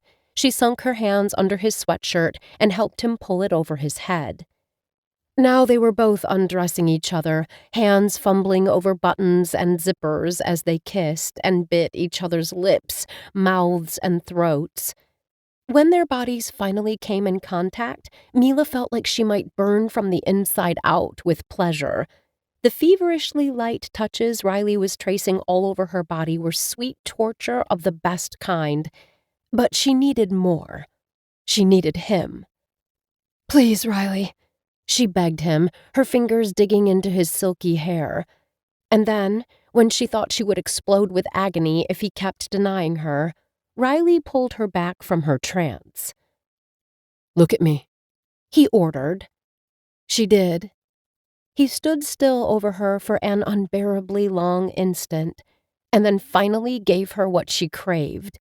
Their bodies were joined, just as their souls would be for all eternity. Chapter 34. We should fight more often.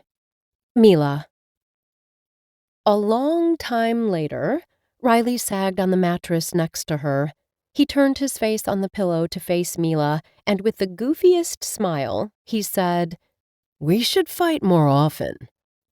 Mila burst out laughing. There was so much joy inside her, she felt too small to contain it. She beamed at him with an equally dorky face. "If you're prepared to admit how wrong you are every time we fight, I'm down for it." Riley grabbed her by the waist and pulled her toward himself, rolling half on top of her while simultaneously tickling her sides and nuzzling her neck. "You're getting cocky." Mila giggled uncontrollably and couldn't even come up with a smart comeback. "As if you could talk, Mr. Smug Grin," she managed to choke out at last. "Oh, I am smug." Riley's steadily growing smirk was glued to his face. "I have the most beautiful witch in Salem in my bed." Mila mock-gagged. "Now you're just being corny." "Who did you call corny?" Mila couldn't help but laugh when he started tickling her even more. He wasn't listening to her pleas to stop, so Mila had to resort to more subtle techniques. She shifted under him so that now he wasn't only half on top of her, but squarely between her legs. It didn't take long for Riley to catch up. He stopped tickling her, but was still grinning like an idiot when he said, "Seriously, Bennet, you'd resort to seducing me?" In the most innocent voice she could muster, Mila replied, "The tactic seems to be working, Inquisitor King." Using his formal title finally did it. Riley's pupils blew out, and tickling became the furthest thing from his mind. Mila didn't mind the shift of focus one bit. Another long while later, thoroughly exhausted from the rematch under the sheets, Mila lay on the mattress, facing Riley and smiling slightly deliriously for a while before he suddenly got up and put a shirt on. Mila thought that covering his six-pack was a crime against all women. He smirked and shot her a quick, "Heard that," through the mental bond. "Oh well," she shot back. "It's true." "How come I can hear you too now?" She smiled and stretched under the sheets like a lazy cat. "I guess all the sex loosened my mental barriers." He laughed, both out loud and through their mental connection. "I promise I'm getting dressed for an excellent reason," Riley said, pulling on a pair of sweatpants that hung low on his hips. Gargoyles! Even his hip bones were so sexy, as was that V of muscles disappearing below his waistband. Looking at her from under a curtain of black hair, Riley buttoned down the shirt and covered all that deliciousness. Mila groaned in protest in her head. "Steaming cauldrons, Bennet. You're a greedy little goblin." She sat on the bed and grabbed him by those delicious hips to pull him to her. "Can you tell me again, what is this excellent reason you have to be getting dressed? Because at the moment, I really can't fathom a single one." "Can I interest you in having dinner with me, Bennet?" he said, pressing a soft kiss to Mila's temple. "Or did you eat already?" "No, I came here straight from the DMJ." "The DMJ?" Riley frowned. "Yeah, that's how I found out we're soulmates. Judge Templeton figured it out after I told her about the mental bond." "Why did you tell her about it?" "I was trying to convince her my potion must have somehow still worked on us after she'd educated me on magical law enforcement officers wearing protective gear against curses and stunner gun hits, removing all magic from their target." Riley tilted his neck and scratched the back of his head, visibly embarrassed. "Sorry about that. I really thought you'd be better off without me." Mila squeezed him possessively. "Never." "Why did you go to see Judge Templeton in the first place anyway?" "To ask her to assign me to a different community service." "I thought you loved working on the case." "I did, but—" Mila left the sentence hanging. "Then it was because of me." An affirmation, not a question. Yes, because even when I thought it was all fake, it was unbearable to be near you feeling what I was feeling and not being able to. When words failed Mila, she grabbed his hand and laced their fingers together.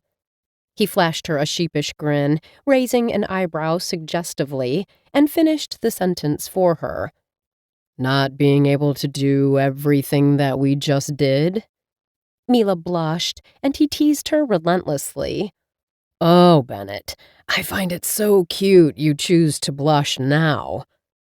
She stood up from the bed and playfully slapped his shoulder.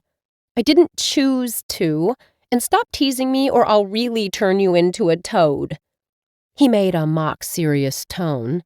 I'm not sure toads have sexy hip bones, though. She swatted him again. You're the worst. Then she got serious. Anyway, it wasn't just the physical part, or the absence of it, that was unbearable. She looked up at him. It was, ridiculous as it may sound after only 3 days, not being allowed to tell you I love you. His eyes snatched hers and got so hexing intense. I love you, too. I know that now, but before, I was thinking this feeling so strong and all-consuming I had inside of me wasn't real, or that it was wrong, or that I'd forced you into feeling something similar when you couldn't stand me. Her speech was cut off by him cupping her cheek and hugging her close to his chest. He smelled delicious, like wind and snow and fabric softener and her favorite cologne. I'm sorry. Riley apologized. Mila Bennet, you're the best thing that's ever happened to me, and I've been an idiot. Yeah, Mila agreed. A rude, grumpy, sexy idiot. But you're my idiot now, so stop moping and go make me dinner. She smiled up at him, teasing. He kissed her forehead again and walked out of the bedroom. You get away with ordering me around only because of all the sex. Mila sank back on the bed, still grinning like a total dork, and consoled herself by ogling his butt as he exited the room. Also heard that, Riley called from the hallway. Chapter 35. Spoon Me All Night Long. Riley. Seated at his kitchen table, Riley watched Mila scarf down the homemade pizza he'd prepared for dinner like she hadn't eaten in days, and found he couldn't stop smiling. He hadn't felt this happy since, well, if he had to be honest, since before his father had died. And it was all because of her, this beautiful witch who currently had tomato sauce dripping down her chin from the corner of her mouth. Riley couldn't resist. He reached out, wiped the smudge with his thumb, and then sucked it. Mila stared at him, half captivated, half mock outraged. You have to stop eating food off my face. Why? It's gross. It's not. It's the grossest. Riley rolled his eyes. I already see you're going to be a difficult soulmate. Mila all out laughed at that. That we might agree on. Riley grabbed a napkin to wipe the rest of Mila's face. But I already know I'm going to enjoy every minute of it. She flung her arms around his shoulders and side-hugged him. Me too, especially if you keep making homemade pizza. I would have never pegged you down as a chef. What else can you make? I'm a 35-year-old wizard who's been living alone for almost 20 years. I can cook most things. Now Mila shifted fully onto his lap. First, you're so old. Hey! He playfully pinched her butt. Mila squealed and laughed. And second, you have a spell oven, don't you? He narrowed his eyes in mock severity. I do not. Mila jumped off of him and rushed to the stove. So if I open this door now, she pointed at the oven, I will find a simple human oven. Riley crossed his arms over his chest. Go ahead. Mila did, and squealed even harder when she confirmed it was no magic appliance that had made dinner. Oh, sparkling Gargoyles! She turned around to face him and circled a hand toward him. You look like that? And you can even cook? I think my swoon rate just increased by 64% from that fact alone. Mila's eyebrows raised suggestively. So, what's on the menu for dessert? Riley closed the space between them and pressed her back against the kitchen counter. What would you want? I have a pretty wide range of specialties. Mila pressed her palms flat on his chest, but without pushing him away. Riley, I'm already swooning. You don't need to seduce me further. Riley smiled at that, wickedly, and he snapped his fingers, causing all the kitchen lights to dim considerably, leaving them in a cozy, suffused atmosphere. Her eyes glittered with amusement under the new light as Riley trailed lazy kisses up her collarbone. Are you sure about that? Because I love seducing you. I love you. Mila whimpered. She wrapped her arms tightly around his neck and pulled him closer, their bodies fitting together perfectly. If you seduce me any harder, I might blow up and become stardust, she breathed against his lips. Nice trick with the lights, by the way. She bit his lower lip in a way that drove him insane. In response, Riley's lips met hers in a fiery kiss. Their bodies molded together, and the heat between them intensified with each passing second. Mila let out a moan as Riley's hands traveled down to her waist, pulling her closer to him. As their lips continued their sweet torture, Riley's magic swirled around them, wrapping them in a warm cocoon of energy. Then their kisses grew more passionate, skin searing as their hands roamed over each other's bodies. Riley lifted Mila onto the kitchen counter, pulling away only to shed their clothes as quickly as possible. The lights flickered over their naked skin as they surrendered to each other, desire and love mingling in a heady mix until they were both truly spent. So much so that when Riley carried Mila, baby koala style, to bed, she fell asleep in his arms halfway down the hall. He lovingly dropped her onto the mattress and kissed the top of her head as he pulled the covers snugly over her. Sweet dreams, my love. Then he climbed into bed next to her and spooned her all night. Chapter 36. The Early Bird Gets the Killer. Mila. The next morning, pixies fluttered in Mila's belly before she was even fully conscious. Then she blinked and realized she was in love. With Riley, her soulmate. She turned and found him snuggled close to her, his face buried in her hair, his muscular arms wrapped over her waist. A wave of powerful emotions hit her again. Love, happiness, longing, excitement. For the first time in a long while, Mila couldn't wait to live her life. With him, her soulmate, her sexy, kind, good in the kitchen, and even greater in bed soulmate. That's when Riley cracked an eyelid open. Gargoyles, Bennet. You're swooning so hard you woke me. Oh, really? As if you could speak, Inquisitor King. Is that a magic wand in your pocket, or are you really happy to see me? He pinned her hands over her head and rolled on top of her. Sassy right from the early hours, I see. Mila loved the way he looked at her as if she was the center of his universe. That a problem, Inquisitor King? Not in the slightest. He kissed her, slow and languid, and then did many other things to her. Afterward, Mila was about ready to go back to sleep when Riley surprised her by slowly but methodically shoving her out of bed. "Hey, what are you doing?" she protested. She barely had enough strength left in her limbs to lie down peacefully, let alone keep upright. I'm making you get up. Why? Well, in case you had forgotten, Bennet, we still have a murder case to solve. She bit her lower lip. Can't we do it after 11? She needed at least 3 more hours of sleep after the night and the morning they had.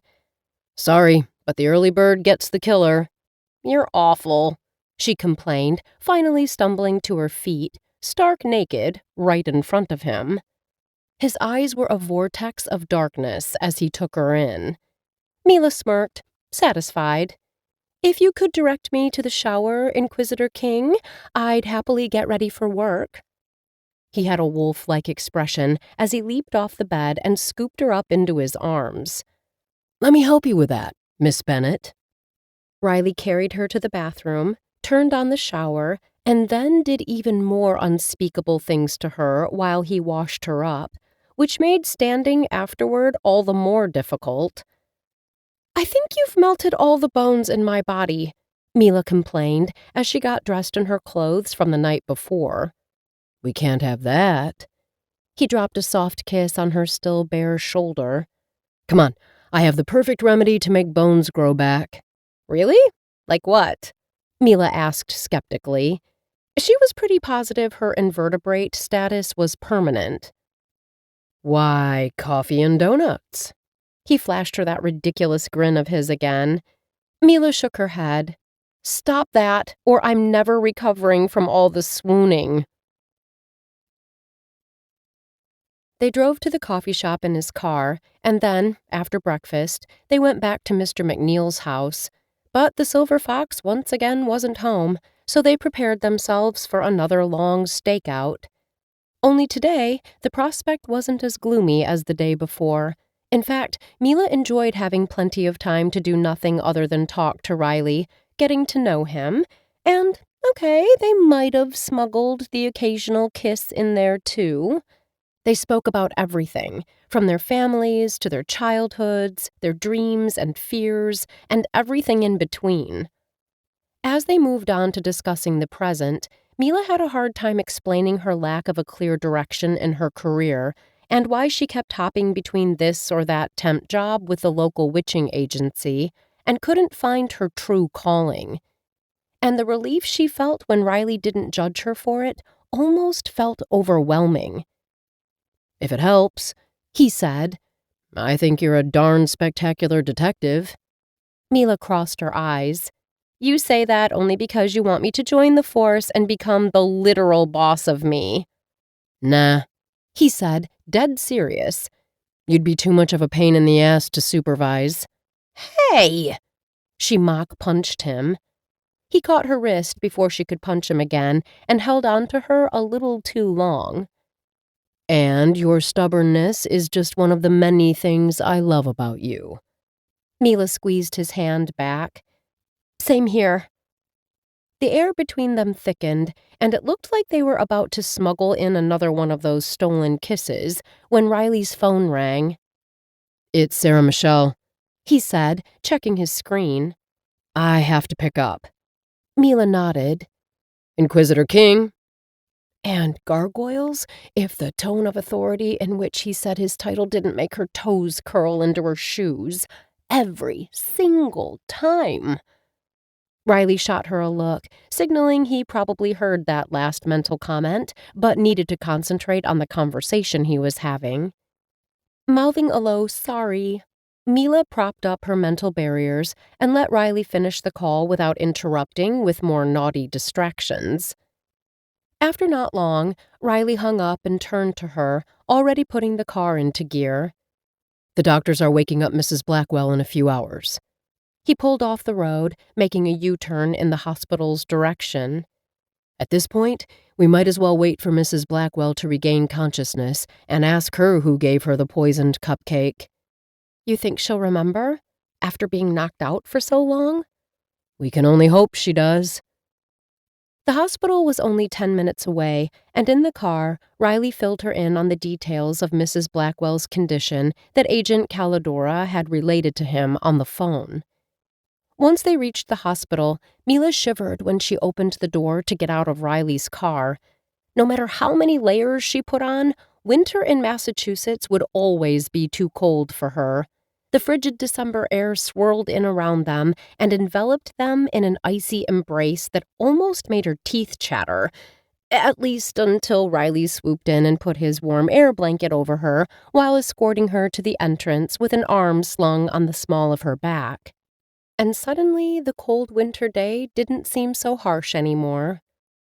Inside the hospital, the atmosphere was the opposite, impossibly warm and stuffy. Mila peeled off her coat while Riley walked up to the reception desk to confirm the exact time of Mrs. Blackwell's reawakening. They still had a couple of hours.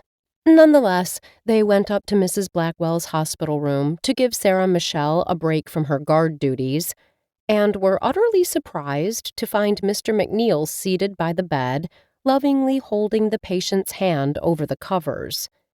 So maybe Jacob Sheridan was right, and there was nothing between Mr. McNeil and Mrs. Knox, and McNeil really was Mrs. Blackwell's new secret lover. Definitely not the attitude of a killer. Mila shot down the mental bond. Riley shrugged. Could he be drowning in regret? Mila rolled her eyes. Cynical much? Let's ask him a few questions and we'll see. Mila nodded, and they entered the room. Once Sarah Michelle had gone, Riley flashed his badge to Mr. McNeil. He was so hot when he showed his badge that Mila was half tempted to ask him for a little role play that night. He shot her one of his chastising looks. I'm trying to do a job here, Bennet. Sorry. She made a zipper-over-mouth gesture and promised to be good over the mental bond. Mr. McNeil, Riley continued in his sexy detective voice, would you mind answering a few questions for us? Not at all, Detective. This is the second time we've run into you here. Are you and Mrs. Blackwell especially close? Yes, the poor old man sighed. We are in love. Riley nodded. But your relationship wasn't public knowledge, am I correct? No, she had recently broken up with Jacob and wanted to spare his feelings. I see. So your relationship was in a good place. No resentments, no recent fights. Detective King, if you're asking me if I'd ever hurt my Josephine, the answer is no. There was a note of disdain in the man's voice that made him sound even more truthful. Mr. McNeil, Mila jumped in. Sorry for asking, but you and Mrs. Knox seemed pretty close the other day. Has there ever been something romantic between the two of you? With Cherry? No, we've always been just friends. I mean, she's been very supportive since Josephine took ill, but that's it. Supportive how, Mr. McNeil, if you don't mind me asking? Mila prodded. Oh, she's been cooking me meals, helping out with groceries, too, and she insisted on accompanying me to the hospital every single time I came. Riley shot her a look. What are you getting at with this? I can't put my finger on it just yet, but I'm sure there's something more to it. But she didn't come today? Mila asked, out loud this time. Cherry was here earlier, but when the doctor told us they were going to wake up Josephine in a few hours, and I decided to wait, she said she had to go home. There was a heartbeat of silence, and then Mr. McNeil added, something about packing. Mila's heart pounded, and she sought Riley's eyes. What? He asked through the bond. Don't you see? Cherry Knox is the poisoner. He crossed his arms over his chest, very much the skeptical Inquisitor. Mila rolled her eyes. Okay, hear me out, Chief. What I think happened is that Cherry Knox is secretly in love with Mr. McNeil. And how'd you reach that conclusion? It's just a strong vibe I got from the way she was behaving the other day when we ran into them. I thought they were a couple. Yeah, me too. And Sheridan confirmed she'd love to sink her claws into McNeil. So she's in love with him, but then she somehow finds out that McNeil is already secretly dating Mrs. Blackwell. And she decides to take out the competition? Exactly, and be his shoulder to cry on. Riley looked excited now. But things didn't go according to plan, did they? No, because my love potion saved Mrs. Blackwell. Wait. Riley frowned. If she's the poisoner, why wait so long to flee? The doctors always said Mrs. Blackwell was going to wake up eventually. Maybe she thought Mrs. Blackwell would still kick the bucket while in the hospital. Mila shrugged. But if she was here when the doctors announced they'd wake her today, Mrs. Knox probably panicked and decided to flee before being pointed at as the poisoner. Flee where? Isn't she a little old to be a criminal on the run? I've no idea. Let's see if Mr. McNeil knows. Mila switched to speaking aloud. I'm sorry, Mr. McNeil. Did Mrs. Knox say where she was going? Yeah. She said something about booking a last-minute cruise. A cruise to where? Mexico, I think? No extradition Mexico, huh? Mila shot to Riley, quietly, before adding aloud, Thanks, Mr. McNeil. We'll see you later. Right. Riley nodded. Let's see if we can catch this adorable old lady killer before she leaves the country. Chapter 37. Poker Face. Riley. Riley and Mila left the hospital in a hurry, determined to catch Mrs. Knox before she got away. They hopped into Riley's car and drove at breakneck speed through town toward Cherry Knox's house. When they reached their destination, Riley wasted no time. He killed the engine of his car and bolted out, not even waiting for Mila, as he speed-walked up Mrs. Knox's driveway. In a few long strides, he was already at the front door and knocking. He had to pound on the door multiple times before the tired and suspicious-looking old woman opened it, holding a suitcase in her hands. Oh! Mrs. Knox reeled in surprise. I thought it was my taxi. Who are you, young man? She asked, and Riley couldn't shake the feeling that despite her playing dumb, she'd recognized him as the police detective from the hospital all too well. It was in the way her shrewd, beady eyes darted to the side, as if to search for an escape route. Detective King, and this is my partner, Detective Bennet. Riley flashed his human confounding badge. I need to speak to you about the attempted murder of Mrs. Blackwell. Mrs. Knox's eyes widened in surprise. What? I had nothing to do with that. Then you won't have trouble answering a few questions, Mila said, stepping forward. Mrs. Knox backed away, her hand clutching a suitcase tightly. I'm sorry, detectives, but I really don't have the time now. I was about to leave. She lifted the suitcase as a demonstration. My taxi will be here any time. Then we have time to talk until it gets here, Riley said, subtly putting a shield on the house so that they wouldn't be disturbed even if Mrs. Knox's getaway car did arrive. That's ridiculous, Mrs. Knox exclaimed, her voice turning shrill. Is it? Riley asked. We spoke with Mr. McNeil, and he mentioned you were very supportive of him during his visits to the hospital. Mrs. Knox's eyes darted back and forth. I was just being kind. And then there's the fact that you conveniently left when Mrs. Blackwell was about to be woken up from her coma, Mila added. I have a flight to catch, Mrs. Knox protested. A flight to Mexico for New Year's? Riley asked pointedly. Mrs. Knox hesitated for a fraction of a second before quickly regaining her composure. Yes, that's correct. Last I checked, going on vacation is not a crime. Interesting, Riley said with a raised eyebrow. And what do you plan on doing once you get there? Living out your days on a beach somewhere, sipping margaritas? Mrs. Knox glared at him, but remained tight-lipped. Mrs. Knox, Riley continued, I strongly encourage you to cooperate. Detectives, I know my rights, so unless you have a warrant or are here to arrest me, I'd kindly ask you to leave. Very well, Mrs. Knox. You leave us no choice. Riley conjured a search warrant out of thin air and drove it out of his coat pocket, handing it to a stunned into silence Mrs. Knox. At the sight of the official paper, the old lady looked flustered and started fidgeting with her suitcase, but reluctantly accepted defeat and opened up her home for them to look around.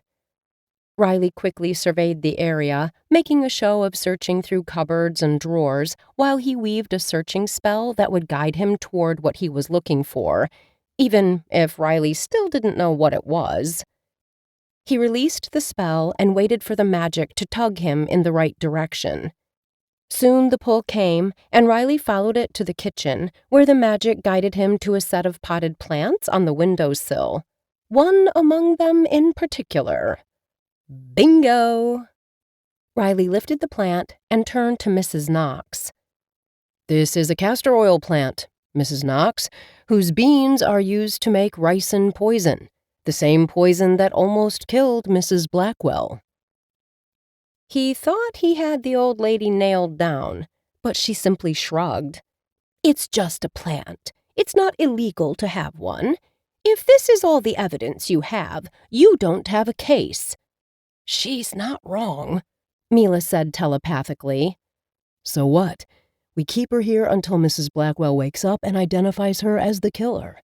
What if Mrs. Blackwell doesn't remember anything? We have to nail her now. How?